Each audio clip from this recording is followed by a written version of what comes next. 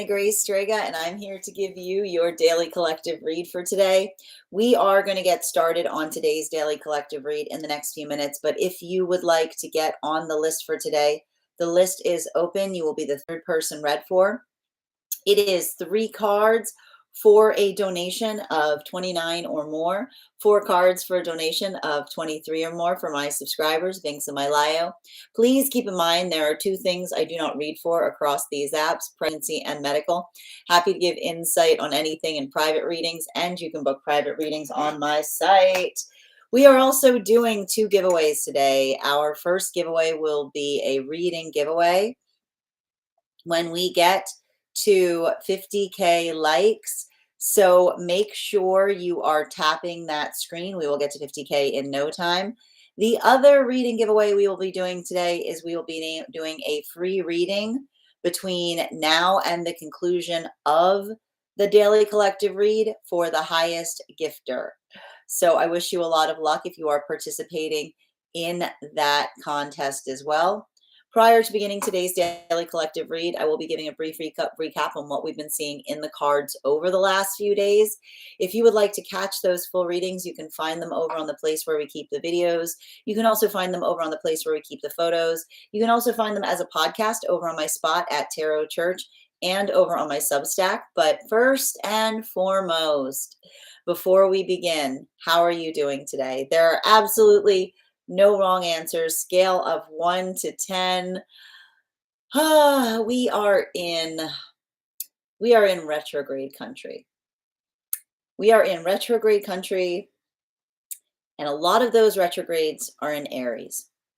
I think that the thing that we have to keep in mind, particularly when we're going through energy like this, is,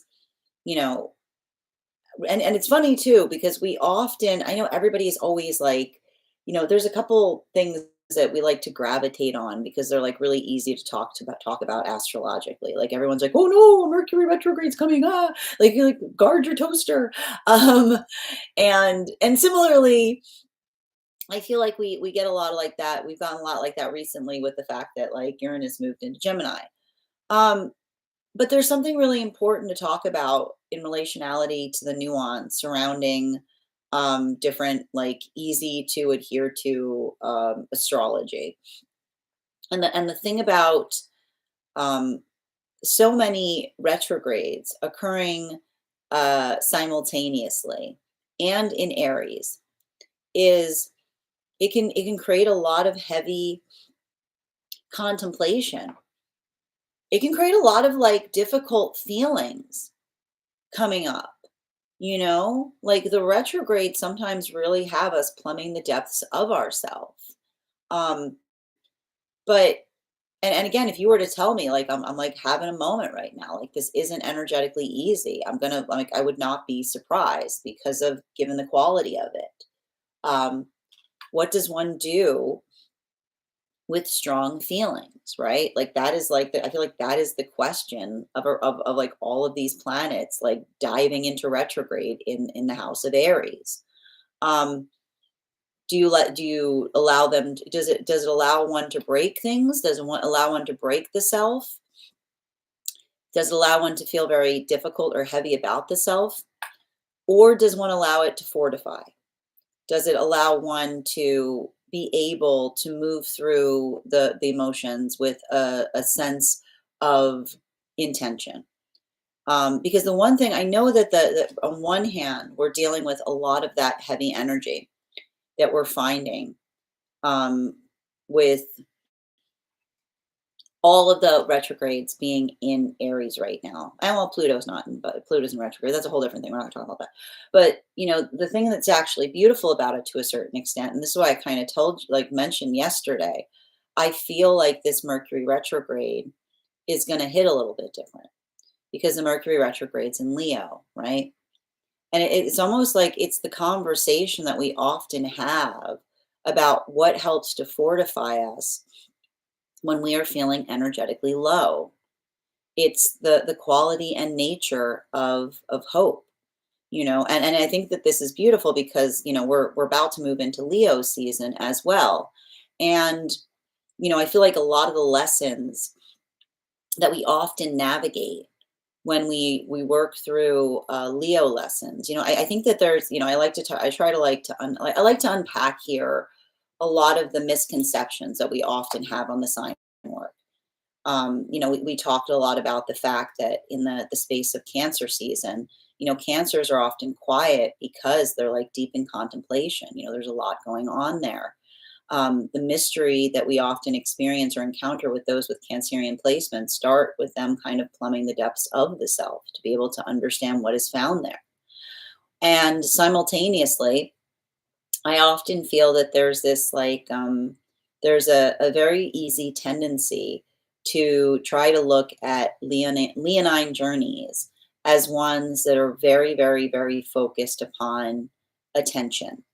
And I always like to point this out. This is a misunderstanding as it relates to Leos. Leos don't need to try to get attention.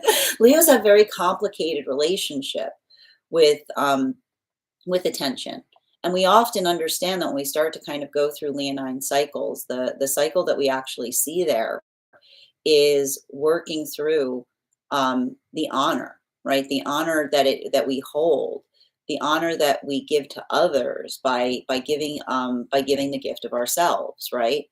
And that's why we often see that those that like within that sign work are very, very heavily oriented to like compassion, right? Working through that, or working through the moments that compassion can't be found. We've always There's nothing worse than like a cold Leo that's like closed their heart to compassion, right? Because when we're able to feel frustration, it's very easy to just want to focus on the things that hurt us. But when we kind of look at the space of our compassion like a fire, if you will, like something that fuels us, something that fortifies us, then that compassion can transform anything that we receive into something that becomes energetically valuable, right? It's the work that we do to navigate something that is the space by which we are able to identify and recognize and feel that sense of honor. Now, this is having, and I feel like that's effectively to a certain extent what we're seeing right now, particularly with Mercury in retrograde in Leo, which is the space of, again, not just the identification point that healthy communication is, you know, articulating how we feel, right? That's very serving of the self to just talk about how we feel all the time. But to understand, right? And this is what we see in that crossover between Cancer and Leo, to understand when we start to do the heavy or invested work to understand why we feel the way we do, then those questions help us find answers that fortify and fuel our own pathwork of determination. So I feel like this is a time, and I want to kind of like say that, like, if this is hitting you in more of the space that you're working through, like that anger, or you're working through that frustration. We've got Saturn and we've got Neptune, like almost on top of each other in retrograde. So it can often create a lot of that feeling of looking upon something at the past and being like, why can't I let go of this? Right? The understanding that we don't let go of trauma. If we could let go of trauma, it wouldn't be trauma. We learn to carry trauma with honor. And that's how it becomes the space where which it's like not that something is okay, but that we're able to figure out and find a way to persevere through it. Now, this is having a big impact depending on where you find yourself across the frequency cycles. For a lot of the energy right now, masculine and feminine that are in separation, bearing in mind this is not based on gender, but what you feel most aligned to, we're seeing that a lot of that energy right now is effectively, I'm seeing that these are temperance relationships that are coming together. And I feel like for a lot of that energy, like there could even be a lot of that energetic release of anger or frustration that's happening in some of those relationships, potentially even articulating upon being overly, like a tendency to be overly hard on the self, right? And what are we effectively seeing that for a lot of those relationships that is helping the energy? Because I've got two different modalities right now for the energy and separation. I'm not surprised to see that given the fact that Venus is in Gemini right now. We either see situations or scenarios where individuals are healing in separation, understanding that the work of the self, the work that we put into ourself, is one of the greatest gifts that we can give to future counterpart, right? Because it allows the context by which we find ourselves, that when we move towards healthy counterpart, we're basically assuring them and we're saying healthy surprises only, right? Like only the healthy surprise, right?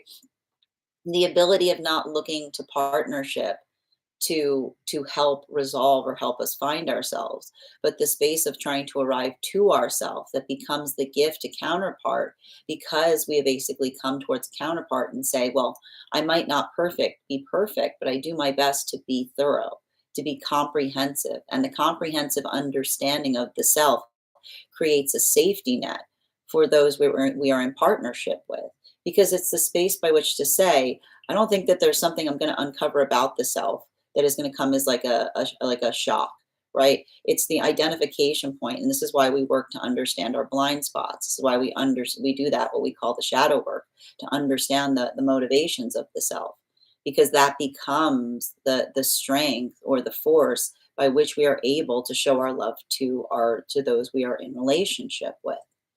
So we see that this is either a lot of that energy taking those holistic approaches and understanding that that work is like the gift for two, if you will. They're giving it to themselves and they're giving it to that future counterpart that they're moving towards. Or these are relationships that are forming at this time, and there's a lot of history there. But what I think is important for a lot of these relationships is this is the history, like even the painful history, that they're saying to one another, no, let's talk about it. And it's not that the energy is obsessed with the past. They're obsessed with learning from the past, right? Because that is the difference, right? That is the difference between not being able to let go of something, right? But looking upon something in order to facilitate and understand what one can do better going forward, right? Now, for a lot of the energy moving deeper into divine union right now, you'll recognize that a lot of these were those magician partnerships. We're calling them magician partnerships because they were coming together from about the time of the solstice period up until the time that Mercury and Venus stationed direct behind Neptune. A lot of those relationships were prioritizing the authenticity of counterpart, the ability to move into relationship and not be building into a relationship of potential, not looking towards someone and saying, oh, if only they did this, they'd be perfect. The energy that arrives complete to one another that says, I like you just the way you are. But this is why we see that this has been like a difficult time for some of those relationships, because what often happens, and this is what I mean about that Venus and Gemini, there's some path work that new pain is opens up to us, the things that we could not discover simply from being in the relationship where we feel fully appreciated, right? And appreciation is the space where it's not that something is perfect, but there's an identification point in relationality to the mutual agreement as to where the work needs to go. So for a lot of those energies, seeing that simplicity, the simplicity that effectively occurs in a relationship that is simply based upon the authenticity of self, that allows for the arrival of being appreciated, fully seen, and mutually working towards the work, the shared work, like that harmony can bring a lot of feelings to the surface, because it's either the understanding of what one could have been doing better in the past, right? Why did it take so long? Or what one experienced in the past. What was that? But do we see a lot of this energy that is like overly focused on the past? No, because they're understanding that the healthy relationship is such that it anchors us, it grounds us, as in, and in the space of being grounded, we can navigate the emotions that rise up with that sense of fortification and understanding what we see that creates that sphere of energetic safety. So it's actually like a lot of those relationships, they're talking about how much they mean to one another. And at the same time, learning not to project a lot of those complex feelings that are rising to the surface on the counterpart. This brings us to a lot of those relationships that are deep within divine union. And for a lot of the relationships right now that are deep within divine union, a good portion of which were those chariot partnerships that we saw were forming from about the time that Mercury and Venus stationed direct behind Neptune up until the point that Mars stationed direct earlier this year. We see that for a lot of those, the reliability of counterpart creates the context by which one can go into the internal self. We see that for a lot of those energies right now, this is a very transformative time. There may be a lot of changes that are occurring for either the counterparts or the manifestation goals of partnership in itself. But what's beautiful about that is this is the energy that understands the maturation process of a relationship is much like a manifestation goal. As we maturate, we see more, right? The healthy manifestation allows us to see, and it opens us up to new possibilities. So we see that for a lot of that energy, they're actually very much in full card energy right now, being the perpetual student, recognizing and understanding what it is that they're setting their intention to learn in order to be able to do something in more effective ways. That is where we find all of the energy prior to beginning today's daily collective read. But go ahead and let me know in the comments how this energy is impacting you personally. If you would like to catch this full reading, you can find it over on the place where we keep the videos. You can also find it over on the place where we keep the photos. You can also find it as a podcast over on my spot at Tarot Church and over on my Substack. That said, we are going to get started on today's daily collective read. And if you would like to get on the list for today, the list is open. You will be the third person read for. It is 3 cards for a donation of 29 or more, 4 cards for a donation of 23 or more for my subscribers, being semi-lio. Please keep in mind there are 2 things I do not read for across these apps, pregnancy and medical. Happy to give insight on anything in private readings, and you can book private readings on my site. I'm going to take a few minutes to read over some of the comments that came through as I was reading. Hope you guys are having a beautiful day. Welcome, Jordan. Hi there, Angel. Welcome, Haley. Hi there, Sadie.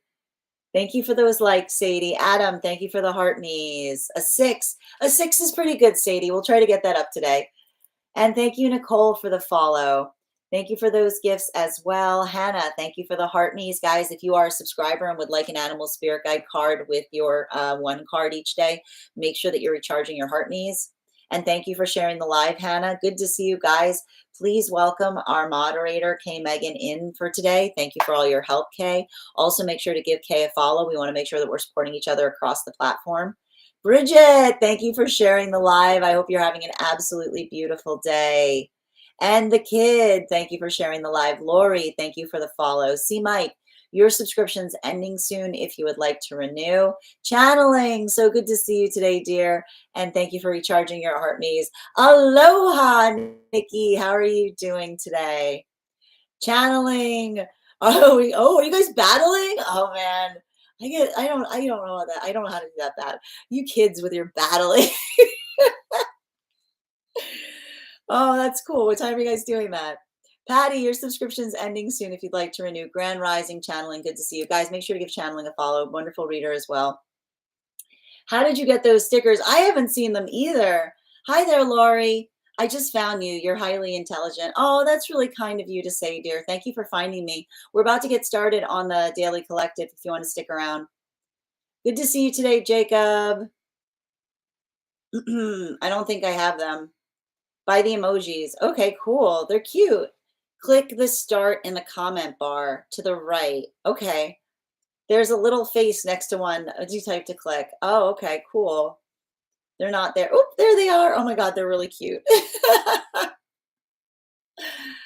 Yes. Manifest. Yes. I have been pulling the Fool card all week. It's liberating. It's a good Fool card. You know, like I think that there's something about that Fool card right now, which is like, and I'm telling you, like that's what I mean with like Mercury retrograding in Leo, right? Like keeping remembering that possibilities are present, you know? There I know, oh my God, there, oh my gosh, what is that? Is that a lion puking a rainbow? I am obsessed. I am obsessed. Oh my gosh, they're so cute. Solid 8.9 today. That's good. Ooh, I like that boss bee energy. Can you tell I'm a Leo entering Leo season? I feel like Leos are going to start. I know Leos are going to start feeling this right now. Leos are like, is it my turn? Is it my turn? I need to update the app. Yes. Yes. Let's go Leo season. A 9 out of 10. Nikki, we love to hear it. And Oak, thank you for sharing the live. Jess, I also pulled my own cards this morning and it was an absolute fire reading. Oh, I'm glad to hear that too. Your birthday's in 5 days. I know you're one of those July Leos. What's that like? It's like a whole different cat. Have a good day, Jacob. Oh, thank you as well. I love the Fool card too. And again, I associate that card. Listen, I've got a bit of a different sense of astrology when I relate the cards. I often associate the Fool card to Aries. So I'm not surprised to see all of that like Fool card energy coming up right now with so many planets retrograding in Aries. I love no, the cat puking, the lion puking a rainbow is definitely my favorite. Um, Patty, again, your subscription is ending if you'd like to renew, dear. Hannah, I went for a long walk around the lake this morning and it was a great start to my day. That sounds like an incredible start to a day. That sounds beautiful. Is it my turn? Is it my turn? Yeah, that's how Leo, like, me next, me next, me next, me next. Do me. I had a dream last night that my friend's tooth chipped off. I woke up to a video of her talking about what?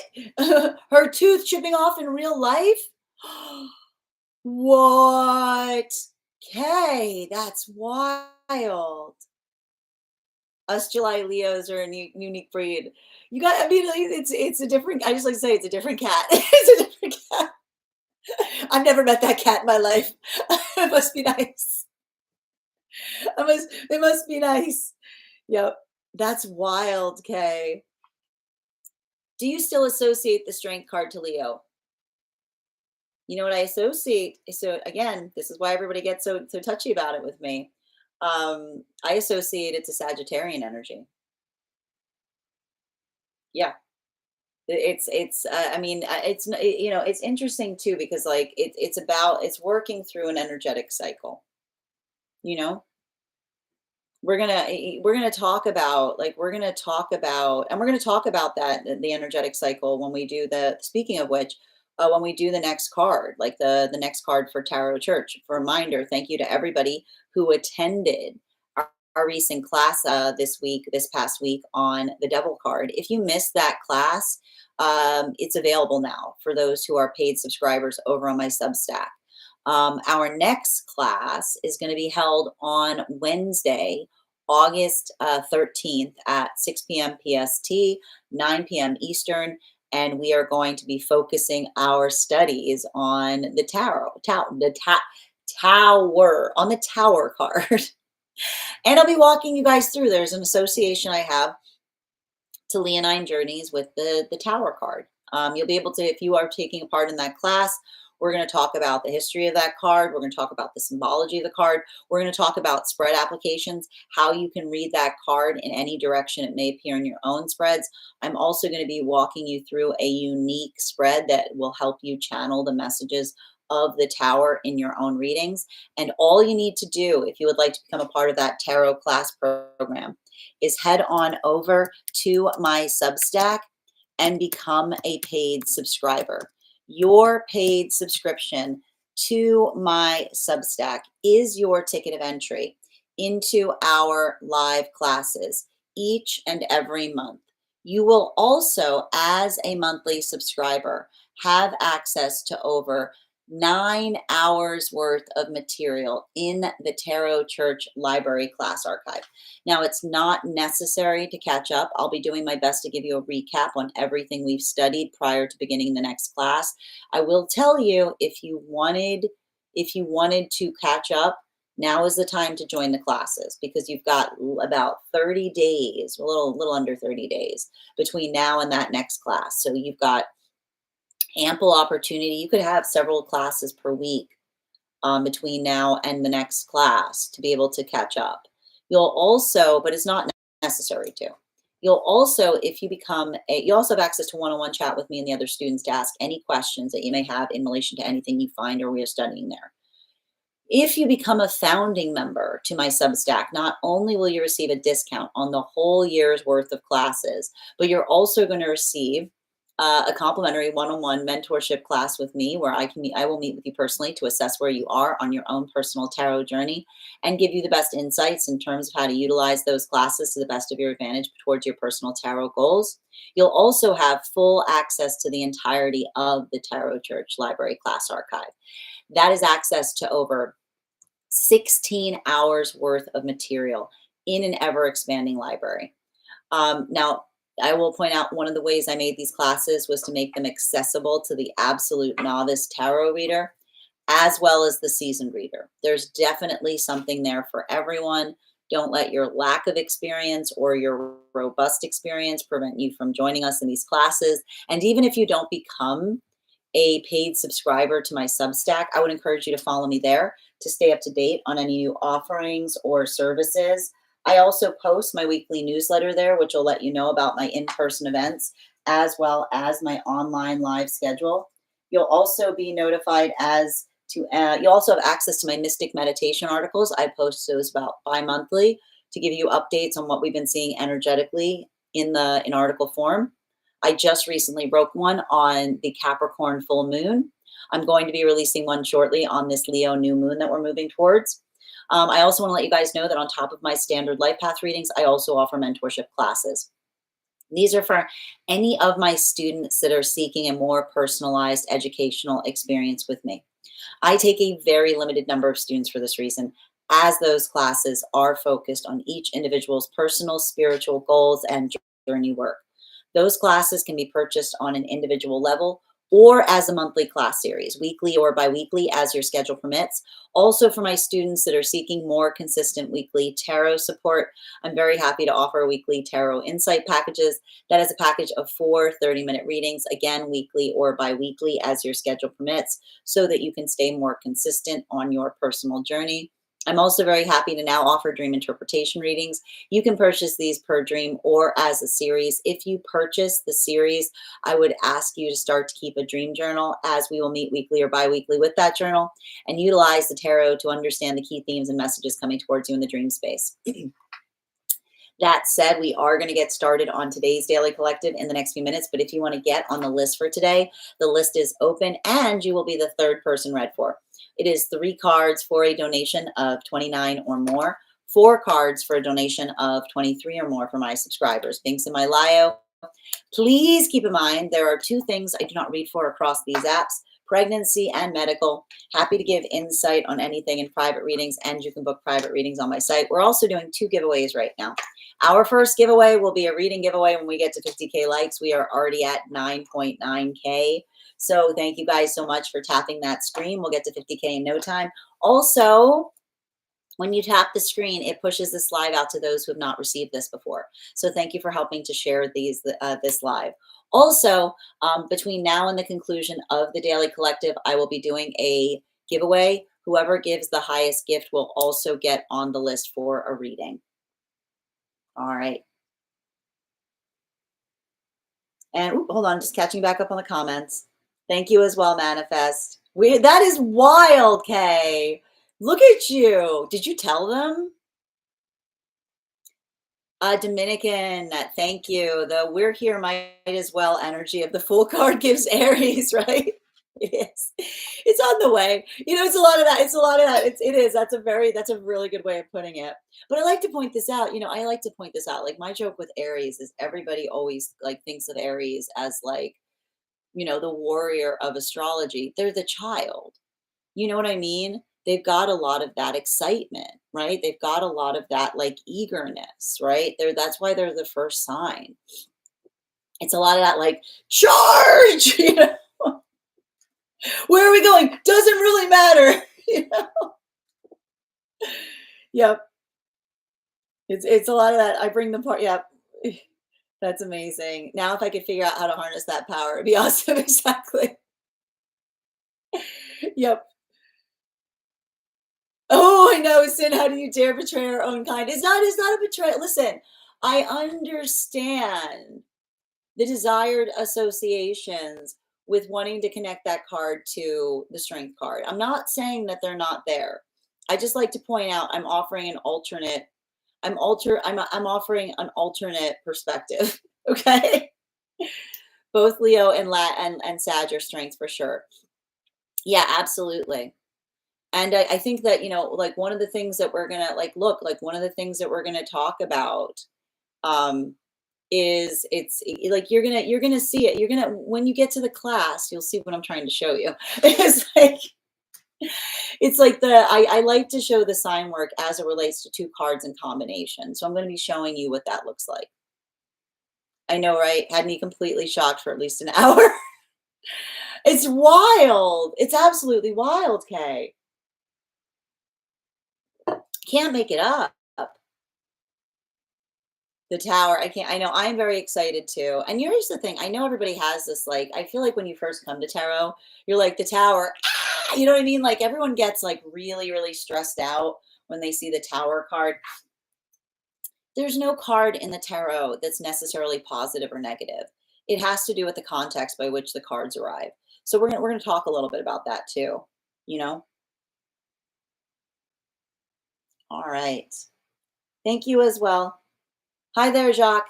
Thank you so much for the reading yesterday. I've been going through a lot and you were so on point. I'm so glad that reading helped, dear. And good to see you today. And Sherry, thank you for the follow. And hi there, Jackie, Grand Rising. Do you happen to know about? Yes, so we do dream interpretations here. For anybody who would like to get on the list today, we do life path, highest priority messages from spirit, past life, angelic guidance, pet readings, animal spirit guide readings, mediumship, love readings, dream interpretations, and guided messages.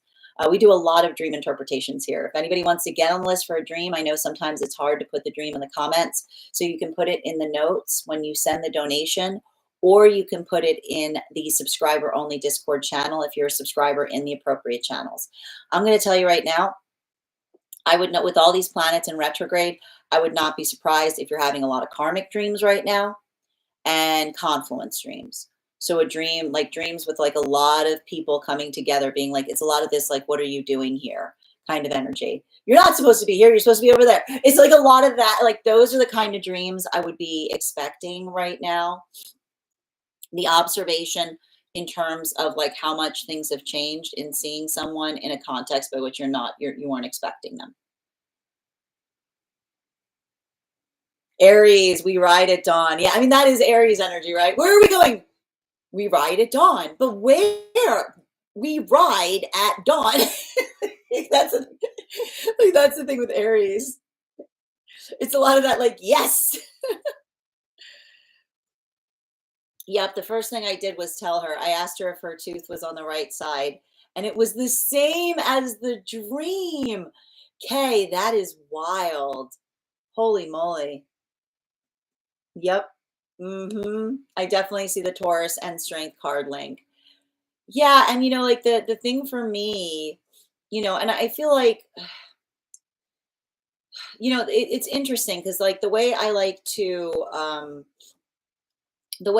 show it is I like to show like the whole cycle of the card. So I like to show kind of like when you take the cards in combination, they articulate the cycle that the sign work goes through, you know. And the Taur like I love to point this out because like a lot of the work that we see with Taurus is sometimes moving away from that point of strength, right? The feeling like working through the healthy space of feeling like you have to be strong versus like finding the ability to like work through vulnerability, right? Like that's what we kind of Like that's kind of what we see and we talk about with that card in terms of the sign work, you know. It's not about, like I like to point out, it's not about just like kind of sticking to what you're good at. It's like working through something that is a little bit of a challenging space for the self, you know. We're too childlike to be emperor. I like that, Kay. I like that. I like that. That's a good way of putting it. Hold on, I'm just catching back up on the comments. So you know, it's gonna be, I know it's gonna sound wild too. I connected to the Hierophant. Yeah. I know. I said what I said. I said what I said. I said what I said. Oh, I'm gonna talk you guys through it. I'm gonna talk you guys through it. You'll see. I'll show you. Oh, thank you for the compliment, Pinky. The tower has so much symbolism. No, it's a beautiful card, right? And I like to point out, I don't think that there are cards that are particularly bad or good. There are cards that ask us to pay attention. You know, there are certain cards that say, hey, pay attention. Like, you know, and I feel like the tower card is one of those cards. Yep, 1 minute. Grand Rising, Haley, so good to see you. And I can't wait to go over the symbolism of it. I'm going to do my best to keep the class within an hour. Hi there, Jackie. I was hoping to see. Yep, and thank you as well. If you want to get on the list for a dream reading, I'm happy to do that. You'll be the third person read for. Yep. I'm glad you agree with me with my fool assessment. Thank you. Melly, I've heard this retrograde that a lot of people have experienced weird dreams. I think it's because it's Neptune and Saturn are in very close proximity during this retrograde season, which says to me it's a lot of like deep cut energy. I would not be surprised if you're having dreams that make you feel like that orient you in the past, or you feel like you're seeing something from the past, or there are situations or people from the deep past arriving in the dream space. Like it's going to be a lot of that, like a lot of that, and to show you how much you have changed in relationality to like the observation of the arrival of that is what I've been seeing a lot. Hi there, Oracle Erica. Good to see you today. Yeah, it's so true though. Yep. I love the way you put that though. Hi there, Kay. Completely see. Yep. Oh, I lost my spot. Completely see that. I'm an Aries myself. Hi there, Blue. Whoop, where'd you go? What quest this has been. What a quest this has been. Hope all is well. I'm doing well, Blue. I hope you're doing well too. For the first time in a while, I don't think I remember any dreams beside needing to get water. Well, you know how I feel like when you can't remember dreams, like the guides are just like, often they're just like, nope, we're not taking that back. That is not helpful. Hi there, Chris.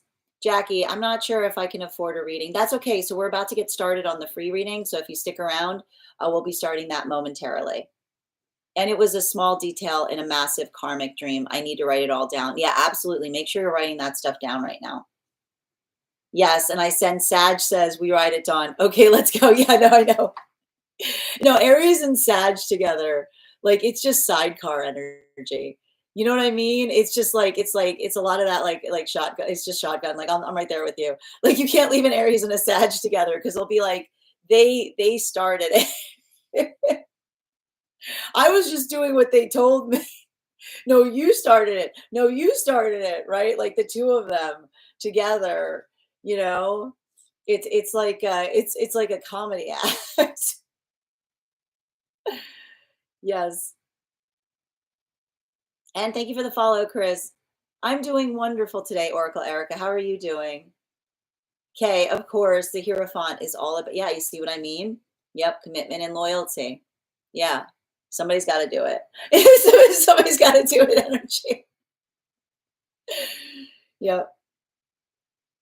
Hierophant balances between the earth and the sky. Yeah, it's hard, right? I feel like, again, I often talk about the fact that I feel like the Hierophant card is often misinterpreted as well, you know? Regardless, I'm still claiming the Queen of Wands for me and my people. I will permit this. I get it. No, I mean, like, there's a lot of associations to like fire sign energy with the Queen of Wands. I love that card. It's a beautiful card. Been coming up a lot. Have you noticed how much that card has been coming up a lot in our readings over the last few days? Very prevalent, like very heavily prevalent. What if your birthday planet is Saturn? Like, what do you mean by what if? Are you asking like in relationality to now, like right now, or like what the context is of that, Blue? I'm happy to read for you on that, Chris. If you'd like to get on the list is open. You'll be the third person read for. Bridget, my dreams were so wild last night. I can't even share them, for they're too scandalous for the ears. Just we'll do the dream interpretation and just be like redacted, redacted, redacted, redacted. Nikki, I actually think I had a dream where I was telling people to journal their dreams. That's amazing. I love that. That's awesome. Hi there, Chrissy. I've been writing down my dreams for about 4 days straight. It's been wild. That's awesome. That's what you need to do. And I need to point this out. Like, the way I like to remind you guys is like, even when you don't remember, write down that you didn't remember. You want to get yourself into the habit of doing it, even if it doesn't arrive. Yes, I miss my Sag bestie. Someone sending you support, Kay. All right. A healed Sag is a wonderful thing.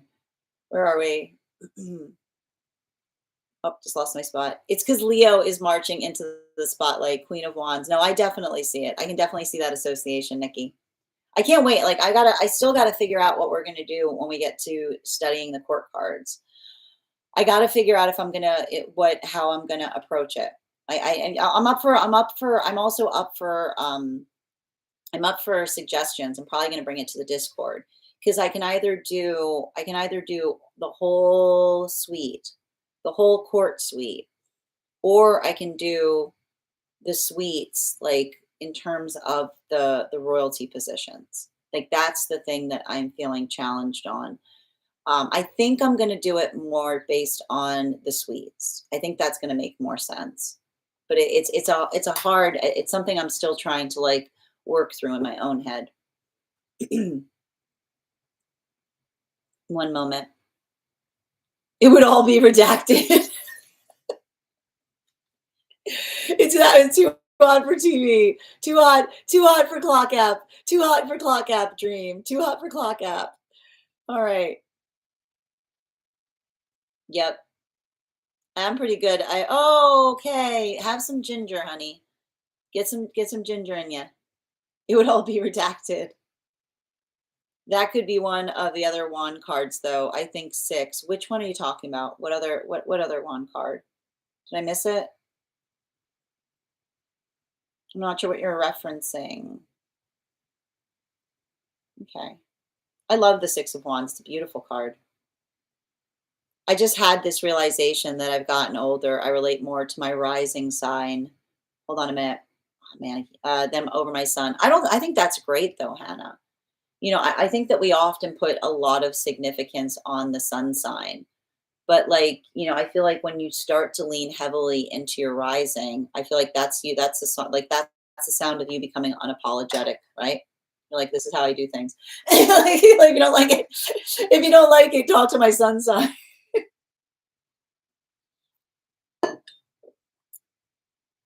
I haven't remembered a dream for 7 years. That's wild. Well, if this helps, like a good way to kind of start getting back into it is just to kind of try, like, even if you don't remember, like get the book, get the pen there. It kind of like stirs the mind to try to build more of a recall, if that helps. Yeah, the 6 of Wands. I think we're talking major arcana. I was talking about the court cards. I'm trying to determine what I'm going to do when we get to the Tarot Church section in terms of teaching the court cards. If I should stick primarily to doing like all queens, all pages, or if I should do them via the suites, being like, we're going to do all the sword suite now. We're going to do all the wand suite. I'm still trying to figure out which one I'm going to do. I'm fighting you on this, Nikki. And all the planets are in retrograde. Everybody's fighting. Okay, where are we? I feel like those with Aries placements right now are like, oh, it's not, it's a little bit easier, you know? Astrology is so complex that it sometimes overwhelms me, but it fascinates me. Oh, it's amazing. You know, I like, and I always like to point out, I am not someone who is an astrologer. I often refer back to astrology to understand and recognize what I'm seeing in my readings when I want to get more insight and being like, what is like, I can get the sense of like the astrology on something. I'm like, I need to get deeper into that. I'm excited. It does feel a little rude to do the kings before the queens. Well, I don't know. I mean, and like that's, I'm just trying to figure like that to me, like that's my big decision. It's either suites or by the hierarchy of the cards. I like the idea of the court cards in one suite. Yeah, that's what I'm leaning towards, Nikki. That's definitely what I'm leaning towards because some of the like some of the relationality between them does differ significantly. Like the relationship between the king and the queen of swords is vastly different than the relationship between the king and the queen of wands. Like completely different. Completely different. Yes, the sweets. I like that you write sweets like candy, Bridget. I'll take it. It's fine. I know what you mean. I'm a wait until after your dream reading section to ask about birth planet, Saturn and Aries rising. Wait until after your dream. I'm a wait until after. Well, what do you, I'm curious what you mean in relationality to, are you asking how it impacts you? You know, I feel like, you know, I'm assuming like, what are you cap? Is what you're saying? Yeah, tea to the rescue. Exactly. Good to know. I'm not alone on that. I'm trying to reflect on it more. Mm. I was speaking on, yeah, we were talking about what we connect to the Leo card. And I always like to point out, I've got a bit of a different astrology that I teach in relationality to the connection points of the astrology and the cards. But I tell you guys that in my own readings. Like I give you, I'm like, look, you can find the other ones in a book. This is what I'm going to tell you. It's going to differ. It's going to differ. I know it has been a minute, Cameron. How are you doing today? Nikki says she thinks the Queen of Wands is Leo, but I think it could be that I can see, oh, I see. I could see the Six of Wands. I totally get it. And I would also argue that if you had to put like a cardinal on those kind of connection point, it would be the Hierophant. It would be the Hierophant. If only there was a card that combined the Queen of Wands, the feeling of the Queen of Wands with the Six of Wands. If there was only a card, Hierophant. The Hierophant. I'm sorry. I had something in my throat. I don't know what that was. I don't know what that was. I win. And then I'm like, not enough with the sweet cards, major arcana only.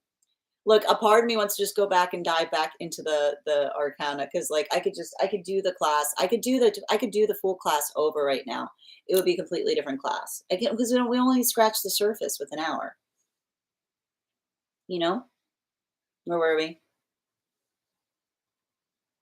Hi there, Kat. Yep, it's totally due to the spicy book reading that was done on the beach. Ooh, put the book recommendations in the Discord. I dabble in and out of it. Otherwise, I get too overwhelmed. I know you were talking to Hannah, but it's very funny to read that after I read Bridget's comment. I know you were talking to Hannah Kay, but it's very funny to read that after I read Bridget's comment. Yep. Hi, I'm doing well, Liz. How are you doing right now? Love and light. Your subscription's ending soon. If you'd like to renew, if you'd like to renew, if you'd like to re me, if you would like to re me, if you would like to re me, will you please resubscribe to me? Please re me. For my, where were we? Love and yes, that's what I meant. Love and light. For me, the Queen of Wands represents all female fire signs. Yep, it's very. I agree. Not based on gender, but what you feel most aligned to. It's very feminine fire. And Queen Yi, thank you for recharging your heart knees. Kelly, thank you for the follow. Yeah, like divine counterpart different. No, yeah, like it's also like we talk a lot about this, like the relationality. Like it's often considered, like according to like the myth of the tarot, the the king of swords and the Queen of Swords are not married. They're brother and sister. Mm-hmm. Mm-hmm. It's not a marriage between them, which is interesting. We're gonna get into it. I'll take the Hierophant. That's why I'm back to the Hierophant, because it's a major arcana and spot on. Thank you. I'm glad you agree with me, Kay. I'm also open if you're not, Carrie, your subscription's ending soon if you'd like to renew. Darn, I just remembered my ex still has your spicy book. Unacceptable. Yeah, man, losing books, painful. And thank you. It was a vintage one. No. Oh, that's frustrating. Sending you support on that journey and reclaiming it. Interesting. Hi there, Cameron. Doing good. Hope all is well. Absolutely, with everyone. Watching the storm and contemplating a coffee run. Oh, we don't have a storm here right now. But that sounds like a nice way to spend the morning. Mind blown. All right, friends, we are going to get started on today's daily collective read. If you would like to get on the list for today, it's a great time to get on the list. You will be the third person read for. 3 cards for a donation of $29 or more. 4 cards for a donation of $23 or more for my subscribers, Binks and Mylio. Please keep in mind there are 2 things I do not read for across these apps: pregnancy and medical. Happy to give insight on anything in private readings, and you can book private readings on my site. We do here life path, highest priority messages from spirit, past life, angelic guidance, pet readings, animal spirit guide readings, mediumship readings, love readings, dream interpretations, and guided messages. We are also doing 2 contests right now. Our first contest is a free reading giveaway I'll be giving to the collective when we get to 50K likes. My friends, we are halfway there. We are already at 24.1K. When we get to 50K, I'll be gifting that reading back to the collective. Make sure you're tapping that screen. Also, when you tap the screen, it encourages this live to be pushed out to those who have not received it before. And we're going to be doing a reading giveaway between now and the conclusion of the daily collective read, a free reading for the highest gifter. So go ahead, and if you're participating in that, I wish you a lot of luck in winning that. Little Hawk, thank you so much for being here. And again, thank you for sharing that link with me. I hope you're well today. Kaylee, thank you so much for the follow. A1 Dobermans, thank you for the follow as well. Yep. Nothing worse than not getting all your stuff back. Yep. Hold on a minute. But that's life. Beautiful. Well said. Maybe that's what is keeping yep, for me. I know I think, like, listen, Kay, we've read on that, right? And thank you again for the follow, A1. All right, so good to see you today, Little Hawk. As I mentioned, friends, we are going to get started. If you would like to get on the list, and thank you for those hashtags, Little Hawk. If you'd like to get on the list for today, the list is open. As I mentioned, I've still got where's everybody who's like, I got a bunch of people like with floating readings right now. Is Tate here yet? I want to get Tate on this list because he missed his reading yesterday. I've also Hannah. Do you want to get on the list for today too? If you want your spot, if you guys want spots on the list, please let me know sooner rather than later. I've got Liz. These are donation-based readings, so if you would like to get on the list, all you have to do is send the donation, and you'll be added to the list. Hannah, okay, good. Okay, so let me just update the list right now. Grace is the first person on the list for today. Minnie is the second person on the list for today. And then Hannah, you won the 50K yesterday, so you're going to be third on the list. So if anyone else wants to get on the list for today, you will be the 4th person read for, okay? And I had a Nicole on the list yesterday too that didn't claim their spot. All right. And Digital, thank you for the follow, dear. And I've got you, Hannah. Little Hawk, thank you for those gifts. I have a mug that says, "Roses are red, pages are worn. This book that I'm reading is practically." That's awesome, Bridget. Hashtag book talk. Hashtag spicy book talk. Hashtag spicy book talk. All right. All right. Why don't we get started? All right, friends. Before we get started, let's warm up our intuition with a little bit of an animal oracle intuition check. I've got an animal spirit guide card here. We're going to count back from 10. When we get to 1, I will reveal the card. Go ahead and put your impressions in. 10, 9, 8, 7, 6, 5, 4, 3, 2, 1. It was the boar. Thank you guys so much for participating. We'll do that after our divine energy update. Ooh, Grand Rising, Team Osana. So good to see you today. My dad once found me reading 50 Shades of Grey when I was in high school, and he freaked out. That book is ridiculous. It's a ridiculous book. I've seen Strega liqueur. Yes, it's delicious. Got a lot of saffron in it. How you doing today, Rachel? All right. Boar, bear, same difference. Here we go again with the assonance. I always love doing that. I'm never right. I want a shirt that says that, Manifest. I always love doing that. I'm never right. All right. But this is why we practice. This is why we practice to get better. Valid freak out, to be honest. You know, oh gosh, the stuff I was reading as a kid. That's why my hair is this color. So I'm going to tell kids, don't read that. This is what happened. My bear never sent. All right, friends. We're going to get started on today's daily collective read. Oh, thank you, Manifest. If you want to get on the list is open. Now's a great time to get on the list. You'll be the 4th person read for it. We're also at 20. Strega, you are going to knock that cat bed off that shelf. I already can see you. And I'm going to laugh. If I start laughing hysterically, I keep on trying to fix Strega's cat bed that's on the windowsill because she likes the sun. And she keeps knocking it. It's not if, it's just when. So if you guys hear like a thump at some point during the collective and I just start laughing hysterically, I just want you to know that is Strega having lost the game in terms of staying on the cat bed on the shelf. She just keeps pushing it like, oh, it's all right. What you beautiful fool, you. All right. Where were we? Hi there, Beep. How are you doing today, dear? She's adorable. I have a bed that sticks to the window. Ooh, you should. Yeah, let me see that. That could be helpful because she is. I love her, but she's not. She's like the little. needs a little work up here sometimes. She's a violet sphinx, Hannah. Yeah, so she's a violet. She's not. It's interesting because apparently it's a less desired color, but I like it. I think it's beautiful.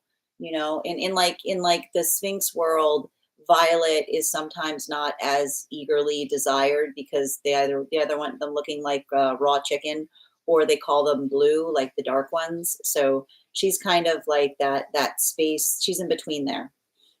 All good. Watching my cat try not to climb the windowsill where all my crystals are charging. Oh man, it's just like they're like, oh, the thing you don't want me to touch. I want to touch that.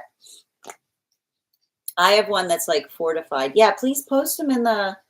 I'll have to put it like a products thing in the Discord. My neighbor has one. She loves it. Oh, definitely. Yeah, let me know. I'm definitely curious about seeing that. Thank you. All right. As I mentioned, friends, that's what I like to describe it. I feel like the pink ones look like raw chicken. No offense to the pink ones. That's the color. The best thing about the sausage dogs is their short legs. Only I have to worry about everything. Oh, I know. Your dog is so cute. It drives me wild. It was Giada's 7th birthday. Oh, that's beautiful. Birthday wishes to them. All right, friends. As I mentioned, we are going to get started today. Yeah, she's a sphinx. Sometimes she'll pop up and just walk across the reading. She does that a lot when I'm doing client readings.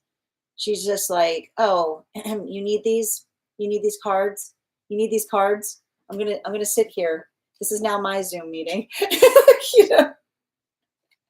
Just this giant cat that just puts herself down in front of the cards.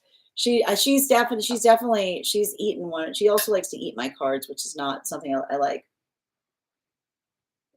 Hazel does that too. Yeah, man, what's with them and the cards? She'll just lay on them. Yeah. She's like, I'm charging them now. She's like, these important to you? Yeah, she's trying to gain their powers. Exactly. She's like, one cat to rule them all in the darkness behind them. All right, friends, we're going to get started on today's Daily Collective. If you'd like to get on the list is open. You'll be the fourth person read for today. If you're on the hold list and you want to get on the list, please let me know. Alex, I was looking for you the other day. You still have 2 cards from yesterday for your 1 card. Good to see you, dear. I hope you're doing well. Oh, thank you for that gift, Bridget. All right, friends, no better time than the present. Why don't we get started? Oh, helps if I'm ready to get started. All right.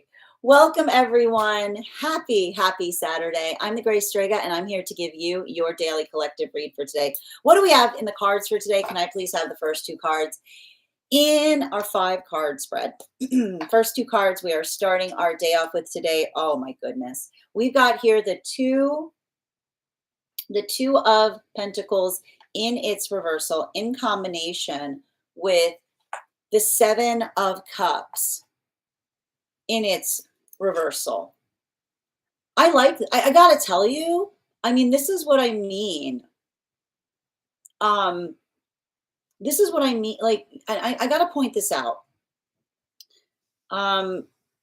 This type of energy can be, it can be heavy. It can be intense, but also, you know, the ability to recognize when something is hard. Like, I feel like the gift that's happening right now is not overly internalizing the difficulty of the retrograde. That's my message right now. Don't internalize all of this retrograde energy. Don't internalize it, right? Be fortified by it. Recognize it. Observe it, right? Be intentional through it. You know, and here's the thing about it. It's not like, and that's what I meant. This is like, I know everybody, it has nothing to do with the Mercury retrograde right now. I'm not worried about the Mercury retrograde. I'm not worried about the work. I'm not, Mercury retrograde is like literally sitting there right now being like, I bet you missed me now. It's like, it's all of this other energy. All right, are we going to go through it? Are we going to go through the litany of the planets that are currently in retrograde? Let's do it. Saturn is in retrograde. All right, Neptune is in retrograde. Chiron is going to be in retrograde on the 30th. Pluto's been in retrograde, and Mercury has just recently gone in retrograde. So it's like Mercury is kind of just like the icing on the cake right now. And I got to say, like, it almost feels like a little bit of a reprieve because the difficulty that we're navigating with all these planets in retrograde right now is they're retrograding in Aries, which is like, and that really bothered me. And that really bothered me of the houses, right? The irritation, something coming back from the past and being like, why can't I let go of that? You know what I mean? Like that type of stuff, you know, the things that we get mad about ourselves. This energy has an absolute tendency to create those experiences and those modalities wherein we start to feel that sense of frustration. But I keep on getting the same message. Frustration can fortify us, right? When we are able to face our frustration with a sense of strength, then we're able to identify and recognize our personal power. And I feel like that's a lot of the stuff that we're seeing right now with this retrograde energy. And remember how we articulated about, you know, working through the space by which we're able to feel like focused. And so I want you, like, I'm going to kind of tell you, if this energy is getting to you right now. If this energy, if you're like, I know, if you're like coming to me being like, look, I hate, like, this is rough. I want you to take, and you have to remember this, the gift of all of the moons. They kind of give us a hint in terms of how to kind of work through something effectively, right? Capricorn full moon. Be methodical. Don't rush processes. Be patient with yourself. Focus on your to-do list, right? Because, and I feel like, again, a lot of the energy that we're experiencing right now could feel like an amplification of the outside demands, right? The feeling of like the amplification of the outside demands that often feel like they put pressure on the self. So how do we navigate that? We get intentional, right? We get energetically intentional. Center card for today's spread. We've got here the Page of Pentacles in its reversal, right? This is having a different impact depending on where you find yourself on the frequency cycles. Now, for masculine, I want to tell you, yesterday's reading was really intense. We started yesterday's reading with the Queen of Cups in its reversal, in combination with the Queen of Wands in its upright, right? And this is a continuation of what we articulated and see with the Capricorn full moon. Because one of the things that I'm seeing right now for a lot of the energy in separation is their healing. And what are they saying in the space of healing? Feelings have nothing to do with it, right? This is a lot of the work that we're seeing that's happening right now for some energy and separation, acknowledging the fact that sometimes it feels like feelings compound healing journeys, right? Like they confound them. Why do feelings sometimes confound healing journeys? Because we often develop a lot of intense energy around spaces and places that hurt us. You know, that's a problem with emotions. They're very bad at telling intention. They're just there, right? The emotions happen. And this is why we often talk about the difficulty in letting go of trauma, right? You can't forget some things. You're not supposed to. But when we look at trauma not as something that we're trying to get rid of, but as something that we carry moving forward, then this is how a lot of the energy of Leo can help us right now. Because Leo says sometimes you can't choose what you carry. But you can always choose the poise by which you're able to maintain and carry it, right? And this is often what we misunderstand with Leonic journeys, right? There's often this feeling that those with Leo placements are working in the context of seeking attention. Attention finds Leos. I don't know if you guys picked up on this. Attention finds Leos. Leos could go hide under a rock, and they'd be like, oh, look at them hiding under a rock. That's so, like, you know what I mean? Like, it's like, you can't, it's like when you're doing that kind of work, right? You understand and you recognize the energetic honor that it is to effectively carry something. And so, and I feel like this is what I meant about the Mercury retrograde to a certain extent, kind of helping us through. Like, this is a different Mercury retrograde. And I feel like the reason that the Mercury retrograde feels different right now is it's in the context of all of those other, it's like the energy of the context of like all the other energy in retrograde, the Leo retro, like the Mercury retrograde is like, miss me yet? It's like, miss me yet? Because it's about like, it's working on the intensity. It's working on that energetic heaviness. But I need to point out, like, when we're working on that with the self, right? The search for what is missing often helps us in the space of finding ourselves. And the one thing we always have to work on right now is, and I keep on seeing, what is the energy doing right now? What is the energy in separation doing right now to find partnership? They're finding themselves. They're finding themselves. The observation of working through temperance lessons, the work that we could do on ourselves is the greatest gift that we bring to counterpart, right? Because when we do the work on ourselves, we don't look to counterpart to complete us. We don't look to counterpart and say, help me, I'm lost. We arrive and say, I am found.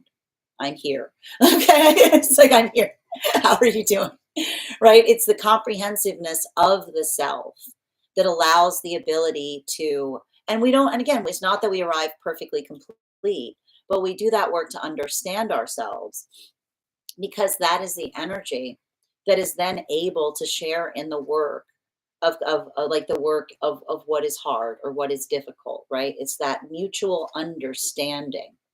Now, for energy and separation right now, Venus in Gemini, Venus and Gemini, two different modalities that is occurring right now. For a lot of that energy that is in separation, I'm either seeing modalities or experiences where energy is entirely in separation, simply working on the self. But again, this is not hermit energy that I'm seeing right now. And what's interesting about that, it's temperance, solitude. It's working on the self, but feeling that sense of fortification, because it's the energy that says and understands that the journey, often the journey of finding ourselves, helps us find counterpart, because that's the energy that is following their energetic bliss, right? Something that feels good, something that is good. The observation of allowing that to attenuate what it is that they're trying to do better. Or these are relationships that are forming right now, specifically talking about what bothers themselves about themselves, right? This is a lot of the energy that is feeling frustrated. They're talking about, I keep on hearing, they're having conversations about their own powerlessness. But what's beautiful about that is I keep on hearing the energy isn't energetically powerless. It's the energy that is looking towards a vulnerability and identifying and recognizing what they're trying to do better, how they're trying to change something, what they're trying to bring that force of intentionality to. So we see that for a lot of that energy, I told you, these relationships that are forming right now, these temperance partnerships, incredibly solid foundations, like unshakable is what I'm getting. And why are they going to be unshakable? They're going to be unshakable because they've got strong foundations, which is the space by which they're not avoiding, they're not bringing blind spots into the relationship. They're doing the hard work, right? They're doing the hard part first. They're talking to each other about their vulnerabilities, right? And it's the space, and they're not, like I keep on seeing, they're building into that pathwork of talking about how they're trying to do something better, like an incredible amount of honesty in these relationships. And I keep on hearing they're looking at each other and saying, you've got really good direction sense, right? Because it's the observation of like the work that either goes internally or externally. Fourth or fifth cards in our 5-card spread for today. We've got here our 5 of Swords in its reversal in combination with our 4 of Wands in its upright. So, and I keep on seeing this here, you know, and this is why I keep on hearing, like, the thing is, you know, one of the things that we kind of have to remember is that hope is rampant, is what I keep on getting. Hope is rampant. And the reason that we say energetic hope is rampant is because hope is very much associated to like Leonic journeys, right? It's the identification that hope is a gift that we give to one another, the possibility in which we're able to articulate what we're trying to change. So, for a lot of the energy right now that is coming into union, you'll recall that we spoke upon the fact that these were those magician partnerships that were focusing and coming together from about the time that of the solstice period, between up until the point that Mercury and Venus went direct behind Neptune. For a lot of these relationships, you'll recall that we spoke about the fact that these are relationships that prioritize the authenticity of the self and the mutual appreciation, right? I keep on seeing, I see these energies in coming into your partnership and like talking to others, and somebody seeing someone and being like, what's wrong? I can see the energy being like, what's wrong? And they're like, they've got this look on their face and they're going, they're perfect, right? They're going, they're perfect. Like, what's wrong? They're perfect. Why? Because the appreciation, the observation of the energetic perfection that we arrive to in healthy relationship, right? The ability to be energetically seen by counterpart, the ability to feel that point of clarity. It changes the shape of our perspective in everything that we've experienced. And I can either see that that's either the energy that's coming into union, saying, like, identifying the work on the self, right? Like the observation of what one is working to change, or the the reassessment of something that one experienced in the past, right? It's like the healthy relationship that gives you different optics. It's the healthy relationship that helps you see with clarity. And so I just keep on seeing that for a lot of that energy, they're being rocked, but they're being rocked in the best way possible, because they're being rocked, but they're very steady. Like the relationship itself is the energetic rock, because it's helping them see something, like with a point of deepened understanding, right? And that's why I keep on seeing that there is that, like, the hardest thing for some of those relationships right now is not projecting what they're energetically feeling onto counterpart, right? This is a lot of that work that they're working through. I keep on hearing it's very hard when you're feeling that volatility or conflict within, not to project it on the counterpart. Because I keep on hearing the energy, I'm gonna say it's not directed towards the counterpart, but the situations or scenarios surrounding what they're seeing in ways that they hadn't seen before, right? So there's a lot of that work of like new pathworks of healing. Continuing to get clarification for the energy deep within divine union right now. Clarification between our Two of Pentacles in its reversal, in combination with our Seven of Cups in its reversal. We've got here our Six of Pentacles in its upright. So what, like, we like to see this Six of Pentacles here, because the Six of Pentacles, especially for a lot of the energy moving deeper into relationship, like those deepening counterpart relationships, I just keep on seeing that for a lot of the energy, doing that work, recognizing and understanding what one is trying to do in a bigger way. I just keep on seeing that there, for a lot of the energy doing that work, it feels like the word I keep on hearing is comprehensive.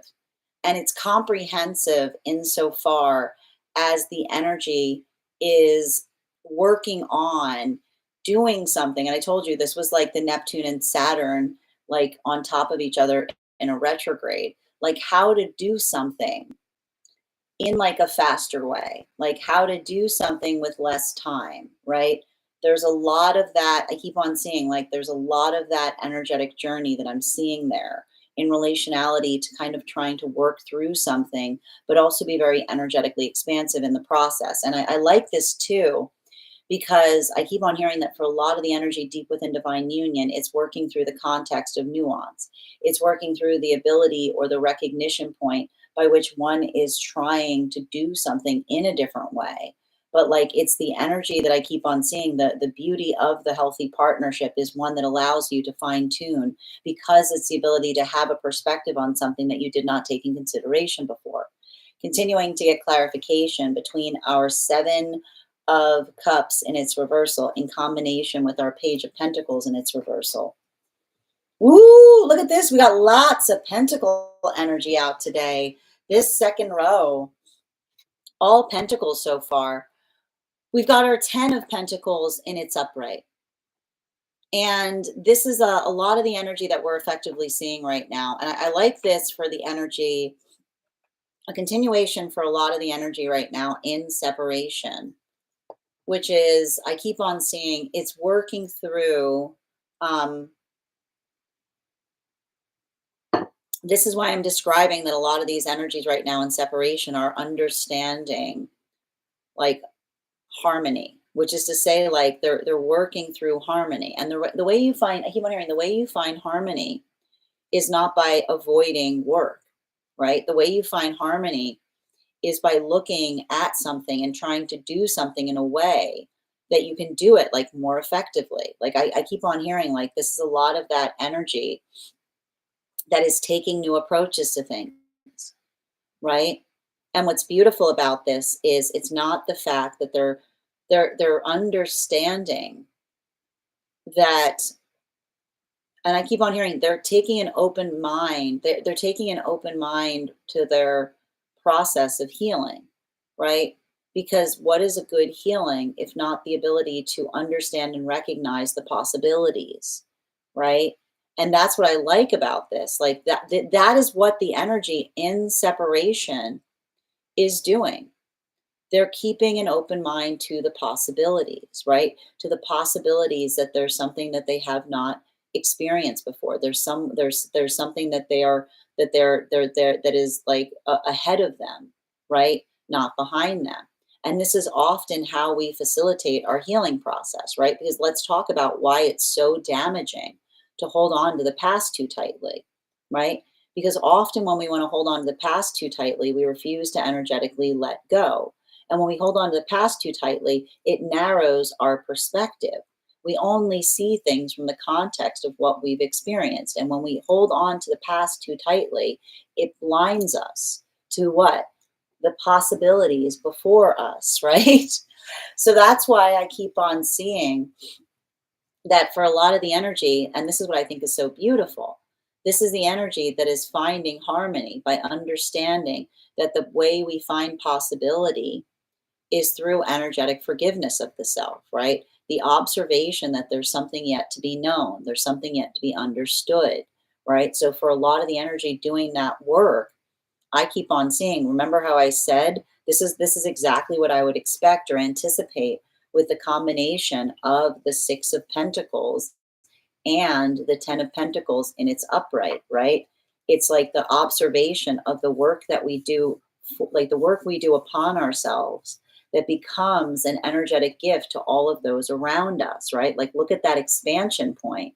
When you put these two cards together, it's beautiful, right? When you see them like this, like look at that. That is do you see the expansion point that occurs in relationality to the gift that we give ourselves that then becomes the gift that those around us are also able to share and articulate upon?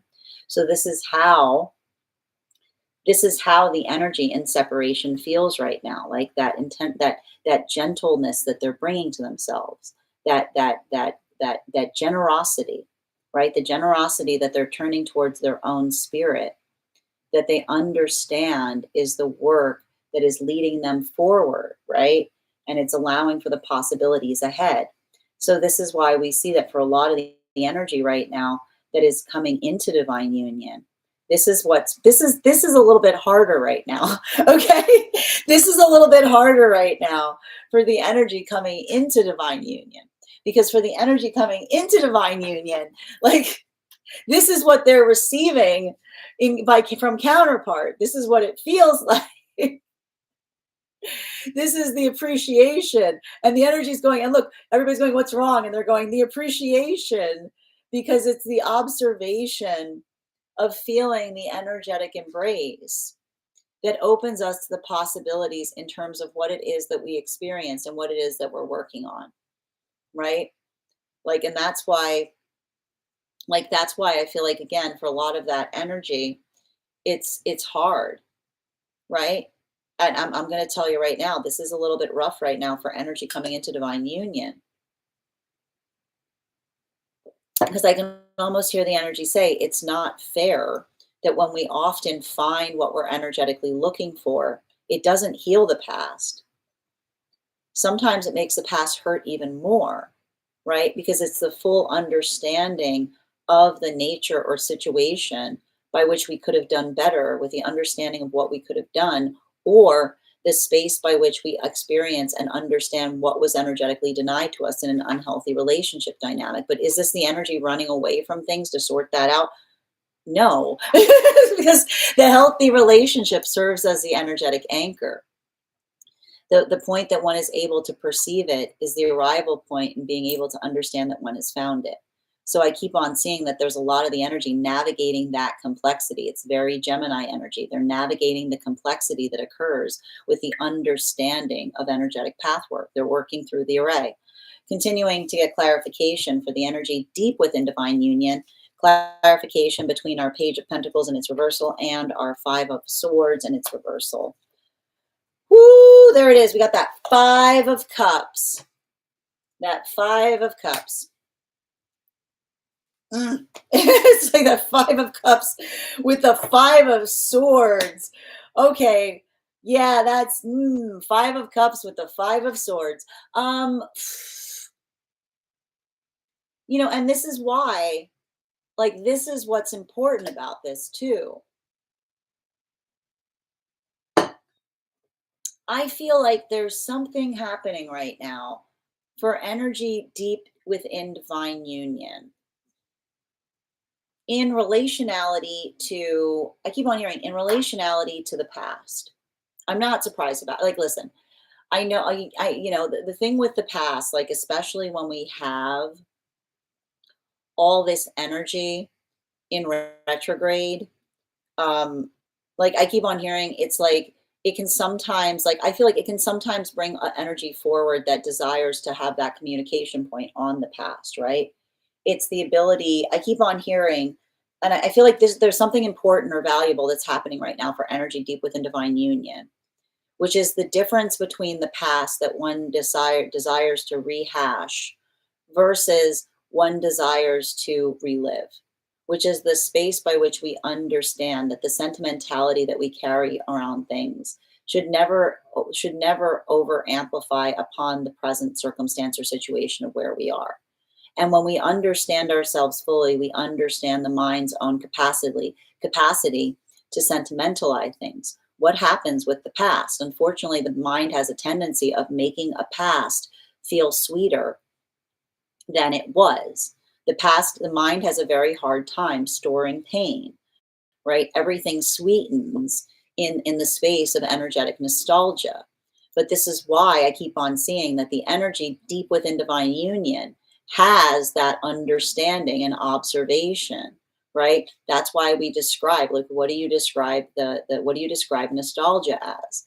Nostalgia is the place where everything is beautiful and nothing hurt. But that's because that is the nature of nostalgia.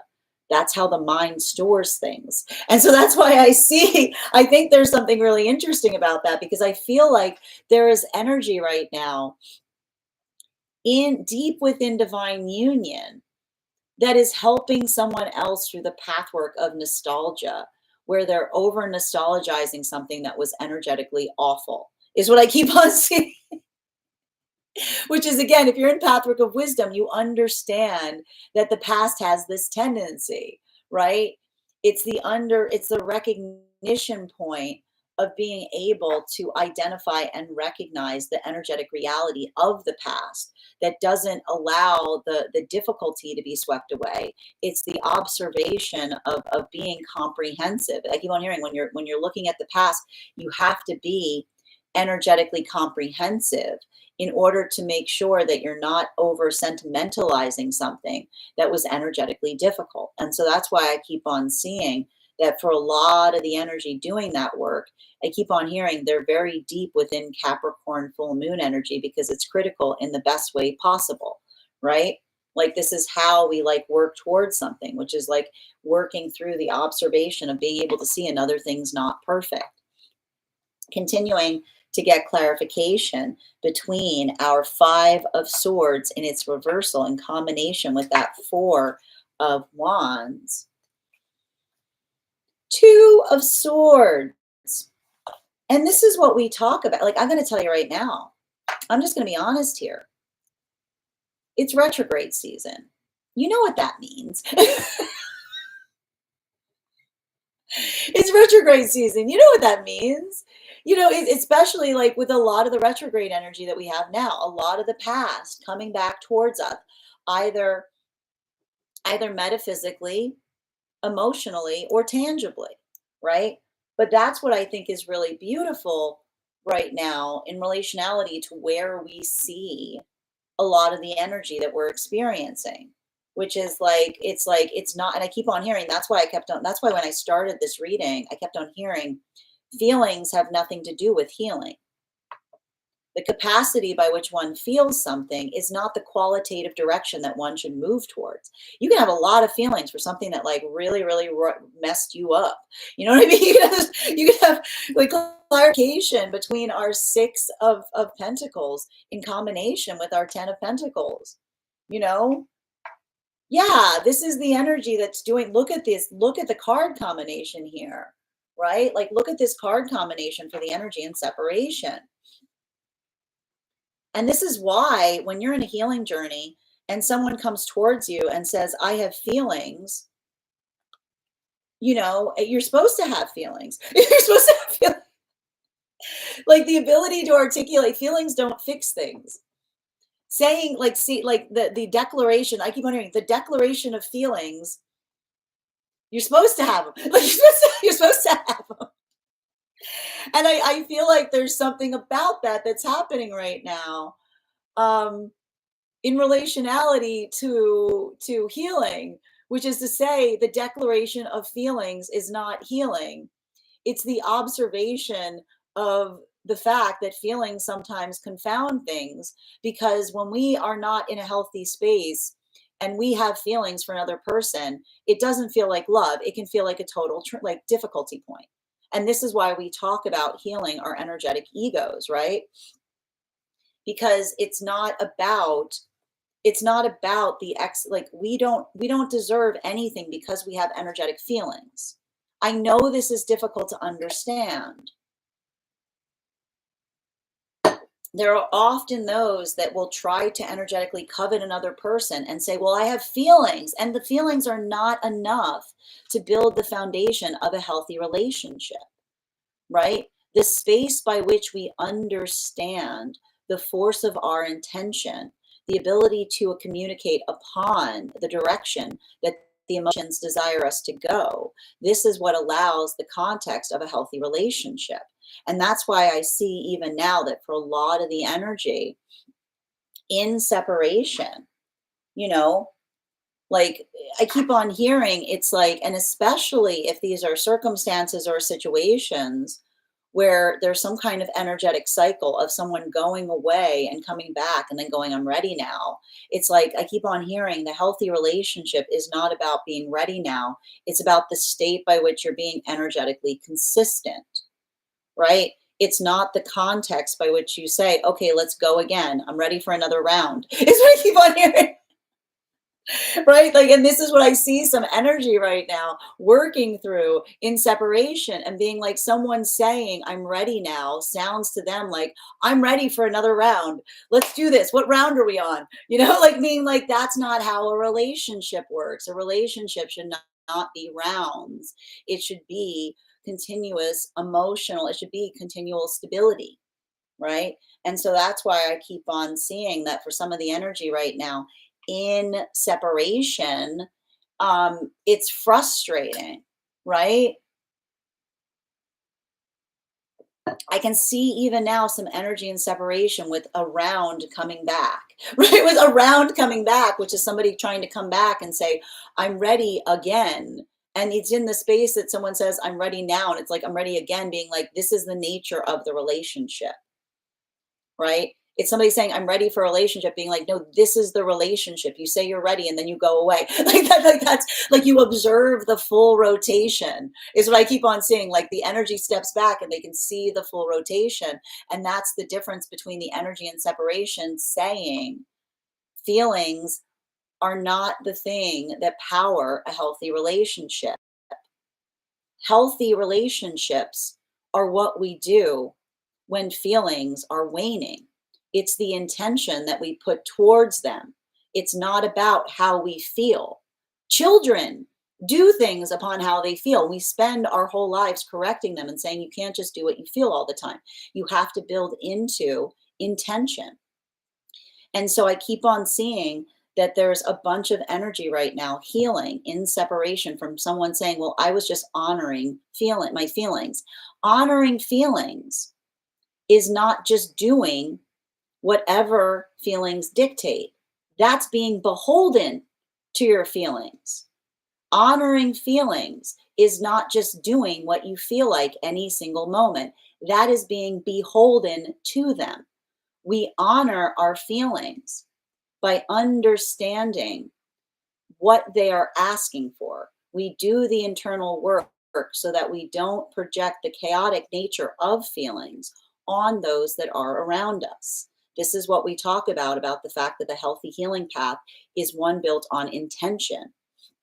And so I just keep on seeing that for a lot of the energy doing that work, right? And this is why I keep on seeing that for a lot of that energy moving deeper into partnership, right? Those magician partnerships that we spoke about that are building into the relationship where they feel fully seen and appreciated. Clarification between our 10 of Pentacles in combination with our 5 of Cups. Boom, look at that. So many pentacles today. 5 of 9 of Pentacles. The greatest gift that we bring partnership is working on ourselves, because it is the observation of what is within us to do better versus something that we are being energetically forced to experience. And that's why I keep on seeing that for a lot of this energy. I want to show you what it feels like for a lot of that energy moving deeper into divine union, right? How are you doing right now? Not so great. Why? I'm being energetically appreciated. I'm being energetically appreciated. I'm being energetically appreciated, right?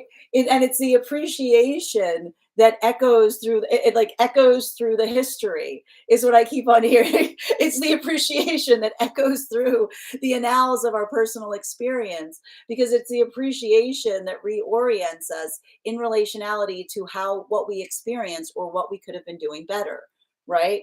Is this energy like but even in that space, I keep on hearing like the affirmation, like, but that also like sustains us, right? It's like the observation. It's like the wow that comes with an ow. Like it's like a wow, ow, oh wow. It's like it's a lot of that observational energy. Continuing to get clarification between our 5 of Cups in combination with our 2 of Swords. Can I get one card to clarify, please? We've got here our 4 of Pentacles in its reversal. There's a lot of pentacle energy here today. And this is what I meant about the fact that like all of the moons in some way, shape, or form are kind of a gift, because they can give us the things that we need to help us fortify through things. And the nice thing I would like to point out with like a Capricorn full moon is a Capricorn full moon is like will ground you faster than you can think. Right? It's the difference between someone saying, well, this is what was going on in my head, versus someone being like, well, this is what that actually felt like in the space of the tangible world. And this is why it's really important, right? Like when we're in the space that we're making our dreams a reality, right? It is the moment that we feel that space and we do everything we can to try to share it with others, right? It's the ability that we bring forward that allows the context of the dream space to match the grandeur of our energetic reality. But this is why it's really important for us to be attentive of not moving too much into the space of our energetic dreams, because that's where we see some like deep segmentation that occurs between what's going on here versus what's going on here. And I like to point out, like, when we're in a healthy space, like what's going on here is very similar to what's going on here, right? It is the grounded dream. It is the dream that is able to be articulated, the embodied manifestation. And that's why I keep on seeing that for a lot of the energy right now that is deep within divine union, you know, this is why we say don't get too comfortable in the space of your dreams. Something is not healthy if it's indulgent on making you feel good, right? Because healthy spiritual work is usually going to point you in the direction of where the work is, right? It's not going to create the indulgent space that makes you feel like you are effectively in a space of perfection and you can usually tell this because usually when you're in that space, you're like, it's not me, it's everybody else. It's everybody else, right? It's that force by which we project outwards instead of doing that work inwards. And so I feel like I see a lot of the energy right now working through that to a certain capacity, right? It's the observation of understanding and recognizing. And I can even hear this, like I hear energy right now, having deep conversations with someone, right? About the difference between what it is that we energetically desire and what it actually energetically takes to get there, right? And it's that force of intention. And this is why, like, the ability to embody your manifestations is equally proportional to being able to go through the rigor of being able to do something, right? Because it's not about waiting for things to occur, it's about putting your force of intention towards them to allow for the energetic outcome to move towards you with more efficiency, right? It's not the song you hear is when you're trying to build into a healthy manifestation is not why isn't it happening? That's an indulgent manifestation. The healthy manifestation is what am I missing? What else could I be doing? What else do I need to see? Right? The point by which we arrive towards something with the state of trying to do something better versus the space of getting upset because it's not happening on our energetic timeline. And I'm going to tell you right now, energy energy like what we're experiencing right now, like with like with like Neptune and Saturn in retrograde, it can it can make things feel like slow. It can make, I told you, it can feel like rut energy, right? So there's something about that, which is the observation of building into the context of saying, is there something else I can do, right? Like it's that amplification of allowing for a little bit more of that force of intention. Continuing to get clarification between our King of Cups in its upright in combination with our a Nine of Pentacles in its upright. Can I get one card to clarify? Clarification coming through right now with our Fool card in its reversal.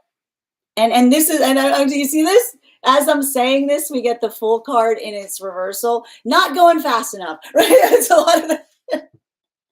It's a lot of that frustration. I would not be surprised if you're working through something right now and you're getting frustrated either about your own time or about the time that things are taking, right? But I keep on hearing a healthy manifestation is one that we're always patient, never waiting, which is to say, and it's understanding that when we're feeling impatient, we've got our hands full of time. It is such a luxury to be impatient because when you are energetically impatient, what all the universe sees is you saying, my hands, they're so full of this time.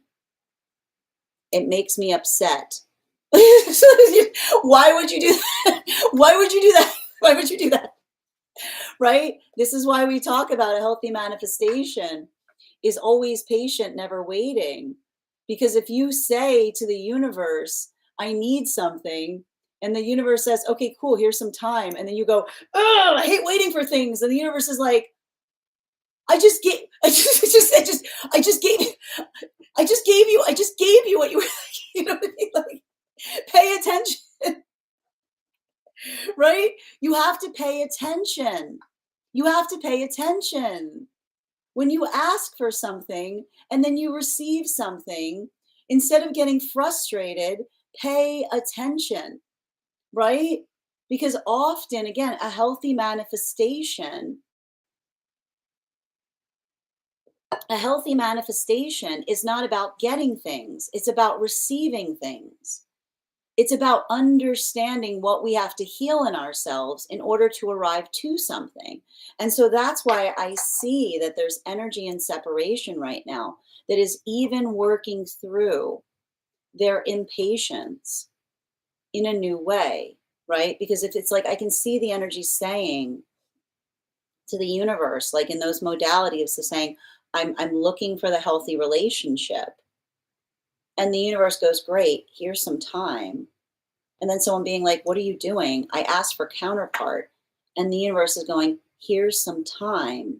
Like, you know what I mean? Like, you have to think about the conversation in relationality to what you're given and what you're energetically asking for, right? Because it's not the space of delivering, it's the space of being, of receiving what you need to energetically get there, right? And that's what we see in relationality to the fool's journey, right? Like, especially with the fool and the reversal, which is the energy that says when we ask for something and someone gives us something, we pay attention in relationality to what we're supposed to do with it, right? It's the conversation that allows things to begin. So I just keep on seeing that that's a lot of the energy that is working on the self. And that's why I keep on hearing they're repositioning the work that they do on themselves with the understanding that the work that we do on ourselves is the greatest gift in partnership, because that's the energy, like that is us. Like, I keep on hearing, when we work on ourselves, right, when we honor ourselves and we make ourselves sacred, we become the energetic gift to counterpart, right? Imagine what better gift is there, is to do something that is beautiful for you, but then also one that creates bliss for those around you, right? It's the space by which we nurture, and it's not selfish to do that so long as it's energetically reciprocal. So I see a lot of that energy, not just in separation, but reframing their energetic journey within it, not as being in separation, but also a part of the journey of moving towards counterpart, right? A healthy manifestation is a healthy journey. And it's not the journey that says, yeah, it really sucked until I met that person and then everything was okay. Right? If that's the journey that you're trying to bring into counterpart with, I've got some sad news for you. If you say to me the journey of coming into counterpart was like saying it all sucked until I found that person and they made it all okay, that's not going to happen. That's not what happened. It's working through the space of finding the joy and then bringing the joy like a gift basket with you to counterpart. The space by which we're able to find that bliss is not one that feels like we seek it. It's one that we continue to arrive towards. So I feel like there's a lot of that energy. And I keep on seeing like there's a lot of this energy right now that's working through this, some of these new relationships that we see that are coming towards one another. And I keep on seeing this is the conversation of someone saying, I could not reframe their perspective on something, right? I keep on seeing that there's some pain that's being released in some of these new relationships, which is the understanding of the mutual work, right? Like everything is possible in relationship, but nothing is possible unless the work is mutually shared. And that's why I keep on seeing this is why a lot of that energy is feeling a lot of heaviness at this time. Because often the energetic appreciation point provides clarity to something that we could not see before.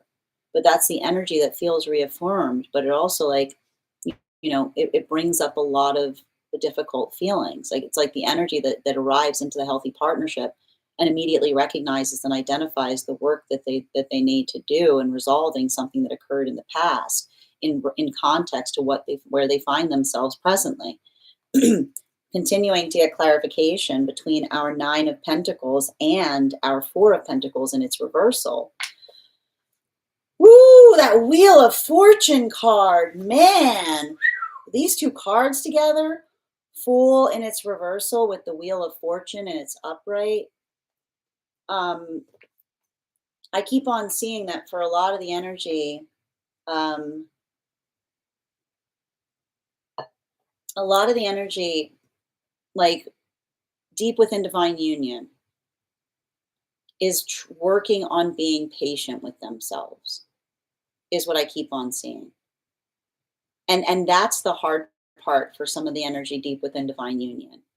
It's the ability of, and I told you, it's like, and this can sometimes be a problem in relationality to those, is because we've got so many planets right now retrograding in Aries. Like the things with Aries is, I have to point this out. I've talked about this all year. Aries are clock obsessed. Okay, Aries are clock obsessed. Aries constantly feel that they're here to heal their relationship to Saturn, right? Which is to say, like it's the space by which Aries tries to like rush through things, right? Can't get there fast enough. Aries are always like, it's like I'm late. It's a lot of that energy because it's what we put our intention towards. And Aries often are very ambitious, so they put a lot on them. They're like, I can do this. I just need to do it faster. You know what I mean? Like I just need to. But that, and I feel like that's the thing.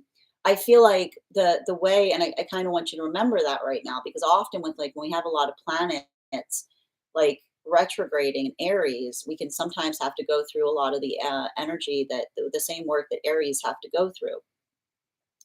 When we're feeling late, we need to be intentional, is what I keep on seeing, right? When we're feeling energetically late, we have to be intentional, which is the space.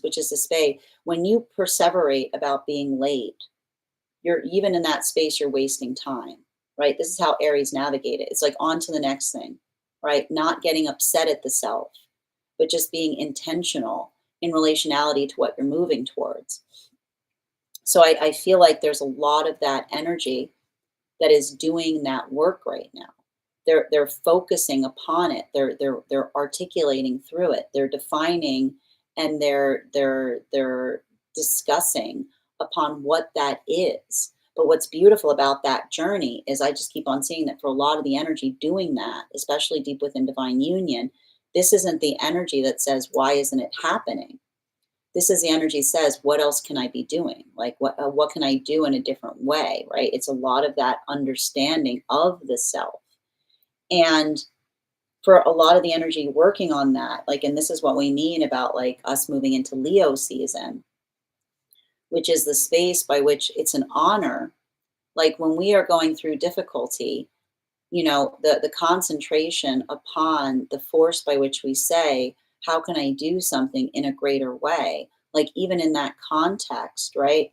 It's the observation that we don't worry about what's missing.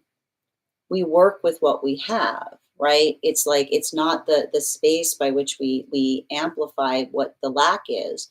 We talk about we I keep on hearing we do it energetically regardless. So I feel like that's what I mean in relationality to a lot of this energy that is deep within divine union, because I keep on seeing it's like I told you it's interesting. I told you it's like um, it's like the training wheels come off, but like the training wheels come off because like I feel like it's the space by which the energy is just it's like trying to do something in like it's like trying to do something in an even bigger way. And that's often why we talk about sometimes the limitation that energetically frees us, because it's the observation of what we're trying to do that often allows us to the arrival point of what is possible. So I keep on hearing like there's a lot of energy right now deep within divine union that's talking I keep on hearing about vision.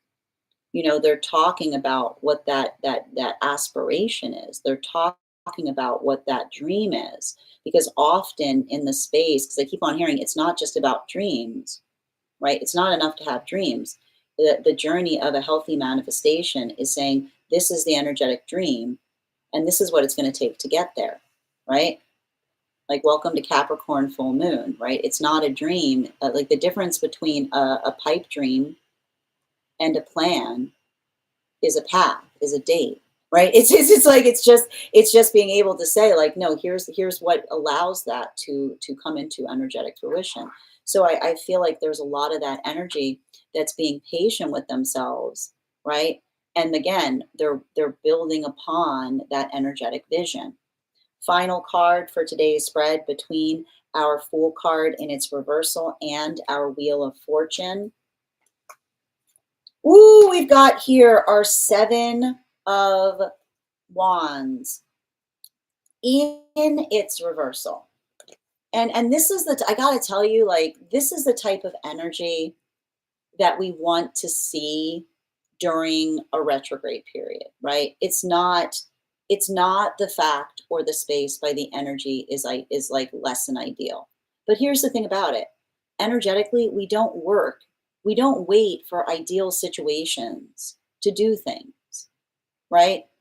Often a good way of getting out of doing things is to say, oh, it's not ideal. Nothing has ever been ideal. Nothing has ever been ideal. Nothing has ever been ideal in any context. The whole idea of ideal is what's up here that does not match here, right? Ideal is what we do with our hands. Ideal is what we do with our hands. Right. And that's why I keep on seeing this, because I keep on hearing that there's some energy right now that is healing in separation from someone being like, again, aversion to healthy relationship while also articulating the desire to receive one, which is the space of someone saying, this is not what I thought, this is not what I thought it would be cracked up to be. But it's like, if it's not what it's cracked up to be, are you doing the work to make it like to make it so? Like it's like the energy that pulls away when something, this isn't very dream, this isn't really what I dreamed of, right? But being understanding that relationships aren't built on dreams, they're built on the ability to find the strength of creating it even when things feel less than energetically ideal. It's harmony is something that we make with our hands. It's the ideal that we make into reality by working through the less than ideal to make it energetically better.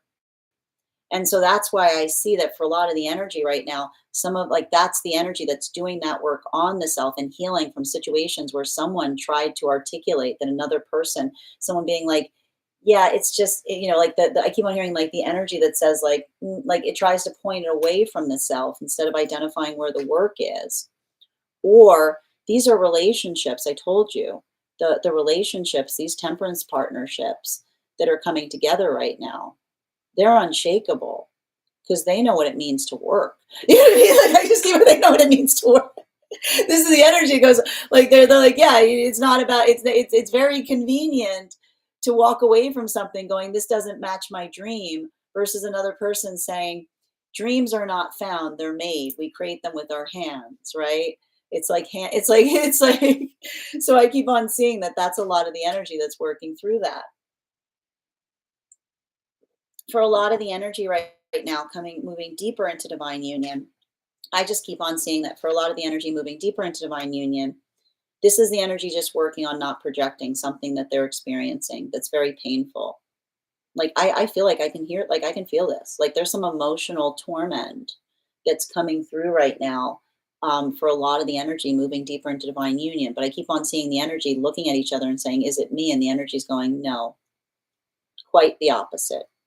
Like the torment that often comes through in the coming towards the arrival of harmony, feeling what that feels like, that often brings a lot of pain back up to the surface. But what's beautiful about this is I see the energy immediately working to release it, right? It's like the moment that one feels pain because the past is reshaped in the context of arriving to what is available in terms of like the ideal counterpart and feeling that a mutual appreciation, feeling that force of love, right? It's also like it's like it almost feels like a lot of that energy like moving towards a heart opening because it's the observation of, I can see the energy saying, I care, like the care that is found often amplifies where it was missing, and that can be very painful to navigate. But I keep on saying that's the energy that observes it and then immediately releases it in the process. While for a lot of the energy right now, deep within divine union, I just keep on saying that for a lot of the energy deep within divine union, that observation, that amplification, that ability to speak upon something, for a lot of that energy deep within divine union, this is that expansiveness moment. This is what I keep on seeing for a lot of the energy deep within divine union. This is the observation of, like, I keep on hearing um, the point, the point of energetic. How do I describe this best? Um, the point of energetic, like celebration, is like I keep on hearing the ability to identify and work through. I keep on seeing the sorrow is what I keep on seeing. Like that's what I keep on understanding. Like for a lot of the energy deep within divine union, that observation or that force of working through energetic pain, but also being able to articulate and identify um, how it reaffirms one's own energetic desire to do something in a bigger way.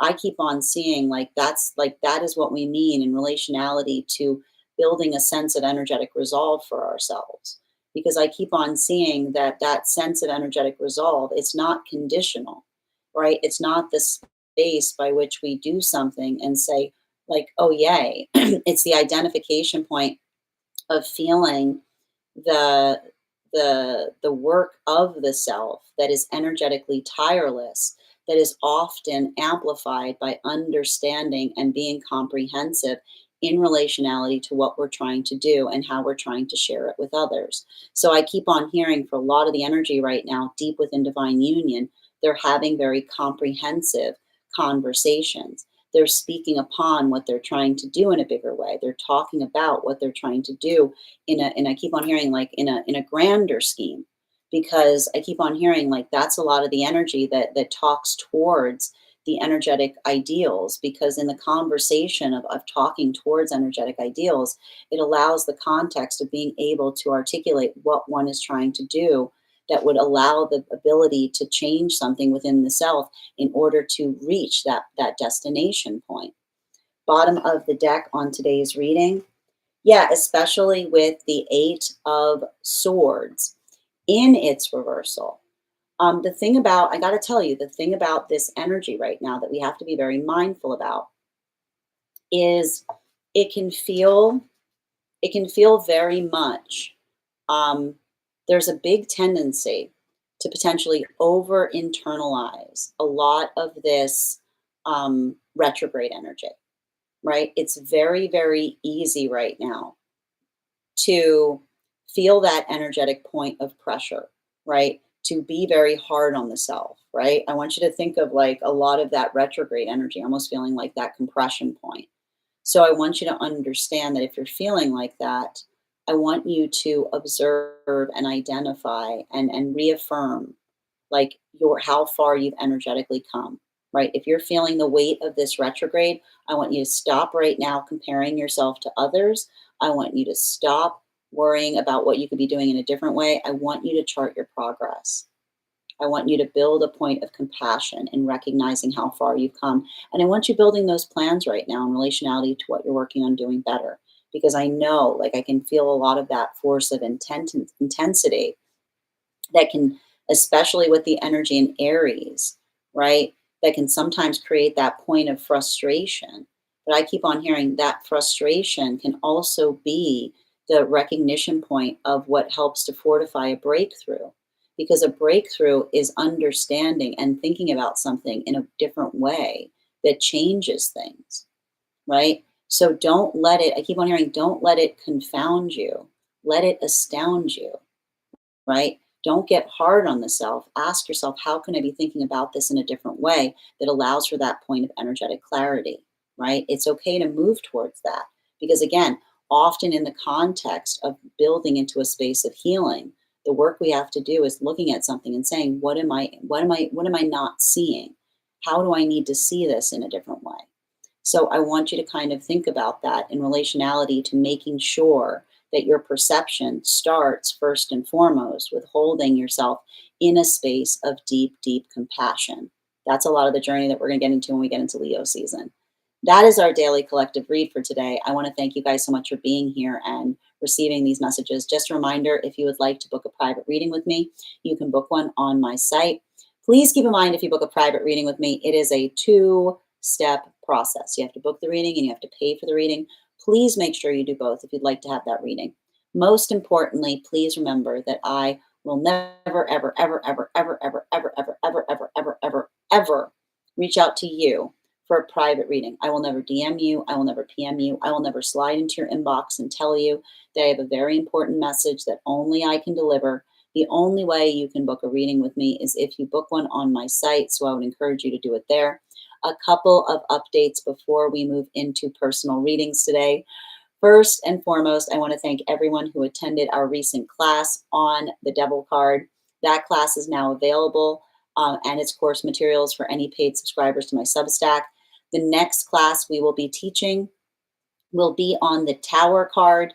It will be held on Wednesday, August 13th at 6 p.m. PST, 9 p.m. Eastern. If you would like to become a part of that tarot class program, all you need to do is head over to my Substack and become a paid subscriber. Your paid monthly subscription will be your ticket of entry into our live classes each and every month. You will also, as a monthly subscriber, have access to over 9 hours worth of material in the Tarot Church Library Class Archive. Now, it's not necessary to catch up. I'll be doing my best to give you an update on everything we've studied prior to beginning that class. But if you wanted to catch up, now's a great time to join, because you've got a whole month to catch up on many classes you want to catch before we start that next class. You'll also have access to a one-on-one chat with me and the other students to ask any questions that you may have in relation to anything we've learned or studied thus far. And if you become a founding member, not only will you receive a discount on the whole year's worth of readings of classes, you will also receive full access to the entirety of the Tarot Church Library Class Archive. That is access to over 16 hours worth of material in an ever-expanding library. You will also have access to a complimentary one-on-one mentorship class with me, where I will meet with you personally to assess where you are on your own personal tarot journey and give you the best insights in terms of how to utilize those classes to the best of your advantage, moving towards your personal tarot goals moving forward. One of the things I tried to do in these classes was make them accessible to the absolute novice tarot reader, as well as the seasoned reader. There's definitely something there for everyone. Don't let your lack of experience or your robust experience prevent you from joining us in these classes. And even if you don't become a paid subscriber to my Substack, I would encourage you to follow me there to stay up to date on any new offerings or services. I also post my weekly newsletter there, which will let you know about my in-person events, as well as my online live schedule. I also post my mystic meditation articles there, which give you updates on what we've been seeing energetically in article form. I just wrote one recently on navigating this recent Capricorn full moon. I'll be writing one shortly about this new moon in Leo we're currently going to be experiencing shortly. I also want to let you guys know that on top of my standard life path readings, I also offer mentorship classes. These are for any of my students seeking a more personalized educational experience with me. I take a very limited number of students for this reason, as those classes are focused on each individual's personal spiritual goals and journey work. Those classes can be purchased on an individual level or as a monthly class series, weekly or bi-weekly as your schedule permits. Also, for my students seeking more consistent weekly tarot support, I'm very happy to offer weekly tarot insight packages. That is a package of 4 30-minute readings, again, weekly or bi-weekly as your schedule permits, so that you can stay more consistent on your personal journey. I'm also very happy to now offer dream interpretation readings. You can purchase these per dream or as a series. If you purchase the series, I would encourage you to keep a dream journal, as we will meet weekly or bi-weekly with that journal and utilize the tarot to understand the key themes and messages coming towards you in the dream space. I want to thank you guys so much for being here today and sharing in these messages, and we will do this again on Monday. That is our daily collective read. We are going to get started on personal readings. Congratulations, Alex. You got our highest gifter. And thank you so much, Bridget. You came in second, so you will have an additional card as well in your 1-card reading. If anyone else would like to get on the list for today, we've got 3 spots available before the list will be closed. I'm also going to take a moment to read over some of the comments that came through as I was reading. We also got to 50K. Thank you guys so much for helping us get to that. We're going to do the 50K giveaway as well. Round 7, let's go. I like that. I'm going to take a minute to read over some of the comments that came through as I was reading. Thunder, sending you support on that journey. Nope, not today. Uno reverse. I love it, Bridget. Isabel, on a break since Tuesday, and this is exactly us. Thank you for confirming, Isabel. Sending you support on that journey. Hi there, Kenzo. That's exactly what she told me. She felt she needed space to save herself. We're in separation. Sending you support on that journey as well, Kenzo. My feelings are saying I am my highest priority. Tap to claim, Bridget. Wow, these cards today were wild. Yep. Thank you, Lauren, for the follow. You called it indeed. Hi there. I will confirm your user once. Give me a moment. I'm going to confirm you right now, dear. Thank you for letting me know. I appreciate that. Gigi, thank you for confirmation as well. Hold on a minute. So true. Yes. All right. One moment, please. Perfect.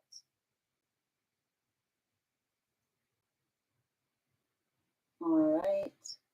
And Alexandra, thank you for getting on the list for today. We've got 2 spots available today before the list will be closed. That might be one. I just need to confirm. All right. Yes, I've got today. We also have Aurelie on the list. We've got one more spot on the list today before the list will be closed. I need to step away for a moment, and I'm going to continue to catch up on our readings. We're also going to be doing the 50K reading, so just bear with me a moment.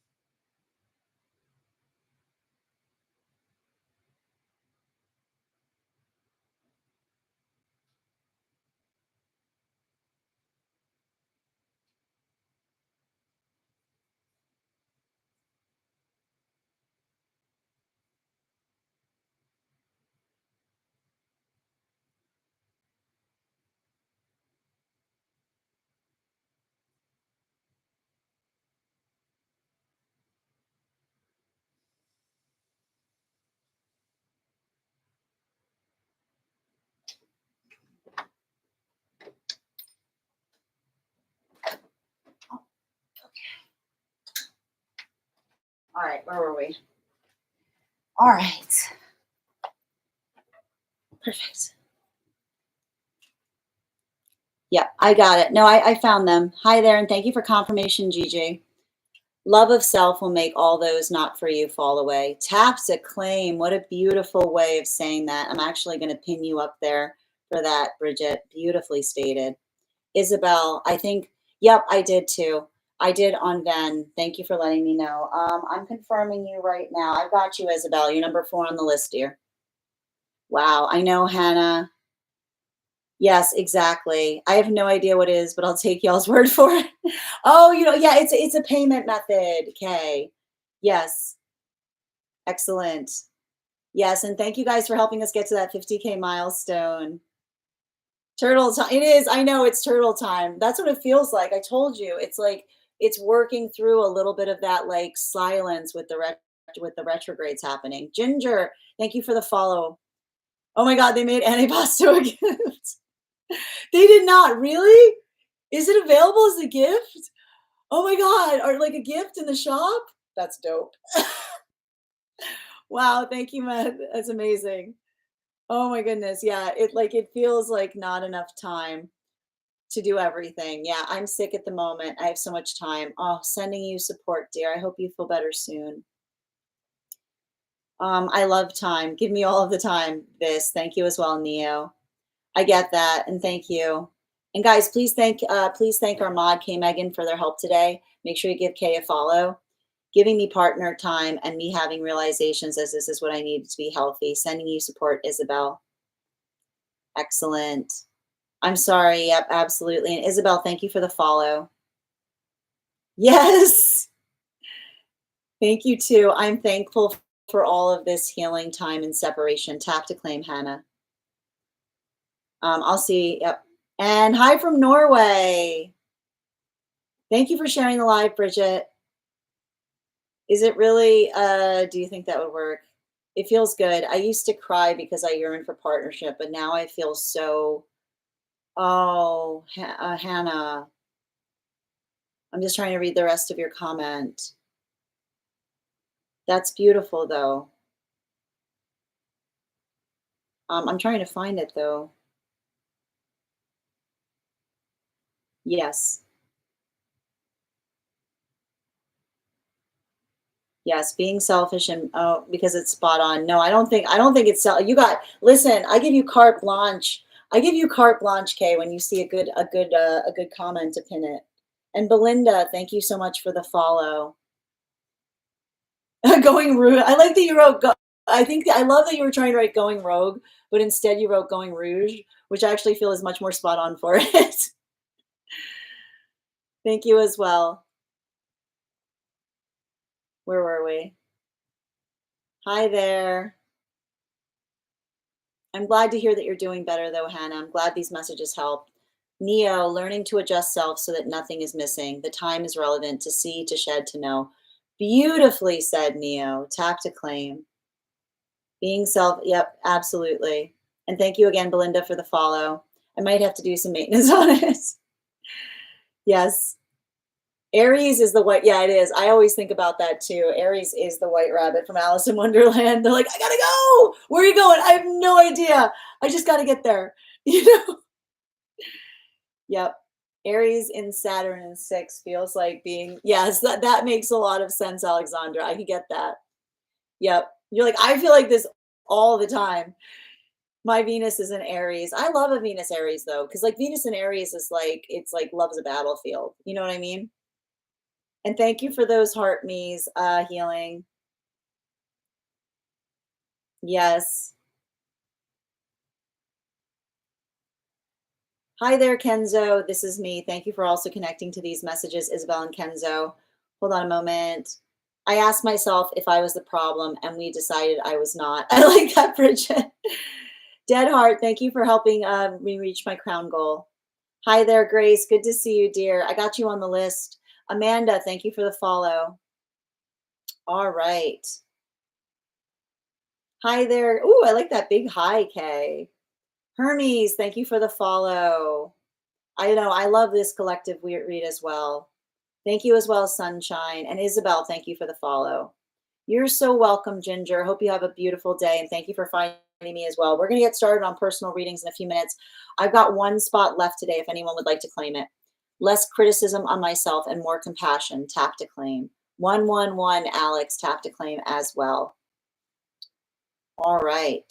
Spiritual, thank you for the follow, dear. And KT, thank you for the follow. Did I get you on the list? Yes, I've got you on the list right now, Minnie. You are number 2 on the list today. Yep. All right. Isabel, I got you on the list at 4. I'm going to read the list to make sure everyone who's supposed to be on it is on it. Melly. Yeah, I believe I've got you number 6 today, honey. Good to see you. Love of self will make all those not for you fall away. I know. Bridget nailed it with that. Someone needs to send the antipasto. I know. I want to see the antipasto kit. Very nice. It was a very nice antipasto. And Danielle, thank you for the follow. Oh, I'm glad. That's what we try to cultivate here, Manifest. And thank you for being a part of those good vibes. All right. Oh, somebody said, did I walk away and you guys sent the antipasto set? Oh, I see it now. Oh my God, look at it. That's really amazing. I can't believe that. Nice. Hi there from the UK, Gull. Where were we? It does look tasty. All right. Looking forward to having a private reading soon. Same, dear. And Teddy, thank you for the follow. You're welcome, Minnie. I'm getting the 50K. I got you, Grace. But I got you on the list anyway. All right. I know it's a small one. I see it. Now I'm hungry. I'd like to give you a second card to Kay if I could. Oh, of course. That's really kind of you, Bridget. And Kay, again, if you want to do your 2 card before I know that it's late, you just tell me, you just say the word, dear, okay? All right, we're going to get started now. We're going to do our 50K giveaway now. All right. So I am going to think of a number between 1 and I know I got a lot going on. I know, Grace, it's good though. I'm going to think of a number right now between 1 and 49. First person I see that posts number will get the reading. First person I see, not the first person that posts it. Oracle Eric got it. Good job, dear. All right, that was easy. That was fast. All right, we will do that again when we get to 50K. I mean, 100K. Thank you guys so much. And congratulations, Oracle Erica. All right, we are now going to we are also going to do an intuition check before we get started. First person that we are reading for today, Kay, we'll be doing your one card question first. I'm going to pull an animal spirit guide card, and you guys let me know. I'm going to count back from 10. Let me know your impressions, and I'll reveal the card when we get to 1. 10, 9, 8, 7, 6, 5, 4, 3, 2, 1. Dog. Thank you guys so much for participating. We'll do that after the next. Sadie, you got it. All right, we're going to do that after the next reading. First person we're reading for today is Grace. Grace, if you're here, I see that you're here. Oh, actually, Kay, let me know what your question is. Grace, you're right after Kay. I'm going to read the list too. If you're supposed to be on the list, listen now, okay? The list we have right now is Grace, Minnie, Hannah, Isabel, user once, oh, I wrote, yeah, okay, oh, okay, yeah, yep. User once known, Melissa, good Lord, what did I write there? What? Is that Andrea that I wrote? And then Alexandra, and then we've got Bridget, and then we've got Oracle Erica. I need to confirm that name before Alexandra. All right, let me just confirm that. And again, if you are on the list, and I either butchered your name, which I apologize for, please feel free to correct me, or you did not hear your name listed and you sent the donation, please let me know. Oh, I meant Alex. Yeah, Bridget, I have you down as this 2 card. That was my mistake. It's Alex, and then Alex, and then Oracle Erica. I don't know why I said Bridget. Alex, I've got you right now as number 9. Andrea, thank you, dear. Yeah, I apologize. When I'm reading and then the names come through, I try to put them down so quickly that sometimes I do not do a great job writing them. So just a reminder, we've got an Alexandra on the list, and then we've got an Alex. So I've got Alexandra and then Alex. So let's just be clear of that. Okay. Let me just find Kay Megan's question. Good to see you, Fig. Okay, I got you, Kay.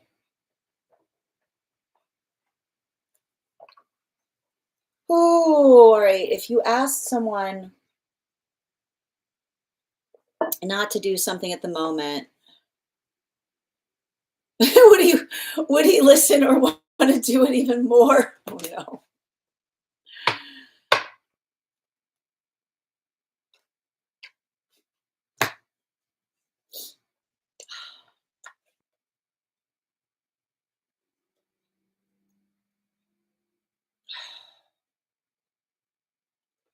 There is something.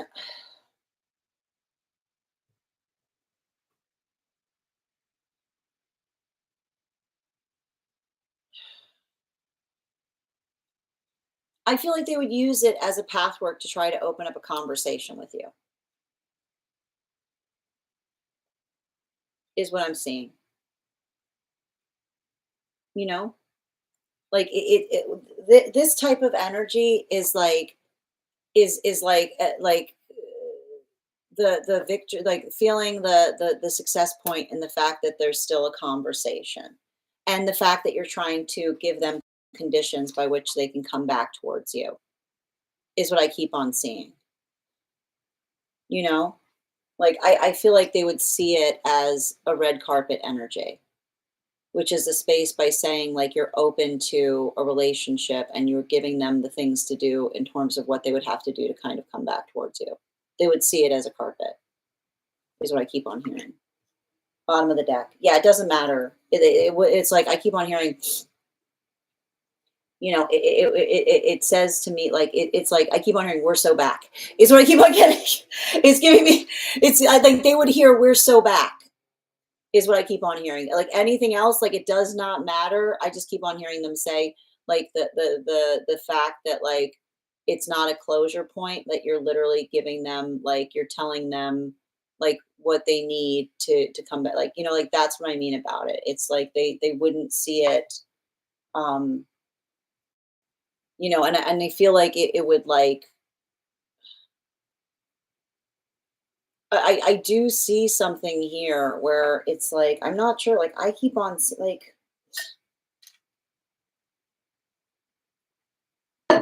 they need to understand, like, and I keep on seeing the energy with this is like someone who's trying to keep themselves open to possibilities, but, like, I keep on seeing, you have to understand. I keep on hearing, like it's like I feel like I keep on seeing you say, it's like if there's a situation where you're saying it's you and me, and they're saying you're asking for too much, like, I keep on seeing, it's like I see somebody who, they're very, very focused, like, on themselves, is what I keep on seeing. But that's what I mean in relationality to the fact that it's like I keep on hearing anything you say, it's not that they would be, like, invested in understanding it. They'd be like, ah, so they're still like, they're like, we're still, like, this is still happening, kind of thing. I hope that helps, Kay.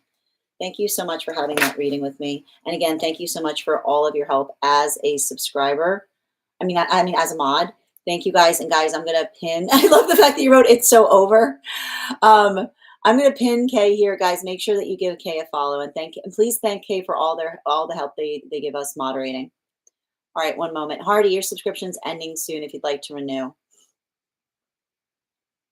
Um, here. All right. Yes. Thank you for confirming, Andy. Yes, I'll be popping in out. No problem, Alex. You're not gonna miss your reading. Mercury is Gator rating. Oh lordy. Hi there, Fig. Thank you for recharging your heart knees. No, it definitely feels like that, felt like bargaining energy. Like, it's giving me, like, a lot of the best I could do for you is like, I want this, and they'd be like, the best I could do for you is that. It feels like a lot of tit for tat. Yeah, I just said that out loud. Oh my God. So what you're saying is that, yeah, exactly. So what you're saying is there's still a chance. Hi, Figs. It's so over. Yeah, just came in. Oh, thank you guys for supporting each other. And Isabel, thank you for sharing the live.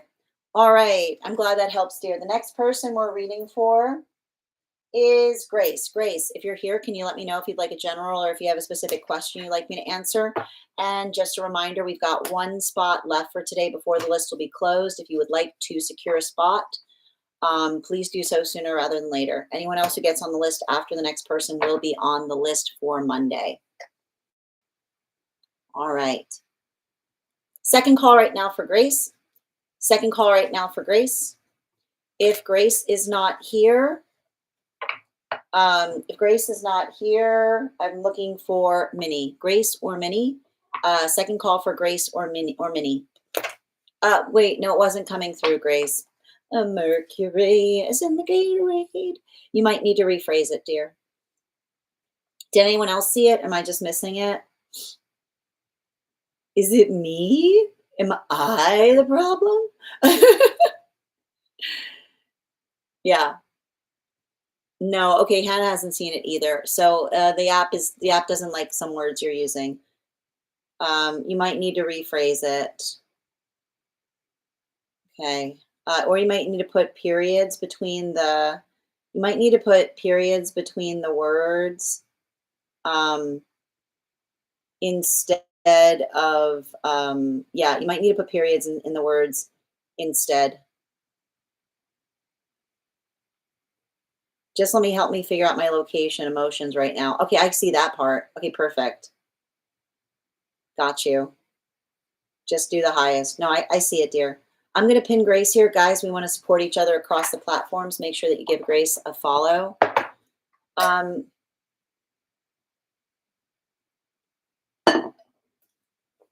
yeah.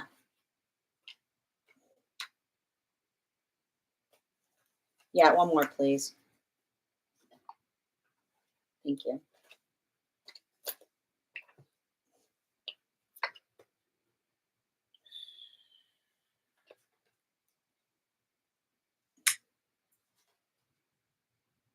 Oh, my Lord. Um,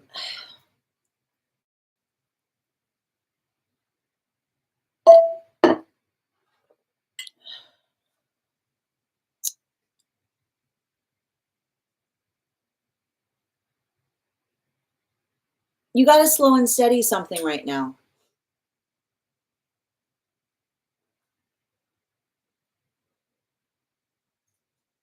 Um,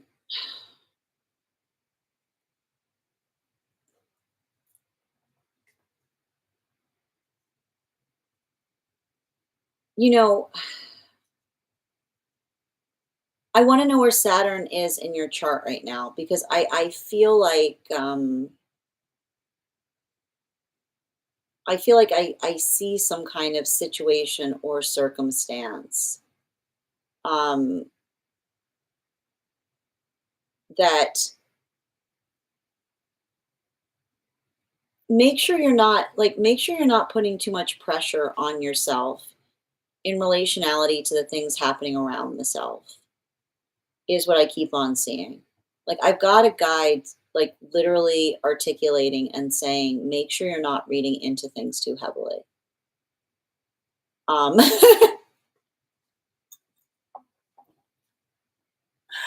But and I feel like the reason I'm seeing that though is is because like I keep on seeing there's something to be said about like trying to do something um like blissfully is what I keep on hearing, which is the space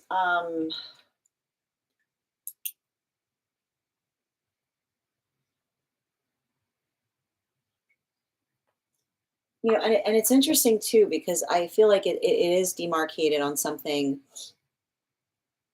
that you said the other day because I believe you said the other day um I didn't get it. And your guide is basically saying to me, stop talking like that. They're saying, instead of saying, I didn't get it, they want you to start saying, I'm still waiting for it,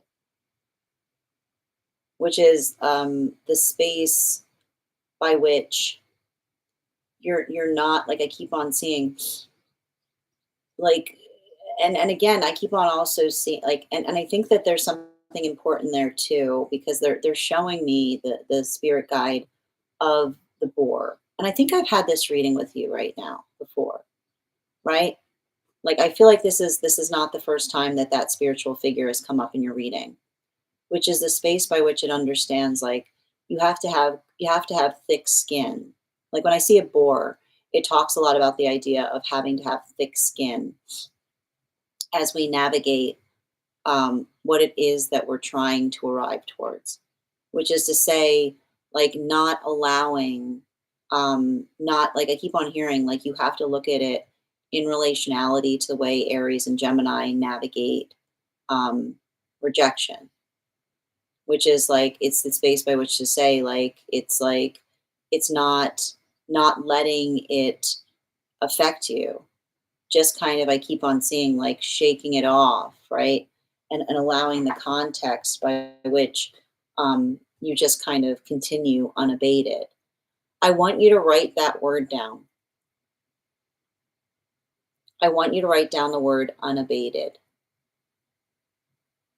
Um, because there's something about the idea of working through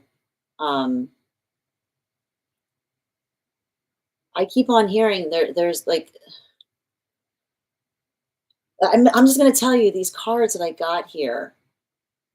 There's something really nice coming. Is what I keep on saying. I'm just going to tell you, I got some cards here. Like, I know that I see you, like, feeling in your feels about something. I keep on getting, like, I can see it right here.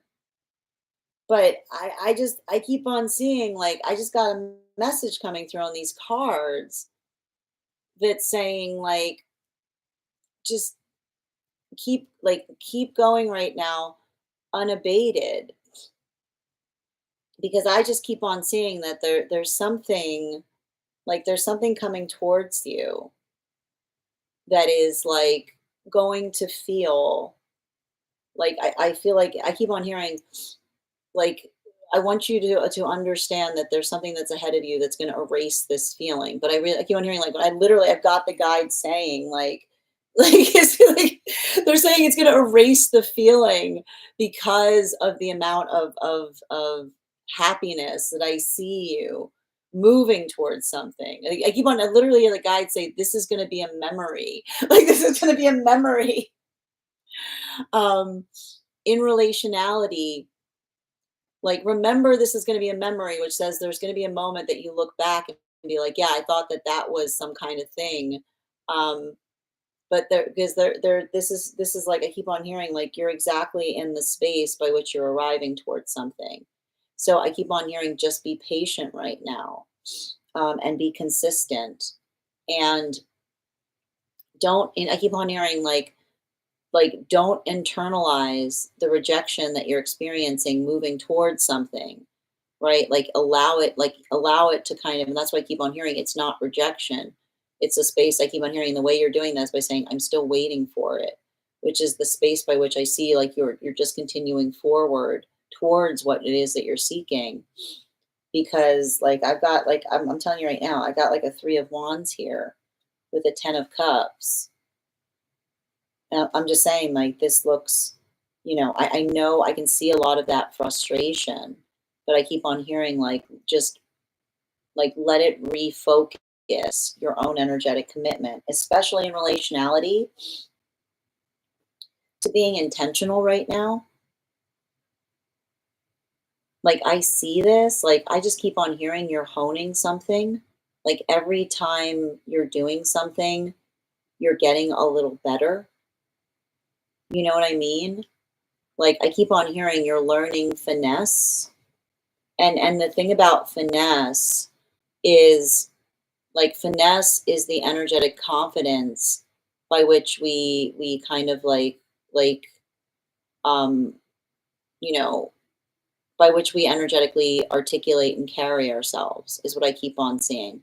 And so, um I feel like that's what's interesting about it. Like, every time I read for you right now, I keep on hearing, like, your guides basically saying, and it's funny too, because I told you that I keep on seeing, like, the spiritual animal of, like, the boar. And it's funny because they're saying, like, the boar is about finesse, because the boar isn't bothered, right? Like, boar isn't bothered by, I keep on hearing, the boar isn't bothered by, like, slings and arrows. Like, you know what I mean? The boar is just like, boop, boop, boop. You know what I mean? Like, what was that? You know what I mean? It's a little bit of that type of energy, which is the space by which we're able to kind of say, like, no, it's fine. You know what I mean? Like, it's a lot of that space by which I feel like you're finding that energetic confidence in yourself. So I want you to kind of work through that to a certain extent, because I just keep on seeing that, um, something about the confidence that you're bringing to another person in relationality to what you offer. I just keep on seeing that there's something about that I just keep on hearing someone say, you're exactly who we were looking for, is all I keep on hearing. And it's interesting because I hear you, like, talking about yourself in the context, like, talking about how you're, like, some kind of work by which you say like, no, I've been personally affected by this. It has a lot of meaning to me. Like I see you like talking about something or connecting with something that like your heart is invested in. Like I see you being like, no, no, no, like this is really important to me. Right. And I'm not sure why. Like I feel like there's something about your manifestation goal in terms of trying to like blend or meld something is what I keep on hearing. So I keep on hearing like don't get frustrated right now.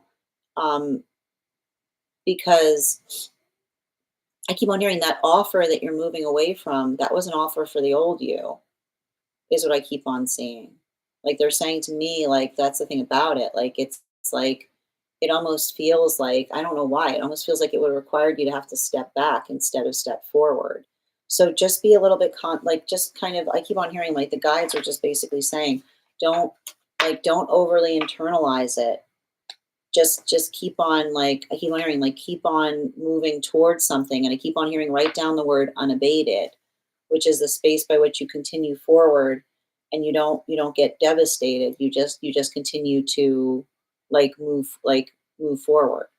Thank you so much for having that reading with me, Grace. And if this message connected to you as well, it's very common for those that need these messages to be here to experience them. I'm going to take a moment to read over some of the comments that came through as I was reading. If you'd like to get on the list, I've got one spot available before the list will be closed. I'm going to take a moment to read over those comments. All right.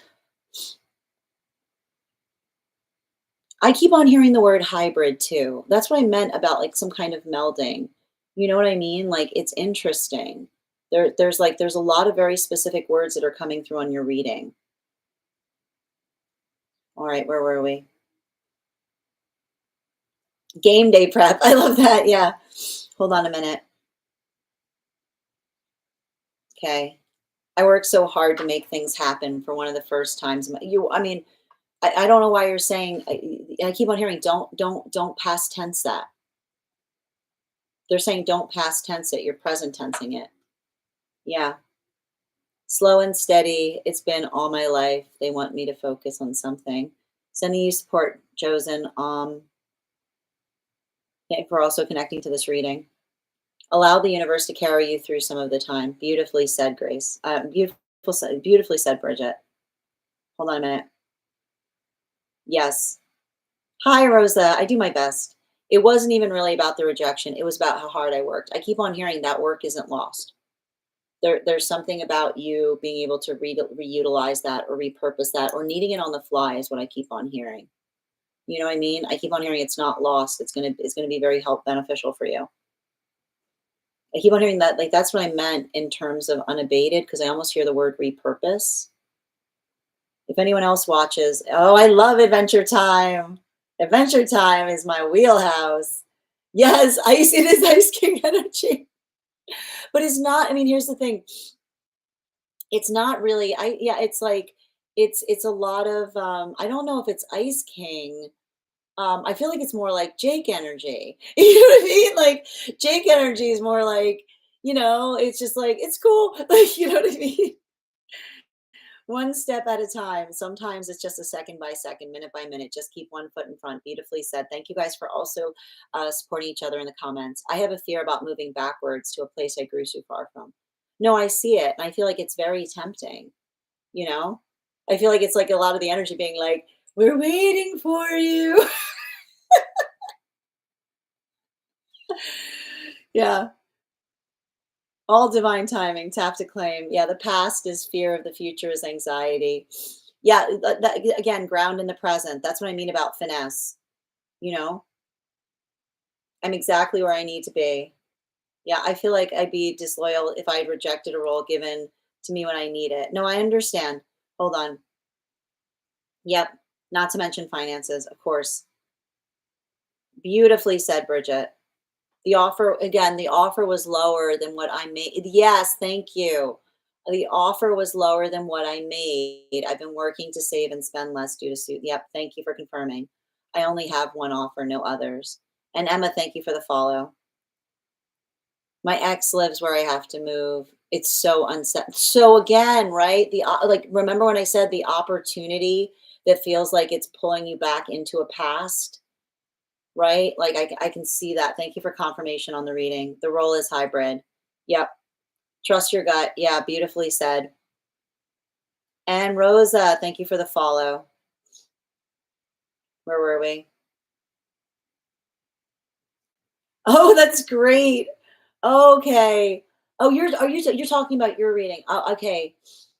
No, no, yeah, you're talking about your yeah, they are yeah, okay, I thought you were talking about the energy we're talking about around grace. No, that situation, yes, Kay, I agree. That's a very good way of putting it, actually. Hi there, Rosa, welcome. I love oh my gosh, adore Adventure Time. I'm sadly don't feel resentment about it. I keep on seeing don't feel resentment about it. Appreciate how far you've come, you know? And I feel like it's that like, I feel like there's something about you identifying and recognizing your worth and value is what I keep on seeing. And again, I feel like this is like that's the opportunity. I keep on hearing, um, is it something that feels like it is a good fit for the you that you are now, right? Like that is, I feel like the situation, like that is the vibration by which you have to kind of experience something and make a decision. Yeah, thank you, Melly. Hold on a minute. Have you seen I have seeing the Ice King's backstory is like I know it breaks my heart. It's just I know. It's exactly how it feels. Yeah, I know exactly what you mean, Kay. No, I understand it completely. Like I need this to get strong.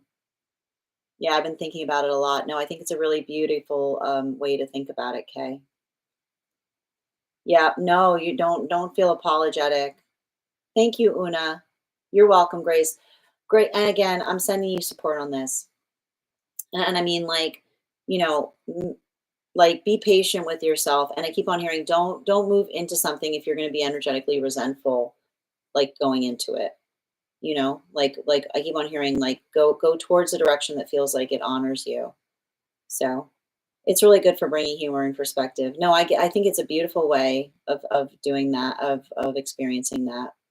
No, and I know Marceline's like it's very painful, right? Because Marceline like has the full optics of it. Oh, sending you support. And thank you again, Grace. Thank you again, Kay. All right, we're gonna continue right now.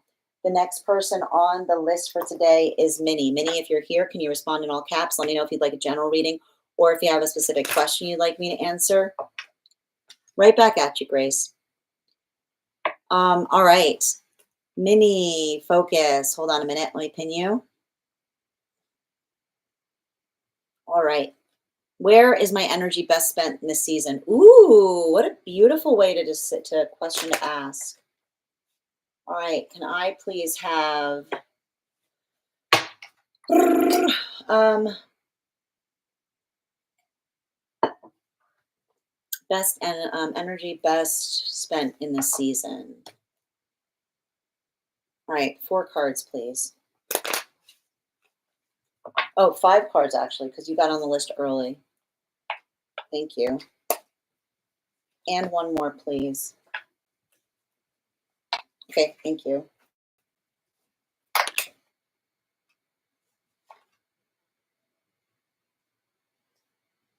I feel like this is like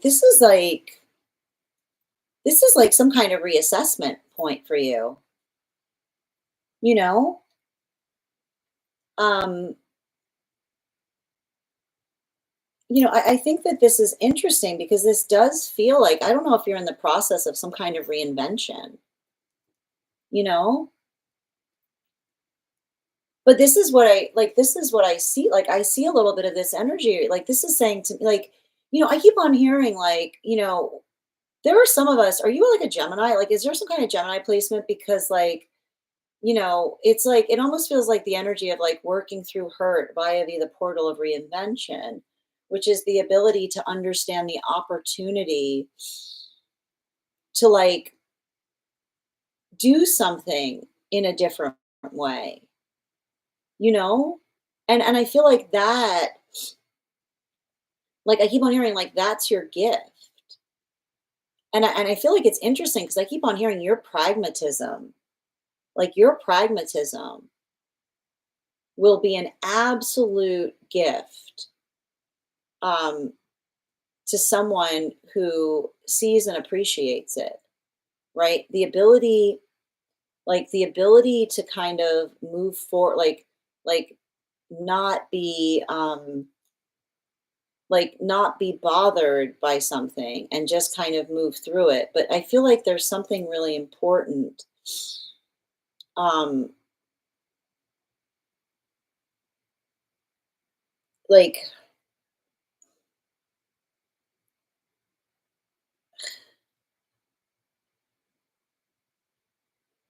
I feel like somebody didn't take you like there's something about this that like it feels a little bit it feels like I see this kind of season being kind of bittersweet for you because I will never understand when someone doesn't take another person seriously, which is the space by which um you know gosh I gotta just walk you through something. You know, there's something I'm seeing in relationality to you are like you arriving towards someone and being completely open and being completely honest about like being in the vibration of their manifestation goal. And the difficulty point when we're working from such in such a pragmatic way is it creates a space where you can tell very quickly the difference between someone that wants something and has the capacity to embody the manifestation versus the energy.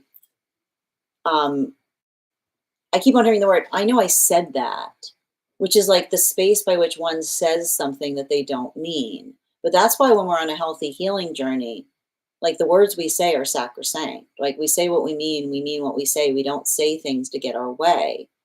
And so I feel like there's some kind of situation that I see that you're kind of coming into a space of recovery from where, another person said something to you, like expecting some kind of like emotional, I keep on hearing some kind of like emotional overture. You know what I mean? Like some kind of like I almost feel like that I got this little bit of like this like cue the orchestra kind of moment. You know what I mean? Like I'm not sure where I'm getting this from. And I feel like I see you kind of being like, okay, and then being like, what? And then being like, I honor that. Like I honor your feelings. Okay, if that's what you want, right? And that's what, and I see this like happening around you in some way. But that's what I mean. Like when we care about one another, we never cue the orchestra, right? Is what I keep on hearing. Like when we care about one another, we just articulate our needs. We don't try to create, I keep on saying, we don't try to create we don't try to create a mountain out of a molehill to like cue the orchestra, right? We don't have to create a big complication point. We just need to articulate upon what we need and then we can arrive to it. And so I feel like that's what I mean in relationality to your own pathwork of healing because I see some kind of situation where you're like kind of moving away from like a bit of that like cue the orchestra music because it's like the energy that says when we're in a healing space, like we're not looking for like like we're not looking for the drama. We're looking for like the real like the authenticity. We're looking for like I keep on hearing the genuine article. That's what I keep on hearing. But like the space by which like we just create something versus the desire to have all the volatility of what it means to like talk about the fact that you want something but then do everything oppositional to what it actually takes to get there.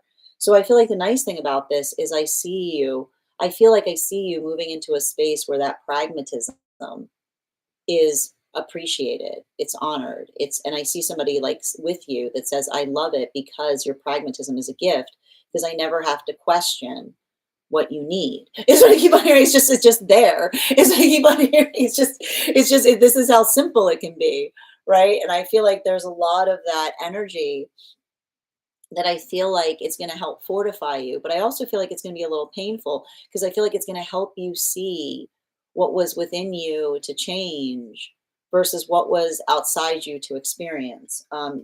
Yeah, especially with the Fool card, right? That's what I meant about it being kind of a bittersweet season because I do feel like there's something I see you like following, like moving towards something in a big way, like this is you like following your dreams. But I keep on hearing like the sound of you following your dreams is like the sound you hear as you're following your dreams is like, like I said, like someone saying like, um, I almost feel like somebody saying like, how can you be so like, I hear somebody saying like, how can you be so um unemotional? But I see you being like, I'm not being like I'm not like the emotionality is one. You have to understand when we're in a healthy space and someone says that they desire something, we don't get into a conflict with them trying to change their mind. We honor that. But often for those who are still in a space where they're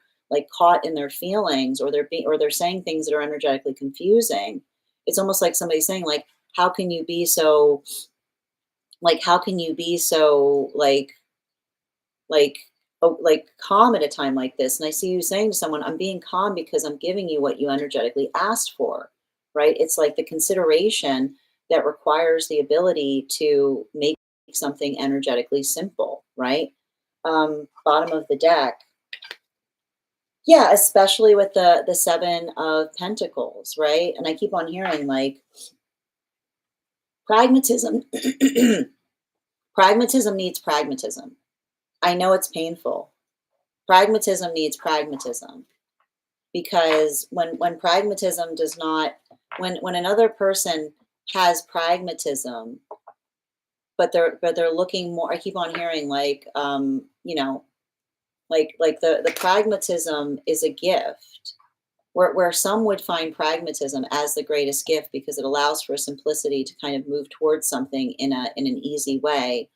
Another person more in the space of like I keep on hearing like the energy that's like addicted to drama will see pragmatism and identify someone who's cold and uncaring, failing to understand it's not healthy to be in a space where someone articulates what their desires are. Never are we more in an unhealthy space than when someone articulates what they want and another person says, I'm going to try to change your mind on that, right? Like, and I see like almost like a little bit of that issue between you and another person, between someone trying to see you doing what you feel is energetically best for them and for you.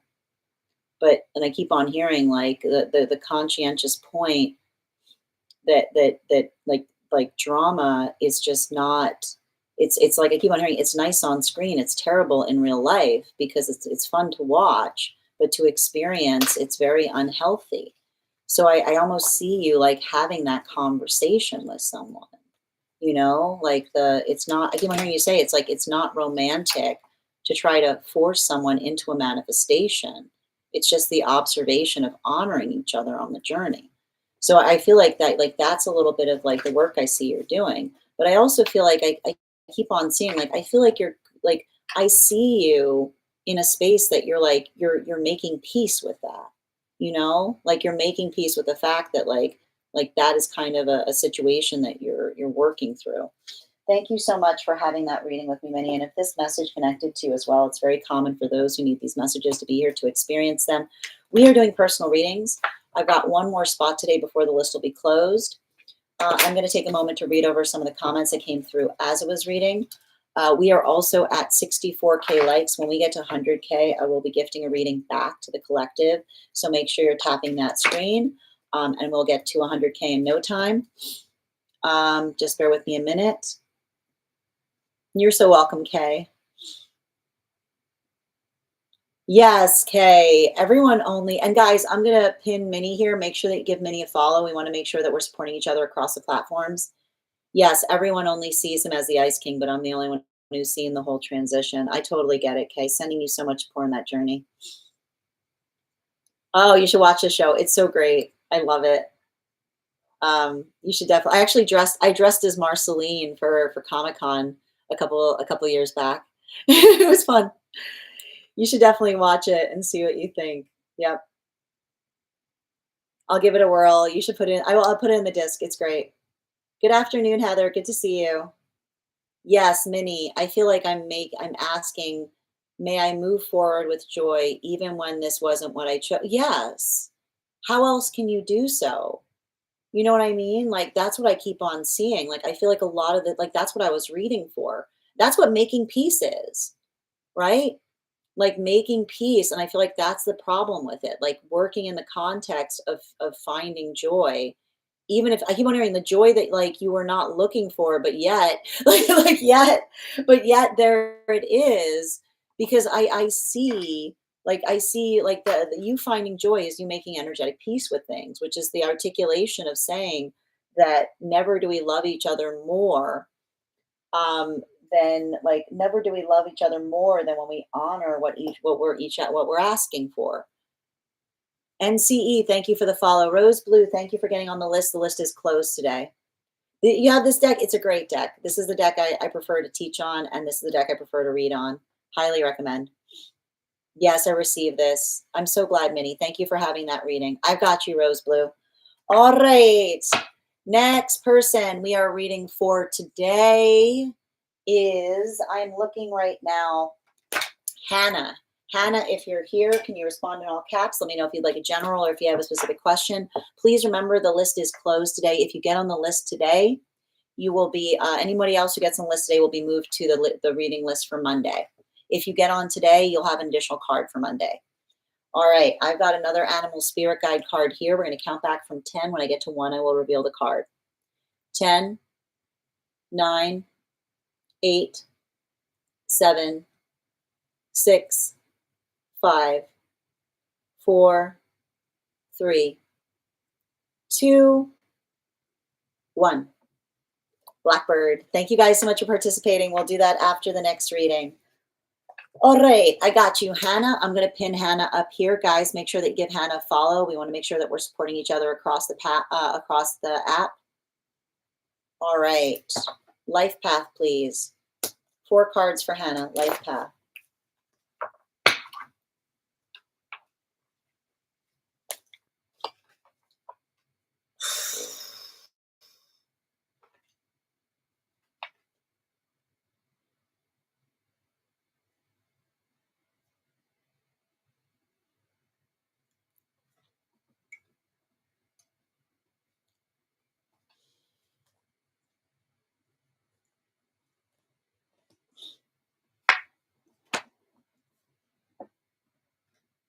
I mean, this is actually saying to me,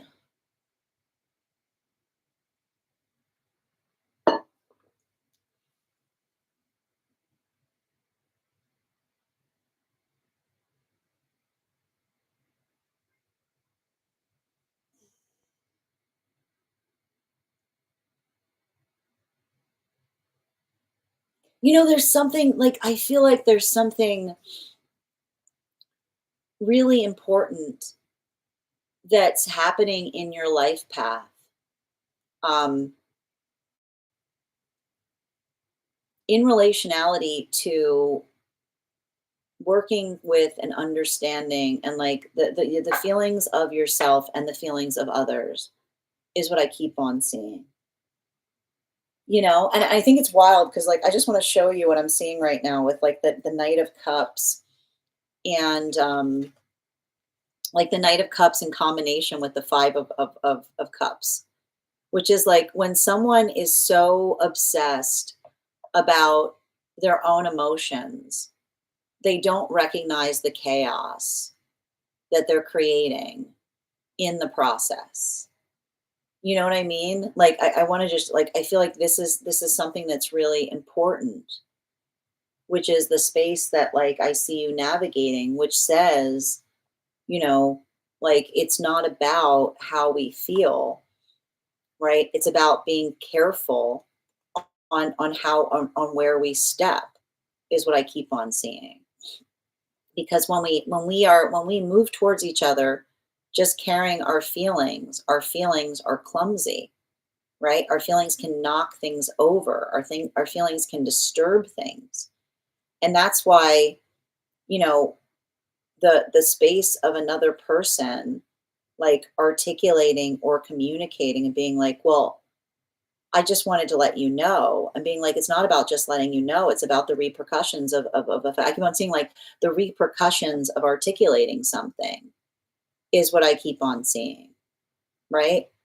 And I feel like this is really difficult. Like this would tell me that you've been having to navigate a lot of like karmic relationships where, you know, like someone sees you like in a space of needing some kind of saving, and you having to say to them like it's not about like the healthy relationship is not about being saved, it's about paying attention to what may have occurred that caused the mess in the first place. You know what I mean? And I feel like that's what we mean, like in relationality to that, like, and this is why I keep on hearing, this is why we don't go around righteously, right? Because when we're going around righteously, we're knocking everything over and we're going, where'd all of this mess come from? Right? Like, and everyone else is like, you know what I mean? Like, and I feel like this is important because like, and I like to point this out, like I feel like this is what we often recognize with relationships with this somebody who comes towards us and they tear our world apart and then they say, you weren't like this when I met you. And someone being like, I know, I know. Isn't that crazy? Like, I wonder what the external factor was that created like all of this energy, right?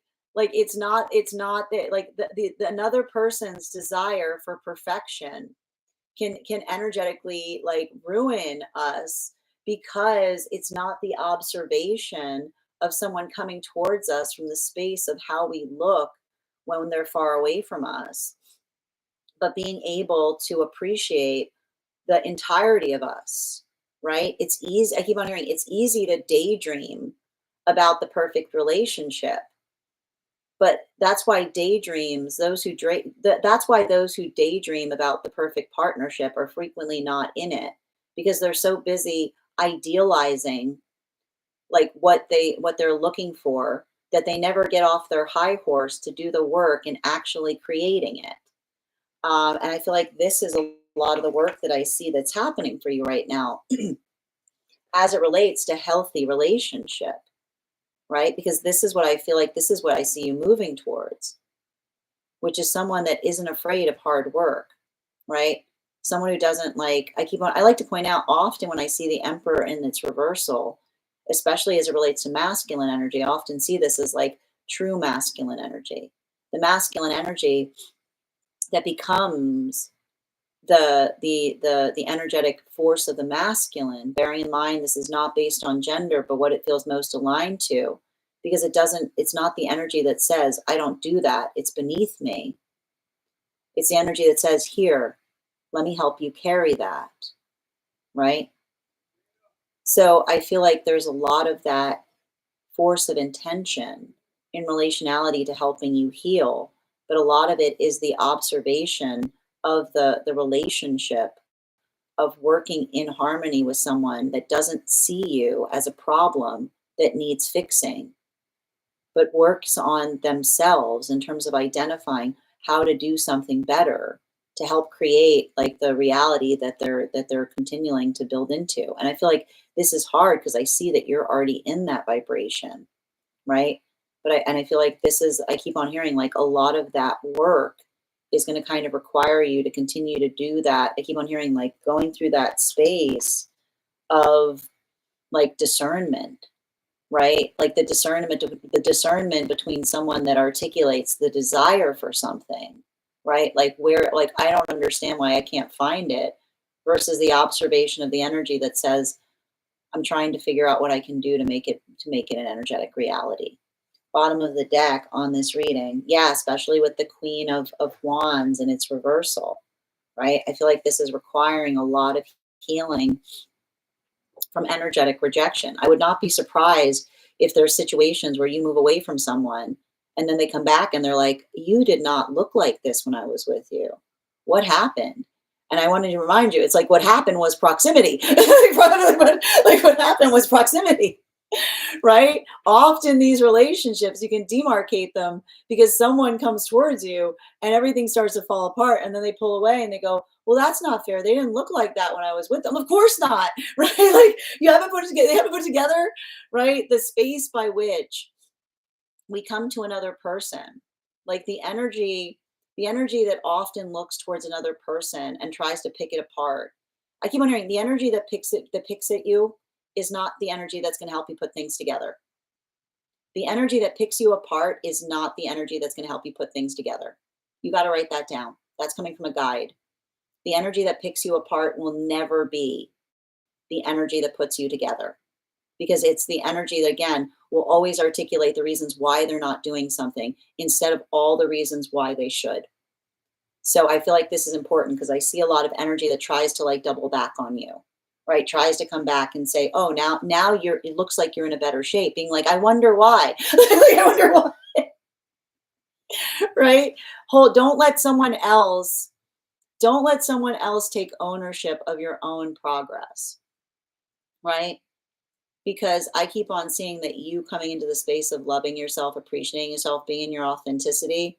I just keep on hearing the energy that tries to pick you apart isn't for you. It's the energy that tries to put you, the energy that picks you apart will not be the energy that puts you together, which is the energy that doesn't build into the space saying, you'd be great if, versus the energy that says, I love you just the way you are. Thank you so much for having that reading with me, Hannah. And if this message connected to you as well, it's very common for those that need these messages to be here to experience them. We are doing, and I feel like I see you teaching another person that as well, like imparting that path work, right? Like I feel like that's also you, like going through some path work and helping another person not have to go through what you went through. All right. Next person on the list is Isabel. Isabel, if you are here, can you respond in all caps? Let me know if you'd like a general reading or if you have a specific question you'd like me to answer. And I'm going to take a moment to read over some of the comments that came through as it was reading. Also, I'm going to pin up Hannah again. Guys, make sure to give Hannah a follow. We want to support each other across the apps. All right, one moment, please. And Liz, thank you for the follow. All right. And thank you for recharging your heart knees, Minnie. I love how you guys try to connect the lizard is blackbird food. Nice. It's nice. It's nice try. It's a nice try. Liz, thank you again for the follow. Fig, I just, the top portion frame of the pool sat in the sun, so everything was hot and easy. Sounds good. Well, it doesn't sound easy to do. Sounds like you've been working for it, Figs. Diana, thank you for the follow. It wasn't, did you see how interesting those cards were? Yep. And thank you for those heart knees, Diana. Thank you, Stephen, for the follow. That was me in the past for sure. I feel like, and that's the thing, like recognizing that wasn't like not over internalizing another person's like avoidance. Like, you know what I mean? Like, it's pure, I keep on hearing it was pure negligence, you know?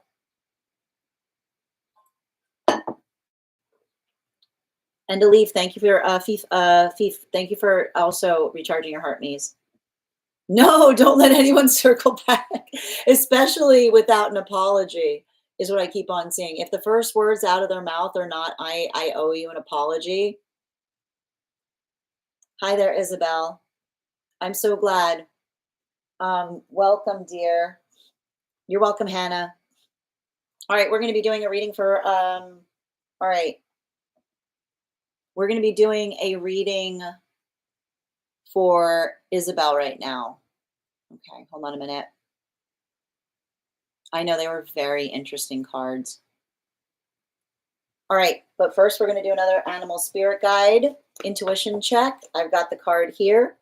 We're going to count back from 10. When we get to 1, I will reveal the card. 10, 9, 8, 7, 6, 5, 4, 3, 2, One. It was the water dragon. All right, thank you guys. We will do that again after the next reading. All right, we've got Hannah up next. One moment, please. I mean, not Hannah, sorry, Isabel. Where are we? I'm going to pin up Isabel here, guys. Make sure that you give Isabel a follow. We want to support each other across the platforms. Relationship read together. 1.5, first time on a break. No contact since Tuesday. We were good. All right. Can I get 3 cards, please?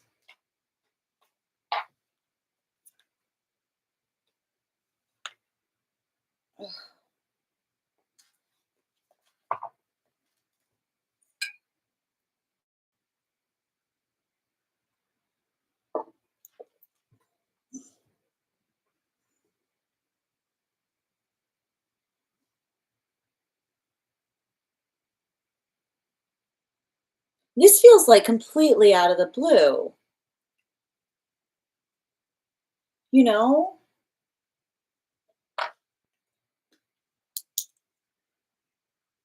Like, what's going on here? Like, what the, like, I feel like somebody's not giving you the full picture of something. No, you can tell there's something else going on, is what I keep on seeing. I keep on hearing if the math isn't mathing, then you have to do your own math on something. Is what I keep on seeing. Somebody, if I see somebody that's like not making a lick of sense, and I keep on hearing someone not like making a lick of sense is hiding someone. You know, like I keep on hearing if somebody if something like if something isn't going through, like I just keep on seeing this. Like there's something to be articulated in relationality to recognizing and identifying what they aren't telling you. And I keep on hearing a healthy conversation is something that makes, like I keep on hearing something that's healthy is something that makes sense. You know, um, I definitely I definitely see somebody that um like I see someone working through something in a big way, but like like I think that this is the thing I keep on seeing. It's like everything was going like this is literally like everything was going fine, you know? Like this is like everything is going fine. But this is what I mean in relationality to the fact that like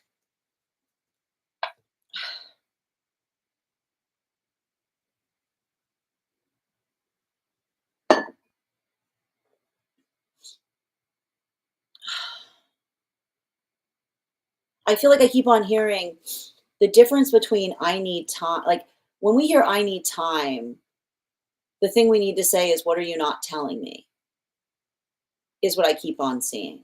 Because I do see like someone working through some space of fear here, but like the fear has to do, like, I don't know, were you guys like, were there plans that you were moving towards? Like this feels like a schedule. This feels like an affirming conversation.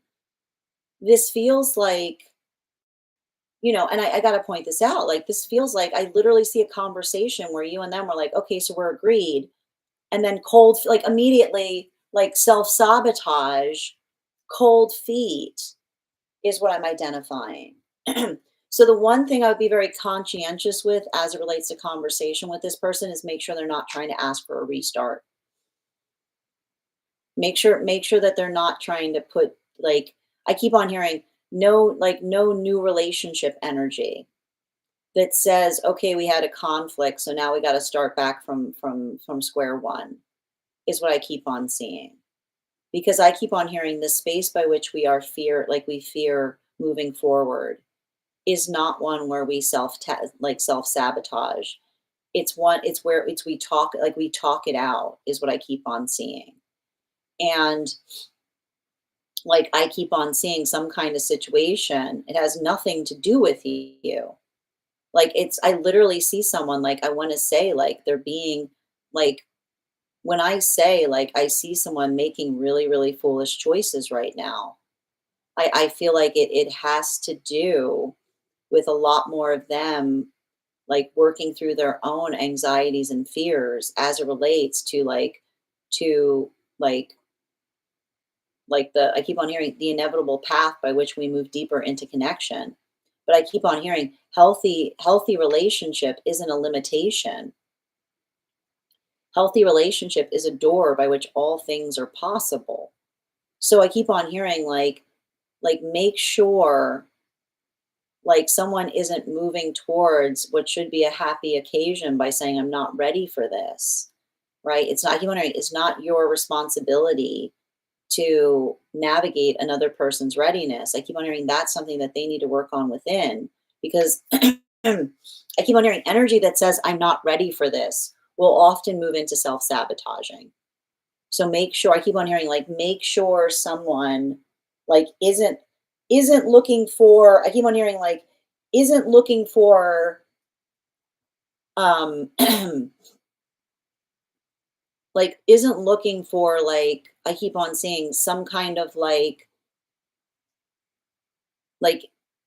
energetic friction point where they're, and I feel like it's hard too, like where they're trying to, like, like, create conflict is what I keep on seeing. It's like I keep on hearing healthy relationship is also a conversation. If someone's saying that they need time, I like to point out we always give a point in terms of when that time is over, right? It's not the energy that says I need time and then they create that space where we're inevitably waiting, and then it leads to us getting upset and then being like, why are you so angry?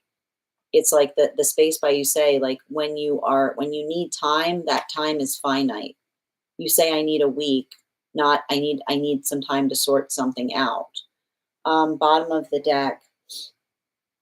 Yeah, especially with the Wheel of Fortune in its reversal.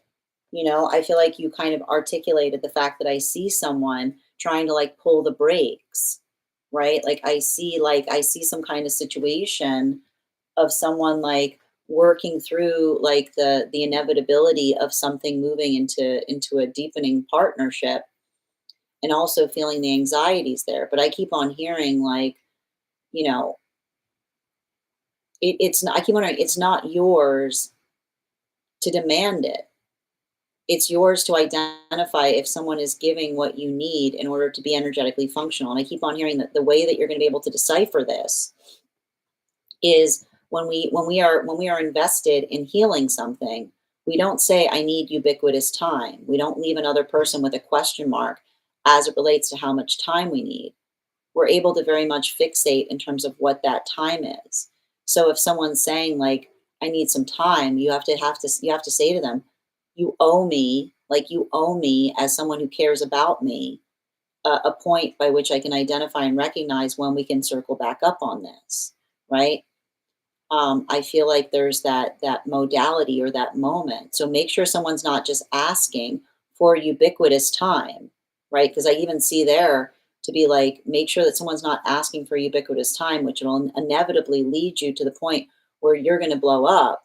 And then they're going to say, oh, like, why are you being so angry? You have every right to be upset if someone is asking for ubiquitous time. We don't ask for ubiquitous time from one another. It's not, asking. I want you to write this down. Asking for ubiquitous time is not kind. Asking for ubiquitous time is not kind because we understand that there's another person on the line holding their breath.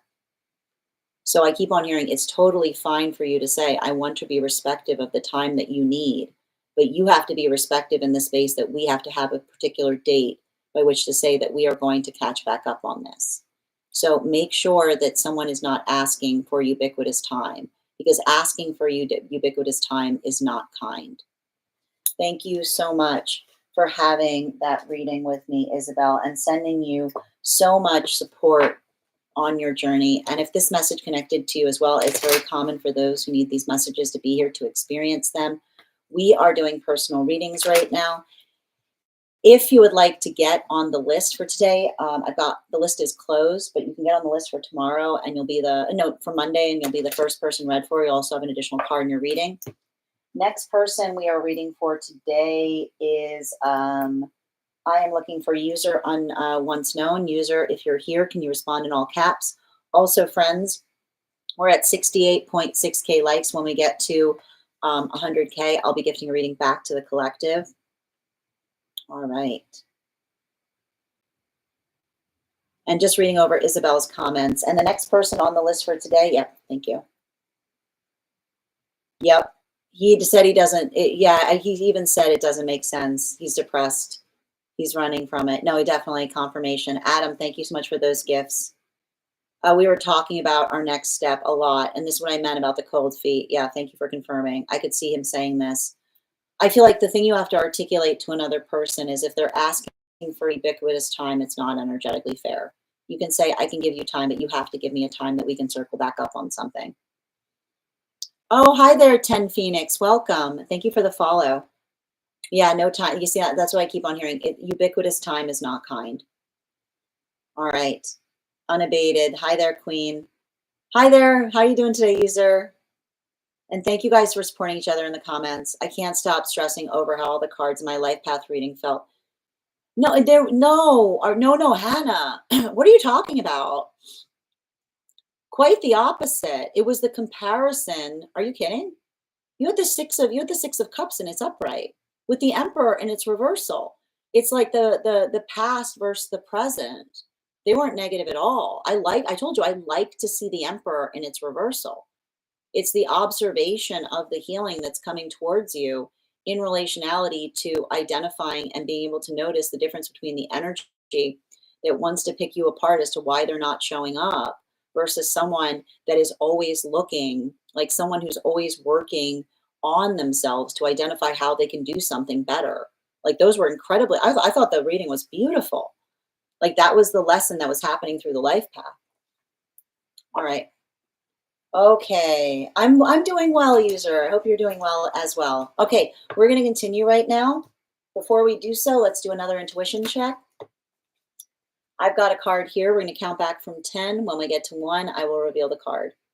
10, 9, 8, 7, 6, 5, 4, 3, 2, 1. The wolf. Thank you guys so much for participating. We'll do that again after the next reading. All right. Where are we? Oh my God, I thought it was a 4 of Cups. Yeah, thanks for confirming for me. No, I was trying. No, it was the 6 of Cups. No, it was beautiful. Yeah. No, I liked that. No, that was a good reading. Like a hard lesson, but but with a beautiful like resolution point was what I was seeing. All right. Oh, hi there. Thank you. Okay, so I've got you here. General advice. I got you, please. All right. Let me just pin you up. Guys, let's make sure to give user once a follow. We want to support each other across the platforms. Can I get 3 cards, please? Highest priority messages.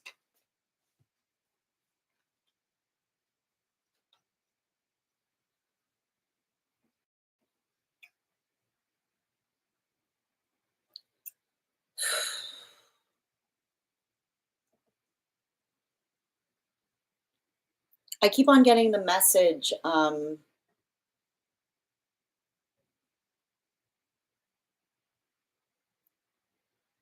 We show love by honoring boundaries. And I feel like this is really important around some kind of circumstance or situation because I feel like I see you healing from something. And I keep on hearing like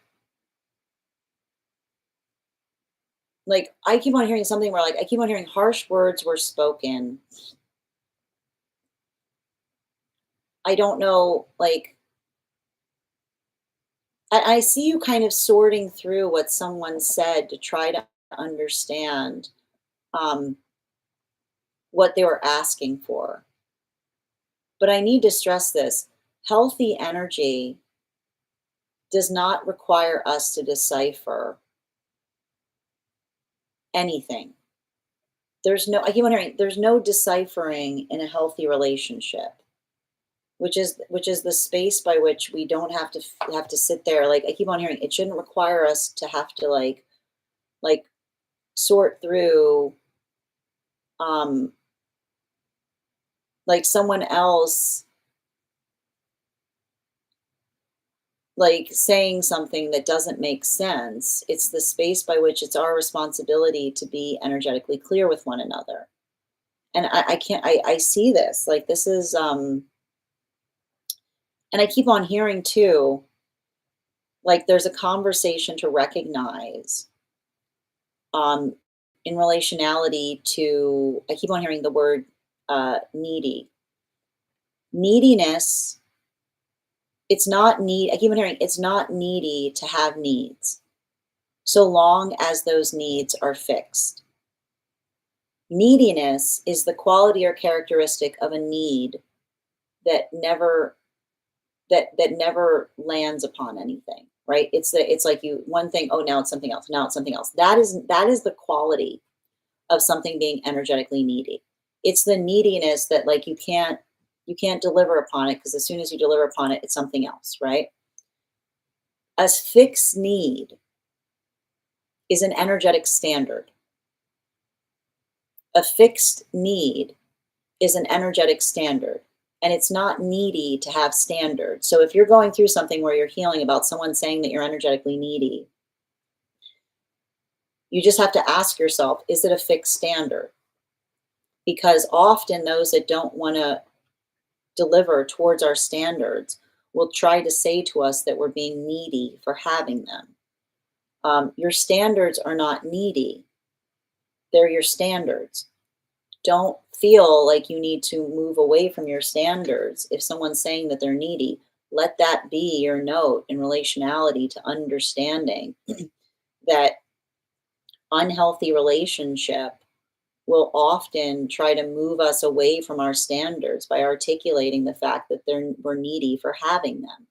But that's why, again, your standards will energetically protect you from what isn't in alignment to you, because it is the ability to understand and communicate them. And I keep on saying, like, like, that's also like, I keep on hearing it takes two, which says you finding the confidence, right? I see you healing something in a big way, right?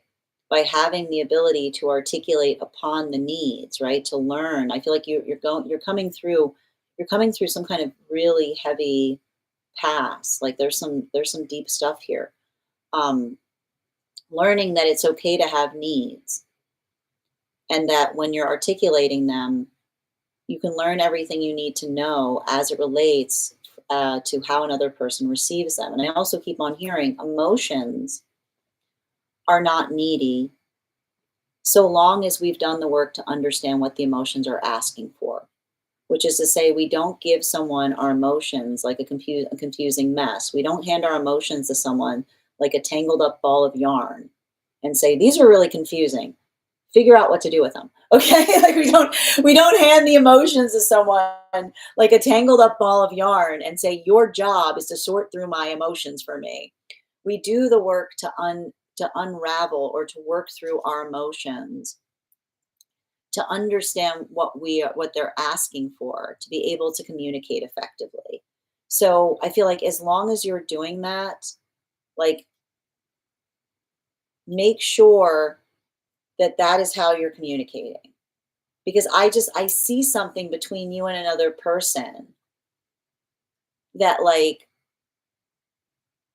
and I keep on hearing like it's none of this like who started it, right? Never are we in more danger than when you get in an argument with someone in relationality to like who started something, right? It's not about, when we have standards, it's not about having a conversation in terms of who started it, because it's a conversation in relationality to how you fix something.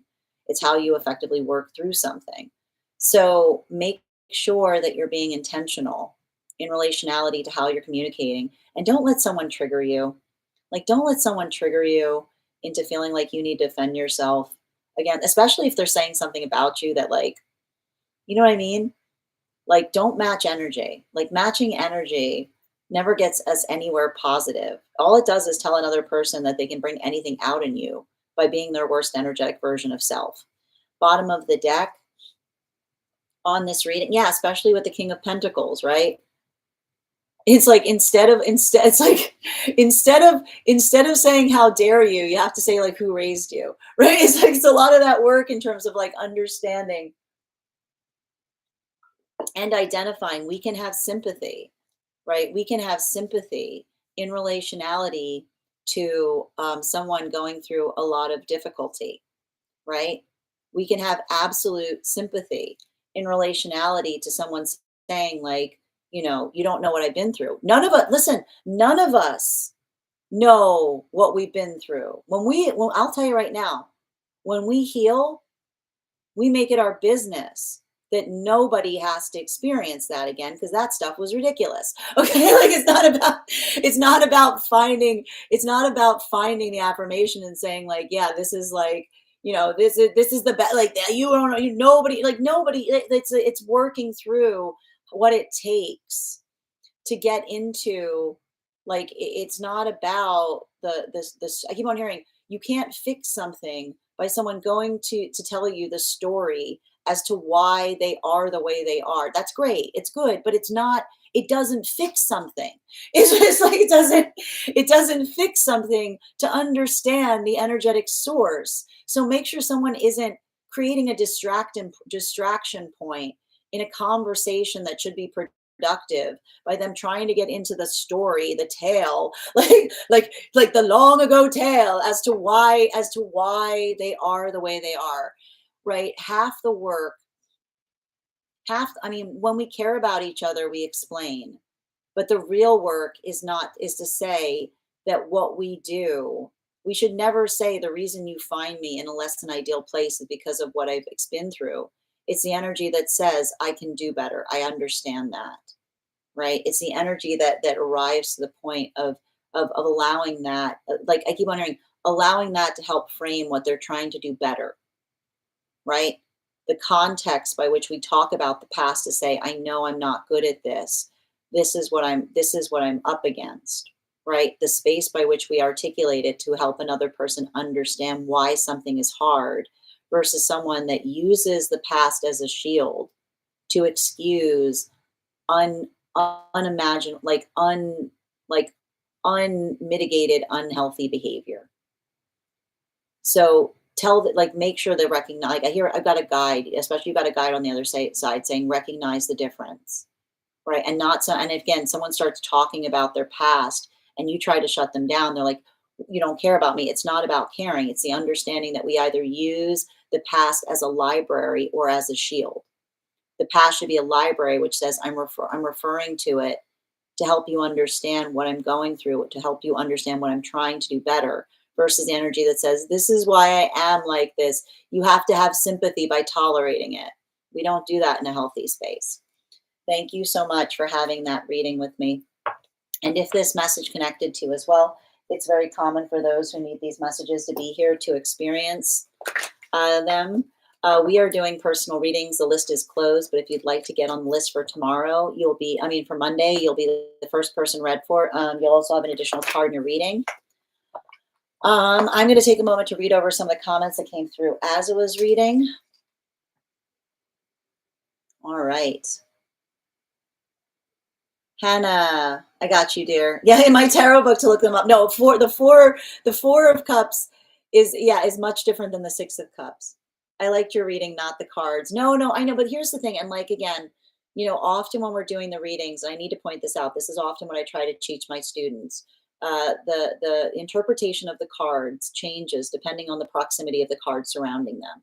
So I know, like, this is why we talk about the context of the books can only take you so far, because like often it's not just the meaning of the one card, but when we unify them, that's why I was showing you the cards in combination to help you get a better like grasp on terms of what we were seeing.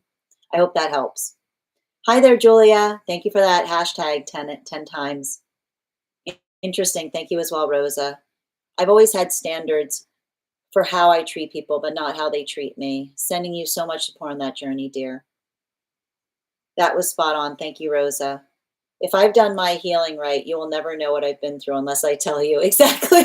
That's like that is the journey of Chiron. Like I have done my job. Picture that. I know. Picture this. Sicily, 1929. Oh, we love us a Sophia. Can I get a general advice? 10 Phoenix, the list is closed today. I will be doing one cards for subscribers. If you'd like to become a subscriber, that'll be happening later. You're so welcome, user, and thank you for having this reading with me and sending you support on your journey. Okay, healing is a constant journey. All right, welcome. All right, we're going to continue right now. Next person on the list for today is Melissa. Melissa, if you're here, can you respond in all caps? Let me know if you'd like a general reading or if you have a specific question you'd like me to answer. And while we wait for Melissa's question, we're going to do an intuition check. I've got the card here. We're going to count back from 10. When we reach 1, I will reveal the card. 10, 9, 8, 7, 6, 5, 4, 3, 2, 1. Bridget! Look at Bridget. Good job, dear. You said crow. It's a corvid. It was a raven. I'll take it. All right, let's continue right now. Next person is Melissa. Second call for Melissa, please. Second call for Melissa. Melissa, if you're here. And 10 Phoenix, thank you for becoming a subscriber. Dang. I was going to say crow, but I thought it wouldn't be because the last one was a bird. That's great. Oh, one moment, please. All right, where were we? All right, if Mel isn't here, the next, oh, I got it. May I have a general and a 2-card pull on if, oh, geez Louise. Okay. All right, I'm going to do general and 2. And I'm going to pin up Melly here. Guys, make sure that you give Mel a follow. We want to support each other across the app. 2 cards, please. What's going on with that? General. Oh, what's going on with them? Whoop! A lot of explanation, huh?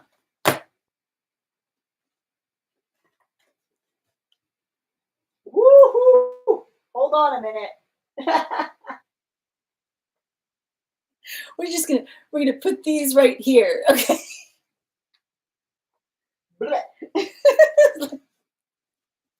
Oh no, yeah, I know. It's okay. All right. Oh my gosh. All right.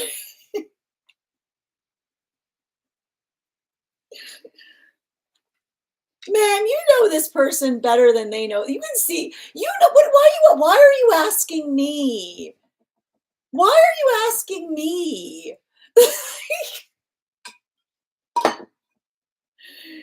You know, I'm hearing like, why am I hearing like the Gilligan's Isle song? Why am I hearing the Gilligan's Isle song? Dun, dun, dun, dun, dun, dun. Like I have like, you know, like it's just like I keep on hearing like, you know, I feel like, do you ever notice when someone like it feels like they go to a lot of like a lot of work to like explain something, you know, like the sound of explaining that feels like someone like the wings that are winging, you know what I mean? Like it feels like, you know, it's like I'm getting like some kind of steam engine on it. Like it feels like it feels like it just everything I'm keep on seeing here, it just feels like like I keep on hearing the word, like you've got a guide saying, was any of it necessary? Is what I keep on hearing.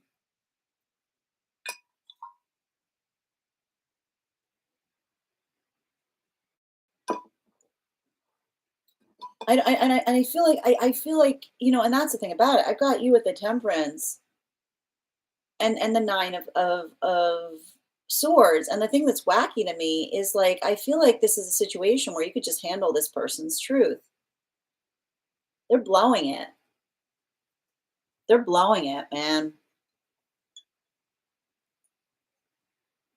Like like their guides are just like opportunity of a lifetime. If they would only like they just need to be honest with you, is what I keep on seeing. It takes a lot of courage to be honest. You know? Like what is it, I'll never understand it. When someone, when someone says, "Give me your truth." I care about you enough that I care about you even in the context. And I feel like a guide, listen, we can only be as true to the people we care about as we are in navigating the truth that we're ready to recognize within ourselves. And I keep on seeing, like, I do feel like there's something that I've got here from a guide that says it's some kind of situation that you have to tread carefully, because I almost see a situation where you're like, you can see, you know, like you can see like everything, like the guide, like listen, like I've got a guide saying like, like everything, like this person, like you see them fully. And the thing that bothers me is I've got a guide that says like you see them fully and you would embrace them in that space. But until they learn to embrace themselves in that way, then they're going to run away. They're going to run away from anyone that sees them clearly, is what I keep on seeing. And that's why I've got like I've got some kind of guide energy that's just looking at like something with like a deep sense of disappointment and sadness, you know, because like I almost see a situation and I keep on hearing, was that really necessary? Which is, it's almost like I keep on hearing like when someone goes out of their way to give you an explanation, you know what I mean? Like when someone goes out of their way to give you an explanation, it helps you see clearly as to like what their energetic motivations are. Um, bottom of the deck, it's, I can't tell you how difficult it is when trust is damaged in this fashion, you know, because it's like, it's the kind of, it's like seeing a situation when you say to someone, um, just be honest with me. And it's like I keep on hearing, it's like it feels like it's doubly cruel because I keep on hearing the guide saying they can't handle their own honesty, right? And I like to point this out. If we're doing something that requires like an incredibly long explanation, right? It's usually giving indications of someone that's like trying to rationalize something, is what I keep on seeing. So I want you to kind of like, I feel like it's like, and I need to point this out often with energy like this, there it's like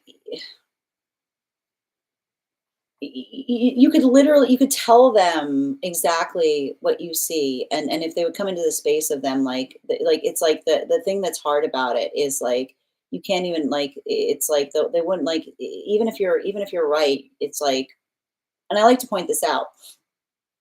I feel like the guides are kind of providing this. Um, when we bring our perception to another person, it doesn't create volatility,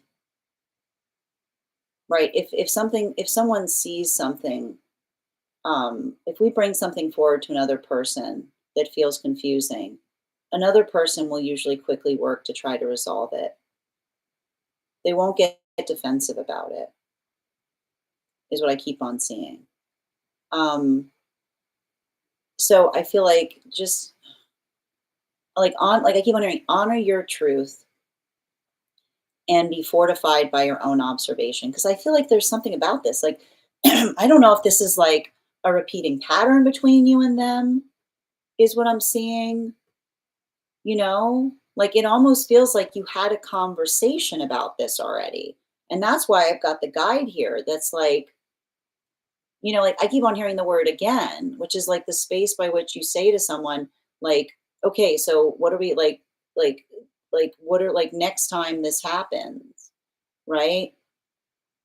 Like it's like I keep on seeing like it's that space of like it's always some it's like I keep on hearing it's like it's always something is it like it's always something, isn't it? You know? And I keep on hearing like and that's the thing that I keep on seeing in relationality to someone like I see a space where it's like they just need to honor the fact that you're not like anyone that they've ever met before.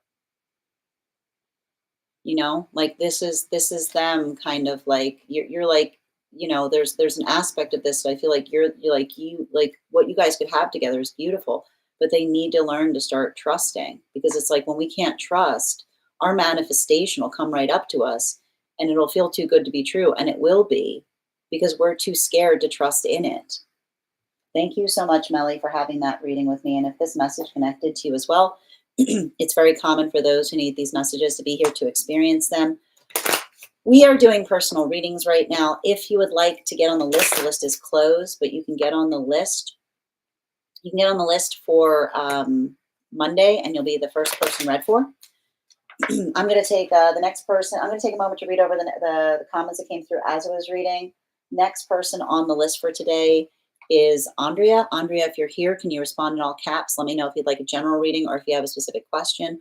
We're also at 75.2K likes. When we get to 100K, I'll be gifting a reading back to the collective. So make sure you're tapping that screen, and we'll get to 100K in no time. All right.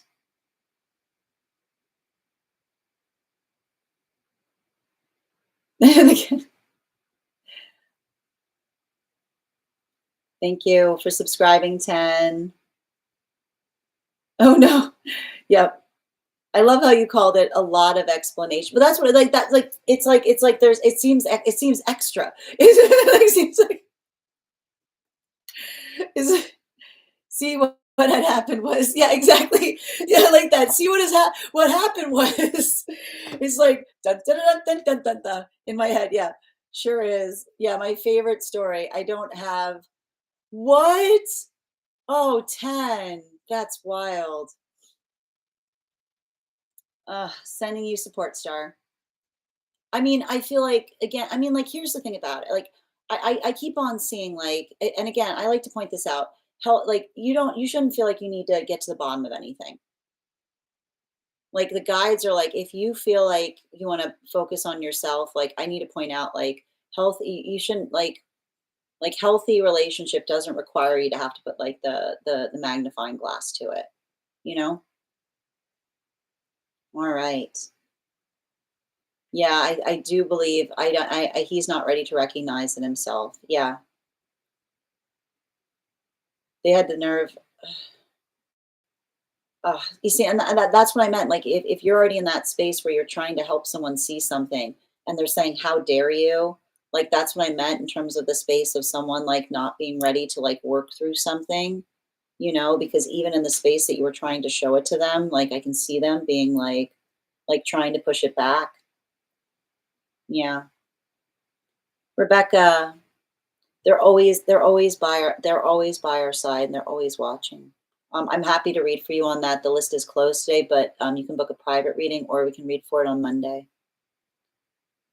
It's clear, yeah, and that's the thing. I feel like I see a situation where you see someone clearly, and I think the thing that's sad, like that's upsetting about it, is I see you like you're not saying something to another person in a derisive way. You're trying to say like, I see you. I want to help you with it.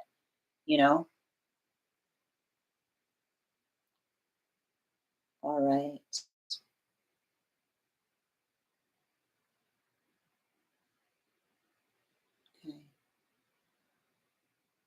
Hi there. How are you doing, Rosa? Yeah, no problem. I'm happy to get your spot on the list. So I'm going to read the list right now for those who are still waiting. I've got Andrea, Alexandra, and Rose Blue. I've also got Alex and Oracle. I would like to ask. I'm a little tight on time right now. If there's anyone who can reserve their reading, push their reading till Monday, I'm happy to give you extra cards in your reading. So please just let me know. I'm also willing to. If anyone would like to move their personal into a private, I'm also willing to give a discount right now, just because I'm a little short on time. Okay, just let me know. Yes, thank you as well, Bridget. I realize now a lot of explanation is excuse. Yes, thank you. I got you, Andrea. Good to see you. Welcome, Nikki. Excellent. I'll be back on at 8 a.m. PST, 11 a.m. on Monday. So if that's easier for you, Rosa, I'm happy to move you to Monday and you'll be first spot on the list. So right after the collective. If you want to move it to a private, we can also do that. If you want to email me, if you email me at Grace Strega at the mail that has the letter G in it, we can schedule that. I can probably even do it.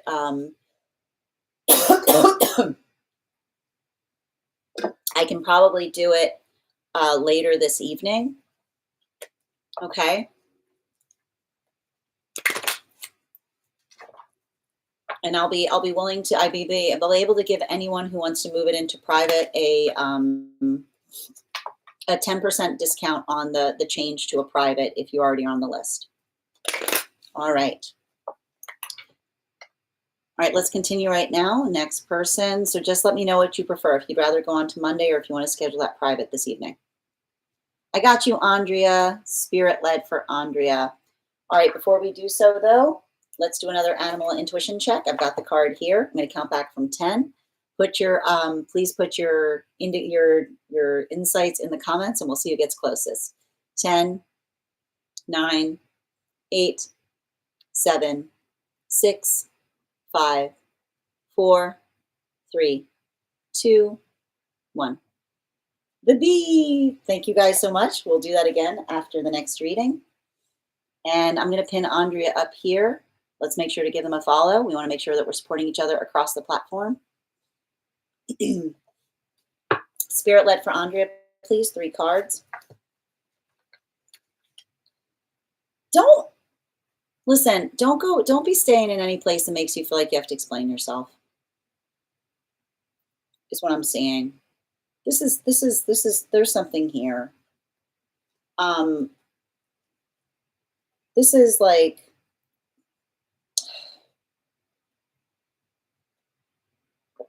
I'm also getting the message that you can take an apology at a distance,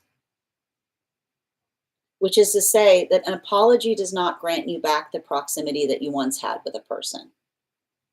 You know, like this is what we recognize when it comes to the pathwork of forgiveness, right?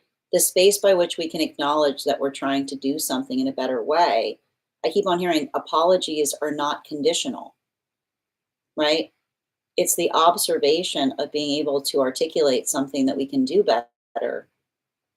And that's why I keep on hearing guides say like apologies don't rebuild proximity. We can hold another person's apology, but it doesn't necessarily bring us into the space of going back the way it was prior to something occurring, because it's the observation of recognizing and identifying that we also need to heal from something. And I feel like this is really important. I feel like this has happened between you and another person. It's like, it almost feels like someone who projected something onto you. And I see you almost like stepping back.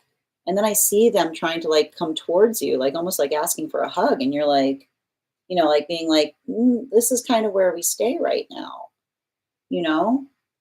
And I feel like the guides are saying that's totally reasonable. Like that's totally acceptable. Like you can honor yourself in that space. And you don't have to explain it, is what I keep on seeing. You know, Like often we have those moments where someone says, like, what's changed? And it's like the force of change that is articulated and identified in relationality to like another person's like reactivity or another person's volatility, right? And so I keep on seeing like when something like that happens, I keep on hearing you can't unring that bell, right?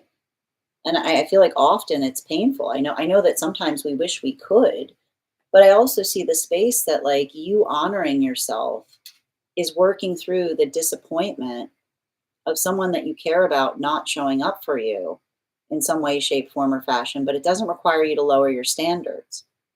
Um, I want to give you some bottom of the deck information, just something to keep in mind going forward from this point.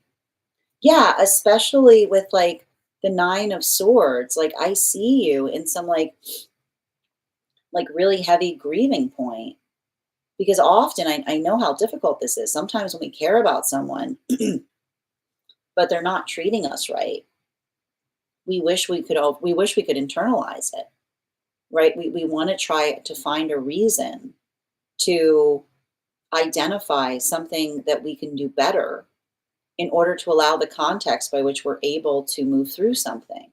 But I keep on hearing like don't over internalize someone else um, not holding your own standards. And again, like honoring yourself is one that you can be saddened or sorrowful as it relates to how another person is treating you, but the compassion happens in the space that you don't have to forget it, right? It's like being able to work through it in a space that is able to honor it. So if someone's trying to come towards you with an apology, remember apologies are not conditional. Apologies don't say I will apologize but only if. That's not an apology. Like an apology, that's not an apology. That's a negotiation. An apology is something that we do for ourselves when we truly understand and recognize that there's something that we're trying to do better. And it's not conditional as to how it's received. It's a space that you say, I want you to know this is how I feel. I want you to know that this is what I'm working on doing differently. And I'm also energetically respective that you get to decide how to carry that. You get to decide where that places you. So make sure someone isn't saying you should be like the apologies don't just open doors. Apologies just says, okay, I apologize. Now you need to energetically get over something, right? The healthy apology is one that we can articulate and amplify. And I feel like this is a conversation that you need to have with another person in relationality towards if they're like coming towards you in a way, like I keep on hearing, it's not courteous to insist, right? The courtesy is by honoring each other's standards. So make sure you're doing the work in terms of identifying and articulating how you feel. But don't feel like I keep on hearing, like, remember, like I keep on seeing like that is the space by which you don't, I keep on hearing, you don't have to bend over backwards in relationality to that. If you're doing that yourself, or if you're giving that to someone, is what I keep on hearing. Because I do feel like there's something about this here that there's a little bit of a shared journey between you and another person. I want to thank you so much for having that reading with me, Andrea. And if this message connected to you as well, it's very common for those who need these messages to be here to experience them. I'm going to take a moment to read over some of the comments that came through as I was reading. We're also at 78.4K likes. When we get to 100K, I will be gifting a reading back to the collective in the form of a random drawing. I'm also going to ask again if there's anyone who can move, who is on the list right now, who would be comfortable moving their reading to Monday or moving it into a private. Please let me know. If you move it to Monday, I'll be giving you additional cards in your reading. And if you are willing to move it into a private, I'm willing to offer you a 10% discount on that private reading. All right.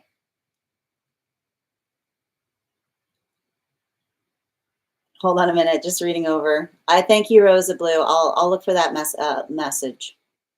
My 3-year-old has decided I'm playing a fun tapping game and started giving you, oh, thank you. I appreciate that.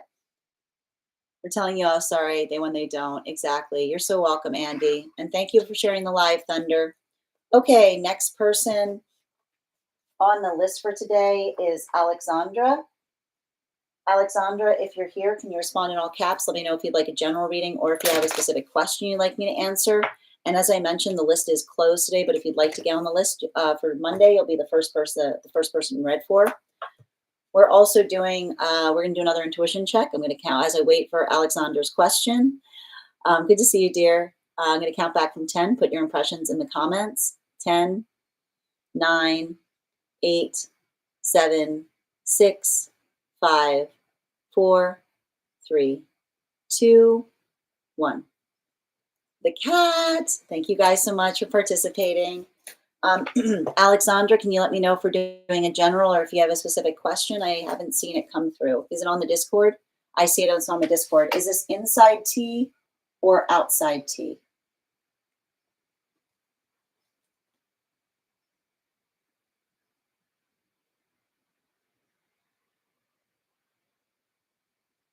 Outside. Wonderful.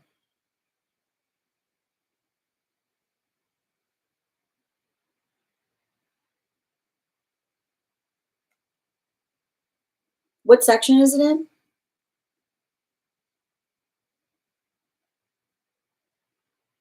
Okay.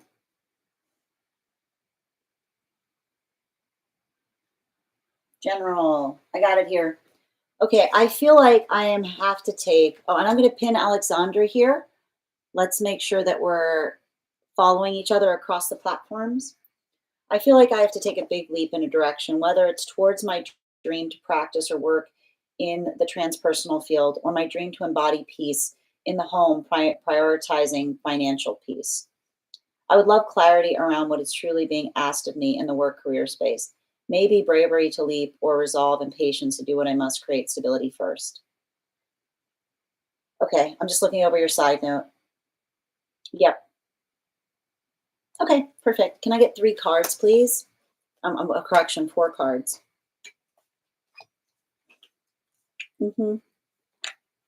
I mean, I think the thing that I'm seeing here is to say, like, why can't you have both? And I know how difficult this is. I feel like it's hard because I see like a lot of path work that I see you kind of like trying to thread a needle, which is like the oppositional space of saying, I want to go after this, but I feel like I'm being called to do this.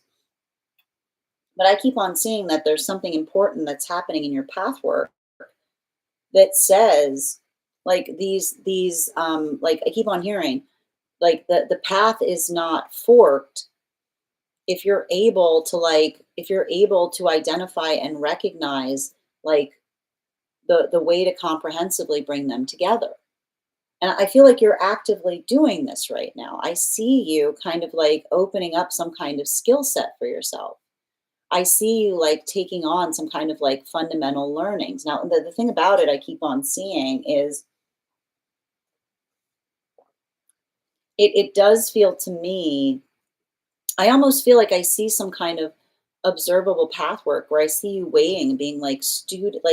It's interesting too, because I keep on hearing like student or teacher, which is the space by which you're saying, do I need to learn more or do I kind of take my learnings? And I keep on seeing like working on something in such a way that I keep on seeing like the stability that you're trying to create in the career space that allows you the ability to move towards that other field work is what I keep on seeing. And I keep on seeing, don't look at it like a choice, look at it like a path, right? The observation of saying, I'm doing this to get to there, right? Is the requirement point in being able to understand. And I keep on hearing the hard part is like, I feel like a lot of it is striking the right balance, right? Like finding, and I feel like that's something you should keep in mind in relationality to um, like building upon your plans. I even keep on hearing something about like looking towards job opportunities that offer um, like benefits for higher learning is what I keep on hearing. Remember that there are certain career paths that actually allow doors to which they encourage you to learn more as you go. Because the thing that they keep on saying, you have to reframe your mind in relationality to how you're looking at this. And one of the problems is I keep on hearing, remove the obstacle of choice. And by removing the obstacle of choice, it's not to say I have to do this or I have to do that. It's to say, this is what I want to do, and this is how I'm going to get there. Bottom of the deck. Yeah, right. A lot of this Knight of Pentacles, you know, I feel like a lot of it is others potentially naysaying you or being like, you can't do that. Like I see someone being like, you have to. I feel like that's a lot. I keep on hearing, it's actually funny. I keep on hearing that's a lot of I keep on hearing, make sure to avoid a lot of like Piscean age thinking is what I keep on hearing, which says like you either have to be this or you have to be that. You have to do this or you have to do that. And I keep on hearing like think about I think I keep on seeing welcome to Pluto and Aquarius, which is the space of like identifying and working towards hybridization, which is to say, why can't I do both? Right? The observation of saying I do this, but it also helps facilitate and inform my experience in doing that, right? It's not the thing that it's oppositional to, it attenuates to it. How do you build a niche? Right? A niche is something that you can characteristically do because you're able to bring an insight to something that others do not have. So I want you to think about the pathwork as saying, I'm creating a niche for myself, and this is what that niche is. And it doesn't require you to choose one, it requires you to figure out how to harmonize between them. Thank you so much for having that reading with me, Alexandra. And if this message connected to you as well, it's very common for those who need these messages to be here to experience them. Next person on the list for today is Rose Blue. Oh, no, Rose Blue, you've been moved. Thank you so much. The next person on the list for today is Alex. Alex, if you're here, can you respond in all caps? Let me know if you'd like a general reading or if you have a specific question you'd like me to answer. Also going to offer again, if there's anyone who would be available or adaptable to moving your reading to Monday, who's on the list, I'm happy to give you an additional card on Monday, or I'll give you a 10% discount on a private if you'd like to move it into a private. All right, bear with me a moment as I read over the comments that came through as I was reading. Catherine, your subscription's ending soon if you'd like to renew. I was extra with the emojis. Thank you for being extra with the emojis. I love them. Yep. Bullcat, same thing. Nice, Nikki. Nice. I like that. Yep. And Enchantress, thank you. Lucia, thank you for sharing the live. Always appreciate when you guys share the live. Thank you for reframing it. It did feel like I had to put it in the back burner. I don't think it's like, don't put it on the back burner at all. That's a problem about it. You have to stay committed to staying focused on it. It's too easy to do so. That's what you have to be conscientious and careful about. I got you, Alex. Okay. Got you. And before we continue with Alex's reading, and guys, make sure, let's do another intuition check. Whoop. I'm doing well. We're going to do that again. We're going to pretend that didn't happen. I've got the card here. We're going to count back from 10. When I get to 1, I will reveal the card. Nikki, amazing. I like the fact you saw it and you still got the animal wrong. 10, 9, 8, 7, 6, 5, 4, 3, 2, 1. Fox. Okay, perfect. I know I don't know why it has horns. Just to confound things. All right, Alex, 4 cards, please, for Alex. Spirit guide. Here's the thing about it.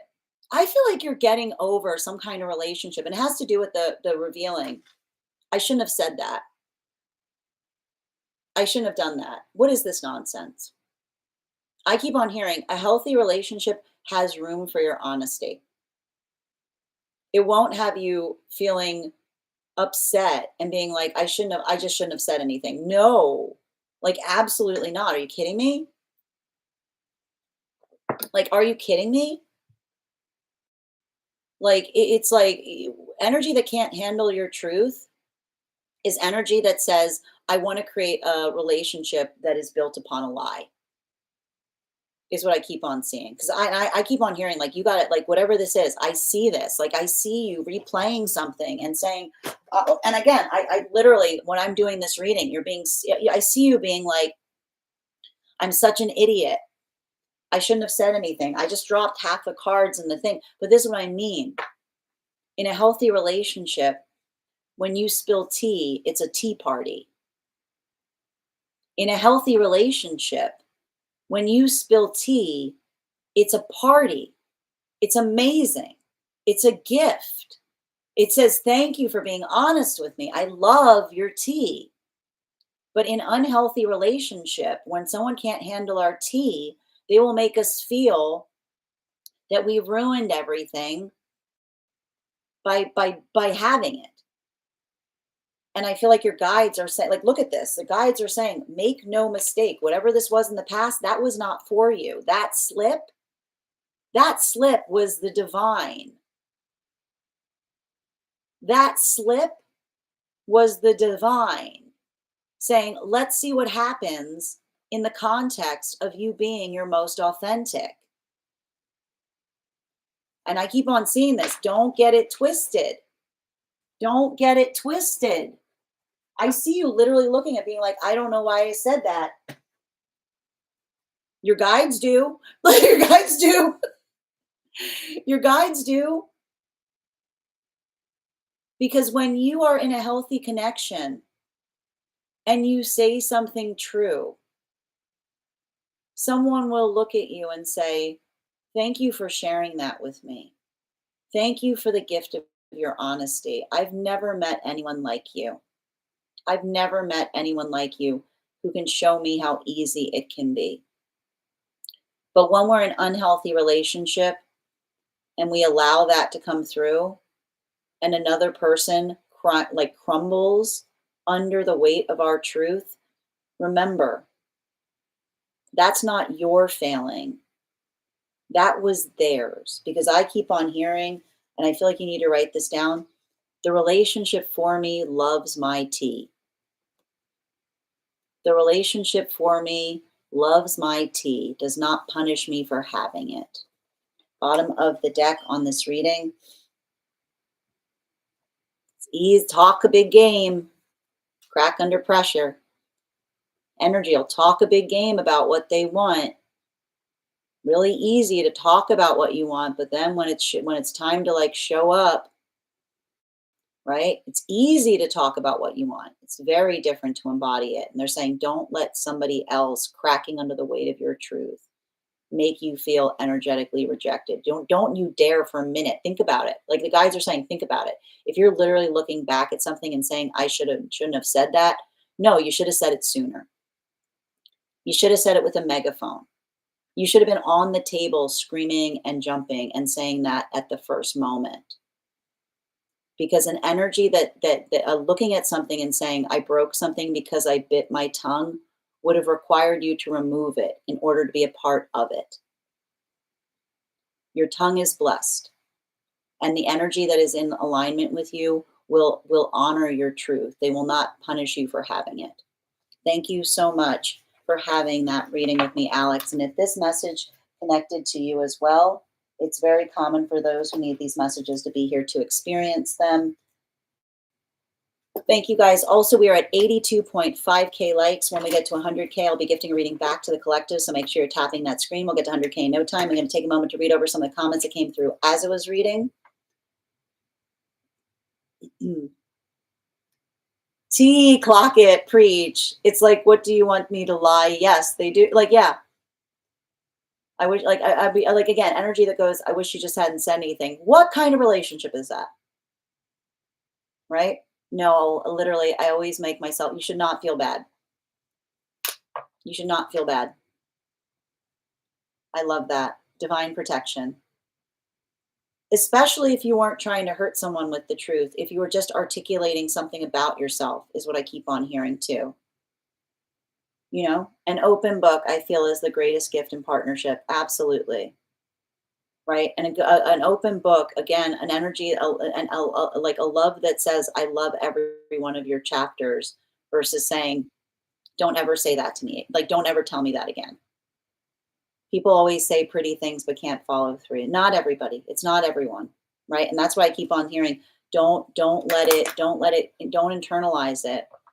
Let it just fortify you as you continue forward. True that, like honest with me, then get mad when you're honest. Exactly.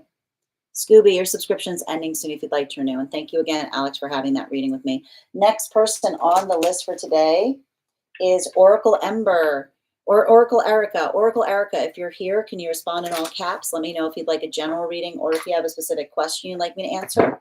And while we wait, let's do another intuition check. I've got the card here. We're going to count back from 10. When we get to 1, I will reveal the card. 10, 9, 8, 7, 6, 5, 4, Nikki, 3, 2, 1. It was the hawk. Just like Nikki writing, oh God. All right, second call right now for Oracle Erica. Second call right now for Oracle. I panic picked. I panic picked. I love that. Hi, dear. Good to see you. Can you let me know if we're doing a general or if you have a specific question? It's okay. Mercury's in Gatorade. We get it.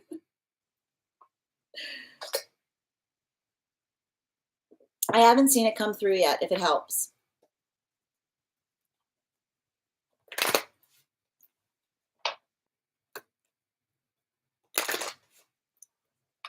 It's still not coming through yet, Erica.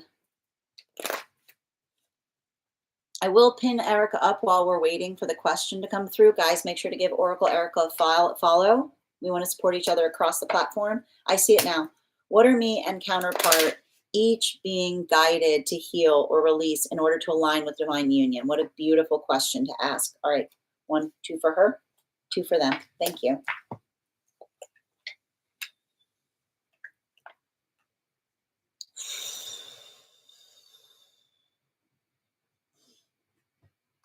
Wow, you guys the similarity. There's like every time I read for you and another person, it's so difficult. I got to tell you, it is so difficult when we're doing work and we've got a lot of the same wounds. And I keep on seeing a situation that occurs where you both kind of move into a modality where you're hurting. And I keep on hearing somebody being like, why won't someone do something? Right? And that's the thing that's hard, is like when we're in that modality where we have a tendency of pulling back, like often the wounded inner child says, why won't someone do something? And the problem is, it's like it's requiring one of you to step out of that in order to energetically nurture the other one, is what I keep on seeing. I feel like for in the space for you, I keep on seeing I keep on hearing building a schedule to celebrate each other, is what I keep on seeing. It's almost like having to say to someone, I need constant check-in. And I keep on hearing it's good just to see where we are, right? Because I feel like there's some kind of space by which you have you and another person have a tendency to get really deep in your headspace. And then I keep on seeing it's like when someone is deep in their headspace, it's like it leaves too much opportunity to worry that something is wrong. So I feel like I feel like it's potentially having to say to someone, it's good to check in. It's good just to catch up. It's good to make sure that everything, like I keep on seeing you having to say, I need affirmation when things are okay, because I've had experiences where the rug has been pulled out from under me, right? And for those who've had those moments where they've had experiences where it feels like the rug's been pulled out from under them, that reassurance, right? The observation of saying to another person, if there's something wrong, you promise to tell me. But then also saying, I just need moments of you saying everything's okay, right? The reassurance of saying, I'm not going to do that to you. I'm not going to say everything's okay when things are far from okay. I feel like that is the ability of helping to articulate to someone and saying, it's like it's something that you need constant reassurance. But I keep on hearing it's not needy to need constant reassurance, so long as the reassurance you need is just consistent, right? Like again, once a day, being able to say to someone like, look, once a day, like for 5 minutes, this time each day, let's just do a check-in, right? So again, the ability to have the reassurance, but in a very pragmatic way. For them, I feel like they've got a lot of disorder. There's a lot of and this is what I mean about it. Like I see someone that's all over the place. Like they get like really deep in their headspace and they just forget things. Like things just slip off of their radar. And this is why I keep on seeing it's the understanding that systems help us. They're not something to flee from. Like I see somebody who's like, I just want to keep something organic, but being like organic, like it's good. Like it's good to build routines around things because routines are grounding, routines are supported. But like the thing about it is like I see someone who's like deep in their creativity and is saying, oh, I don't like systems because they affect my creative process. A good system fixes a creative process. It doesn't dampen it. Is what I keep on hearing. A good system fixes a creative process. It doesn't dampen it, right? And so I feel like that's them um, allowing like the ability to understand that mutually supportive is often doing something that we don't necessarily need, but we understand that another does. And that's often how we articulate and amplify love, which is the space by which we say, well, it's not necessarily something I need, but I recognize that they need it and I care about them. So I'm willing to do that for them. Right. Like this is how we help each other. So I feel like there's something about that like is the opportunity of being adaptable to working in that way. Right. And I keep wondering, it doesn't have to be a lot, a little bit each day. Like the way we create new skills is by being able to navigate things that we often feel we don't need and then going, you know what, I didn't think I really needed that, but actually it was great. Right? It was actually great. It's actually something that like I gave it, it's like acquired taste, like understanding the quality and characteristic of acquired taste is the ability to move out of our comfort zone and to be delighted and surprised what we may find there that we might not necessarily feel we need in the first place. Bottom of the deck, yeah, Knight of Swords, right? Like I feel like I just don't have Taurus placements because sometimes Taurus placements like we fear change, right? Like change is not something to be pushed up against, right? The ability to do something in a different way allows us to shape what is possible, and everything is healable so long as the effort is mutual. You can't fix something by yourself. It's I keep on hearing together or not at all, right? So make sure that someone is feeling the same vibration as of you in terms of not feeling like you're pushing back about against each other, but the ability to say what can we both be doing better, right? No blame in a healthy relationship. It's mutual effort in terms of how we can work on something. Thank you so much, Oracle Erica, for having that reading with me. And if this message connected to you as well, it's very common for those who need these messages to be here to experience them. You're so welcome, dear. Just going to take a moment to read over the comments. Nat, thank you for the follow. Lucy, your subscription's ending soon if you'd like to renew. Hold on a moment. And thank you, Scooby, for subscribing.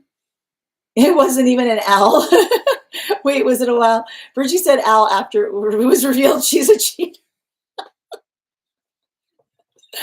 Oh my God. Counterpart. Nikki, no. All right. I was saying Al because the hawk looks like an Al to me. Nikki bust me, Rose. Exactly. Thank you for confirmation, Erica. Thank you as well, Scooby. Assurance requests are fuel for someone who is not well intentioned. That's really that's a very interesting way. But I keep on pointing out like the ability to like requests help us understand history where we have been like shocked, right? And that's what I keep on saying. The energy's been shocked, needs assurance. Yeah, it really resonates. Thank you. And sending you so much support on that journey, Erica. Is it okay if you have time? The readings act. I'm afraid I'm out of time right now, Rosa. But I can definitely honor that reading later this evening if you want to move it into a private. I swear the shock is like the worst human experience. I know. All right, my friends, we're going to do one card readings right now for subscribers. If you are a subscriber, yep, I got you, dear. If you are a subscriber, I'm even happy to say, do you want to do, is there a time? I can just work it out with you right now, Rosa. Is there a time this evening that works best for you? Like you just let me know. If I can do, like, I can do probably any time after 9 p.m. this evening. So just let me know Eastern. If there's a time tonight that works best, I can send the invite as soon as we're completed here. Okay. All right. Highest priority right now for Fig. Highest priority right now for Fig. The Knight of Cups in its reversal. Don't be too hard on yourself right now. You know, understand and recognize what you're working on doing better is what I keep on seeing. You know, build that point of appreciation. Bottom of the deck. Yeah, especially with the Six of Cups. Don't let yourself get triggered. You know, I know that there's something about the circumstances that feels like the weight of another person having to go through something, but I keep on seeing like understand the gift of being a positive force in another person's life, right? Like that is the work that we do. It's not the ability of taking experiences from another, but showing someone how we can show up to difficult circumstances. Thank you for subscribing, Rosa. 6, 7, 8, 9. Yes. So it'll be 6 p.m. PST for you, dear. Okay. One card, highest priority for Oracle. Mutual, I keep on hearing mutual work is not articulating and saying it's your fault or my fault. It's the ability of taking accountability and saying like the work is mutually shared. Bottom of the deck. Yeah. Ace of Pentacles, right? The ability to, like, I keep on hearing, like a little bit every day goes a long way. If someone says like you're asking like this is too much for me to do, say what would be feasible, right? Like start small and allow something to grow, right? Like what is like working on that point of accommodation. Animal spirit guide, yeah, like don't like no hyperbole, right? Not like you never, you always. What can we be doing better? Like instead of hyperbole, questions is what I keep on hearing. Like navigate something and saying like, look, we don't, like it's the observation of not saying this is always the way it is, but like working to say like, how can we actively change it? Nikki, I was definitely not okay even a little bit after that shock happened to me. Sending you support, Nikki. One card for Minnie on big change. Ooh, on what the big change will happen before the end of the year. This feels like something being easier, you know, especially in relationality to like a move is what I keep on seeing because this is a move card. Bottom of the deck. Yeah. You know, like especially with the Two of Swords, like I feel like it's almost like I see you kind of being like working towards a moment that something feels right. One moment, please. Hold on. And animal spirit guide for Minnie. Yeah, cow, right? Like don't try to rush processes. Just be observant of opportunities. Bridget, one card, highest priority, please. Got two cards coming out, Bridget. Just funny because you gave your 2 card out. So I keep on seeing healthy energy does not sentimentalize what they wish that they thought that they were going to have with you. They actively do it. So I feel like, I keep wondering, like, no alas energy, which is the energy that says, like, why, like, it's a shame, being like, it's not a shame, it's just it's where it's like where you find yourself is what I keep on seeing, right? It's like it's not the energy that like talks about what one can be doing different. It's the energy that's actively doing it. And like bottom of the deck, right? Like the difference between someone that like this is why we don't hold nostalgia too tightly, because when we're always looking at the past sentimentally, our hands are so full of like looking at the past that we don't focus on what we're trying to do in the present. Um, Animal spirit guide, yeah, especially with the ram, right? We don't hold on to the past, um, beyond how it can serve us in the present. So I feel like that's like, again, often energy that's in that modality, everything that it's like everything that they're not holding becomes like the thing that got away, because they don't hold what's in their hands energetically sacredly. All right. Thank you so much, dear. Oh, I like it. Anywho, one card for the weekend, please. I got you, Nikki. Um, this feels like I keep on hearing the song, I whip my hair back and forth. Like I feel like this is you just like kind of letting yourself relax, coming into a space of easement.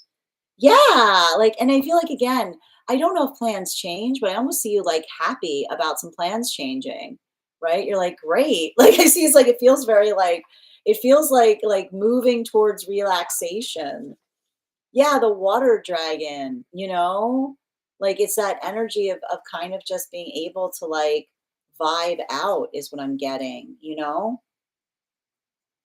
Ella, one card, highest good. Love the way you frame that. Um, just focus, like don't be too hard on yourself. Just one thing at a time is what I keep on seeing. A little bit every day goes a long way. Bottom of the deck. Yeah, like big steps happen with like big leaps happen with small steps, right? Just be consistent with yourself and be patient with yourself. And when you get frustrated, chart your progress. Ella, especially the fire dragon, right? Like we all have moments, like especially now, like don't get too hard on yourself if you make mistake. We all make mistakes. We have to love ourselves in the process of that, okay? One card on Zoe's intentions with kindness. Um, Hannah, I mean, it feels like someone trying to tell you how much they appreciate you, you know? Bottom of the deck, trying to do something better. It almost feels like someone being a little self-observant if they've been a little self-absorbed is what I'm seeing. Animal spirit guide. Yeah, especially with the eagle. Like I feel like it's almost giving the context of someone like, you know, thinking about something in a different way, or thinking about how you perceive them. I do feel like there should be a clarity of intention and relationality to manifestation goals, is what I see there too. Make sure that you're being clear in relationality to what's between you and what can be energetically expected. Thank you for subscribing, Rosa. All right, that's perfect, Rosa. I'll send you that invite, and I'll send you the amount of the difference in payment. All right. Oh, you got the horse, makes me think of Mustangs running wild. No, that's what I mean, right? You're showing someone how to make the best out of difficult circumstances. Thank you for renewing your subscription, Scooby. It'll be a digital call, dear. So I'll send you the invite. One card on committing to training and schooling for Alexandra. This feels good. I keep on seeing like, I keep on hearing like the ability, I keep on hearing look for it is what I keep on seeing. Don't feel like it's separate from the path work you're doing right now. There's an opportunity to blend these is what I keep on seeing. Um, yeah, Page of Pentacles, like look for opportunities to potentially offer like some kind of like like amount or something to give back towards that encourages that type of energetic work. Yeah, right. The boar, right? Like that's exactly like something that another person says, why are you doing this? Saying, no, we like to see that in someone. It's a good quality of wanting to energetically improve or something that can be beneficial to them as well. I want to move, have no idea where to go, or should I stay? Well, we don't look to the cards to make decisions for us. We never put our autonomy in the cards, but can I have a card of advice in relationality to moving for Scooby? Understand what it is that you're trying to find is what I keep on seeing. There's like a little bit of this wanderlust here, but I keep on seeing um like make sure that you're not making like make sure that you're identifying what it is that you're looking for. Because I like, yeah, I already know, like this retrograde is creating a lot of this feeling of rut energy. But I keep on hearing a good idea is one that we can sit on and it grows in time. So I keep on hearing like, don't do anything quick. Like let this kind of start to build the context by which you start to explore other opportunities or locationalities that you might feel more energetically comfortable in. Might be a good time to bring in some astrocartography as well. Hold on a moment. And animal spirit guide for Scooby, please. Yeah, especially with the cow, right? The good idea is one that you can sit with and it builds in time. All right. Sassy, these are one card readings for subscribers if you'd like to subscribe. All right, one moment. Hi there, Erica. 1 minute, please. Ava, one card on how my divine counterpart's feeling. I feel like this is good. This is an like positive. Wow, like they have a hard time building hope is what I keep on seeing. They're learning to feel safe in the space of their hope. Animal spirit guide, something's getting easier, right? They're noticing a change in themselves. I never expected to feel this way is what I keep on seeing. It feels positive, like they're feeling hopeful. Hi, Sat Erica, one card, highest priority message. Just be intentional right now. Remember emotionality, like allowing the ability to set the intention, bottom of the deck. Don't get carried away. Don't get upset in terms of like I keep on hearing, it's not your job to carry others' expectations for them. It's doing the best that you can and noticing the energy that appreciates you for being in that modality. Animal spirit guide card for Erica. Yeah, the salmon. It's easy to criticize. It's very different to appreciate, especially if you're doing something that is really difficult. Thank you as well, Bridget. 10 Phoenix, one card, highest priority, please. Don't match energy. If someone's not coming towards you in a way that they're holding the energetic standards, you don't have to tolerate it.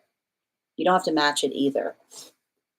Yeah, the devil card, right? You can turn the other cheek and keep on walking. You don't have to stay in a space that you're not being appreciated. You just need to observe it. Thank you, 10 Phoenix. You're so welcome, Minnie. Rosa, one card, highest priority message, please.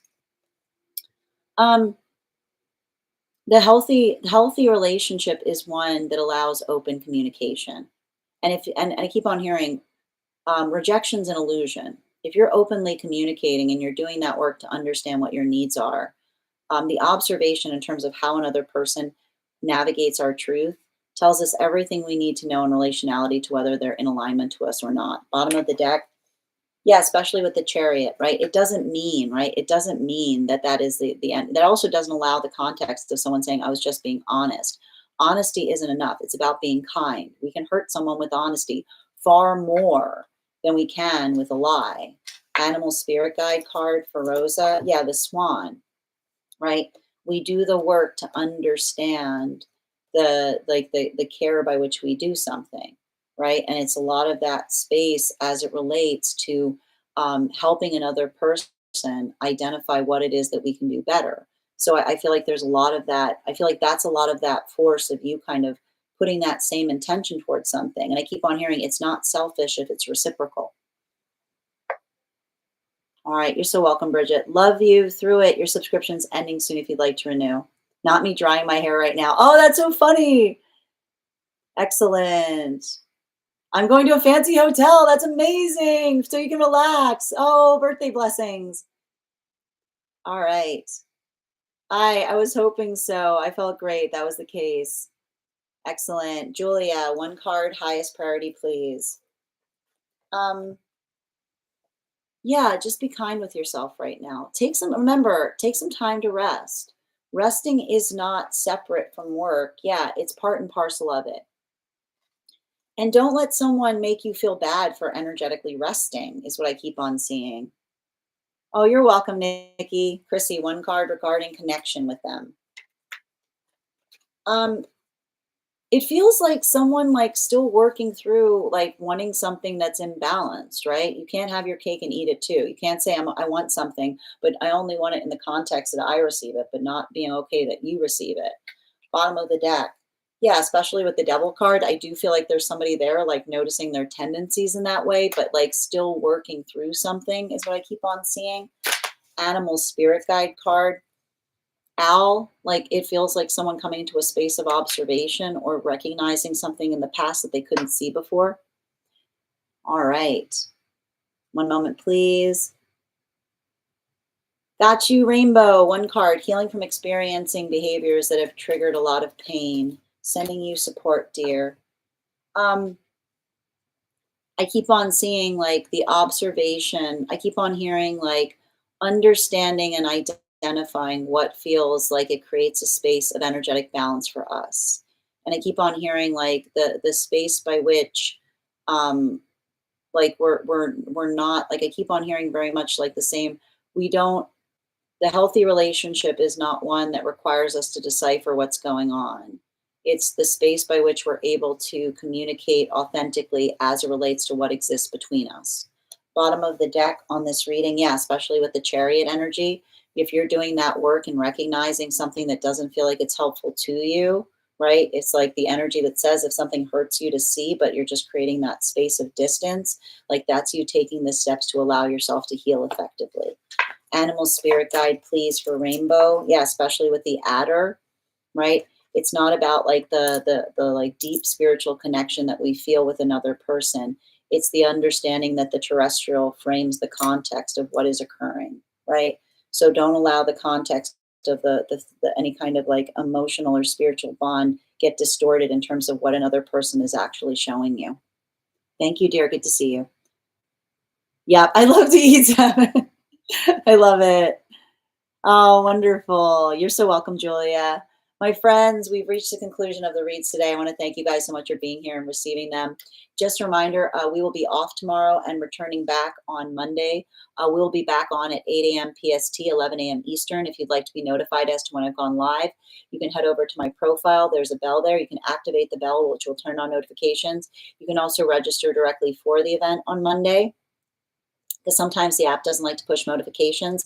If you became a subscriber today, welcome. I would encourage you to head over to our subscriber only Discord channel, introduce yourself to the collective. You'll also find in the perks section a special coupon code that will give you a discount to the Tarot class subscription program. Our next class will be on August 13th. I want to thank you guys so much for being here today and sharing in these messages. Huge thank you to my followers, old and new. Thank you for being here and spending your afternoon with me. Huge thank you to my subscribers. Your ongoing support means the world to me. And the biggest thank you to my mods. Thank you, K. Megan, for all of your help today. I hope you guys have an absolutely beautiful day. Please take care of yourselves. Please take care of one another. And we'll do this again tomorrow. Have a great day, everyone.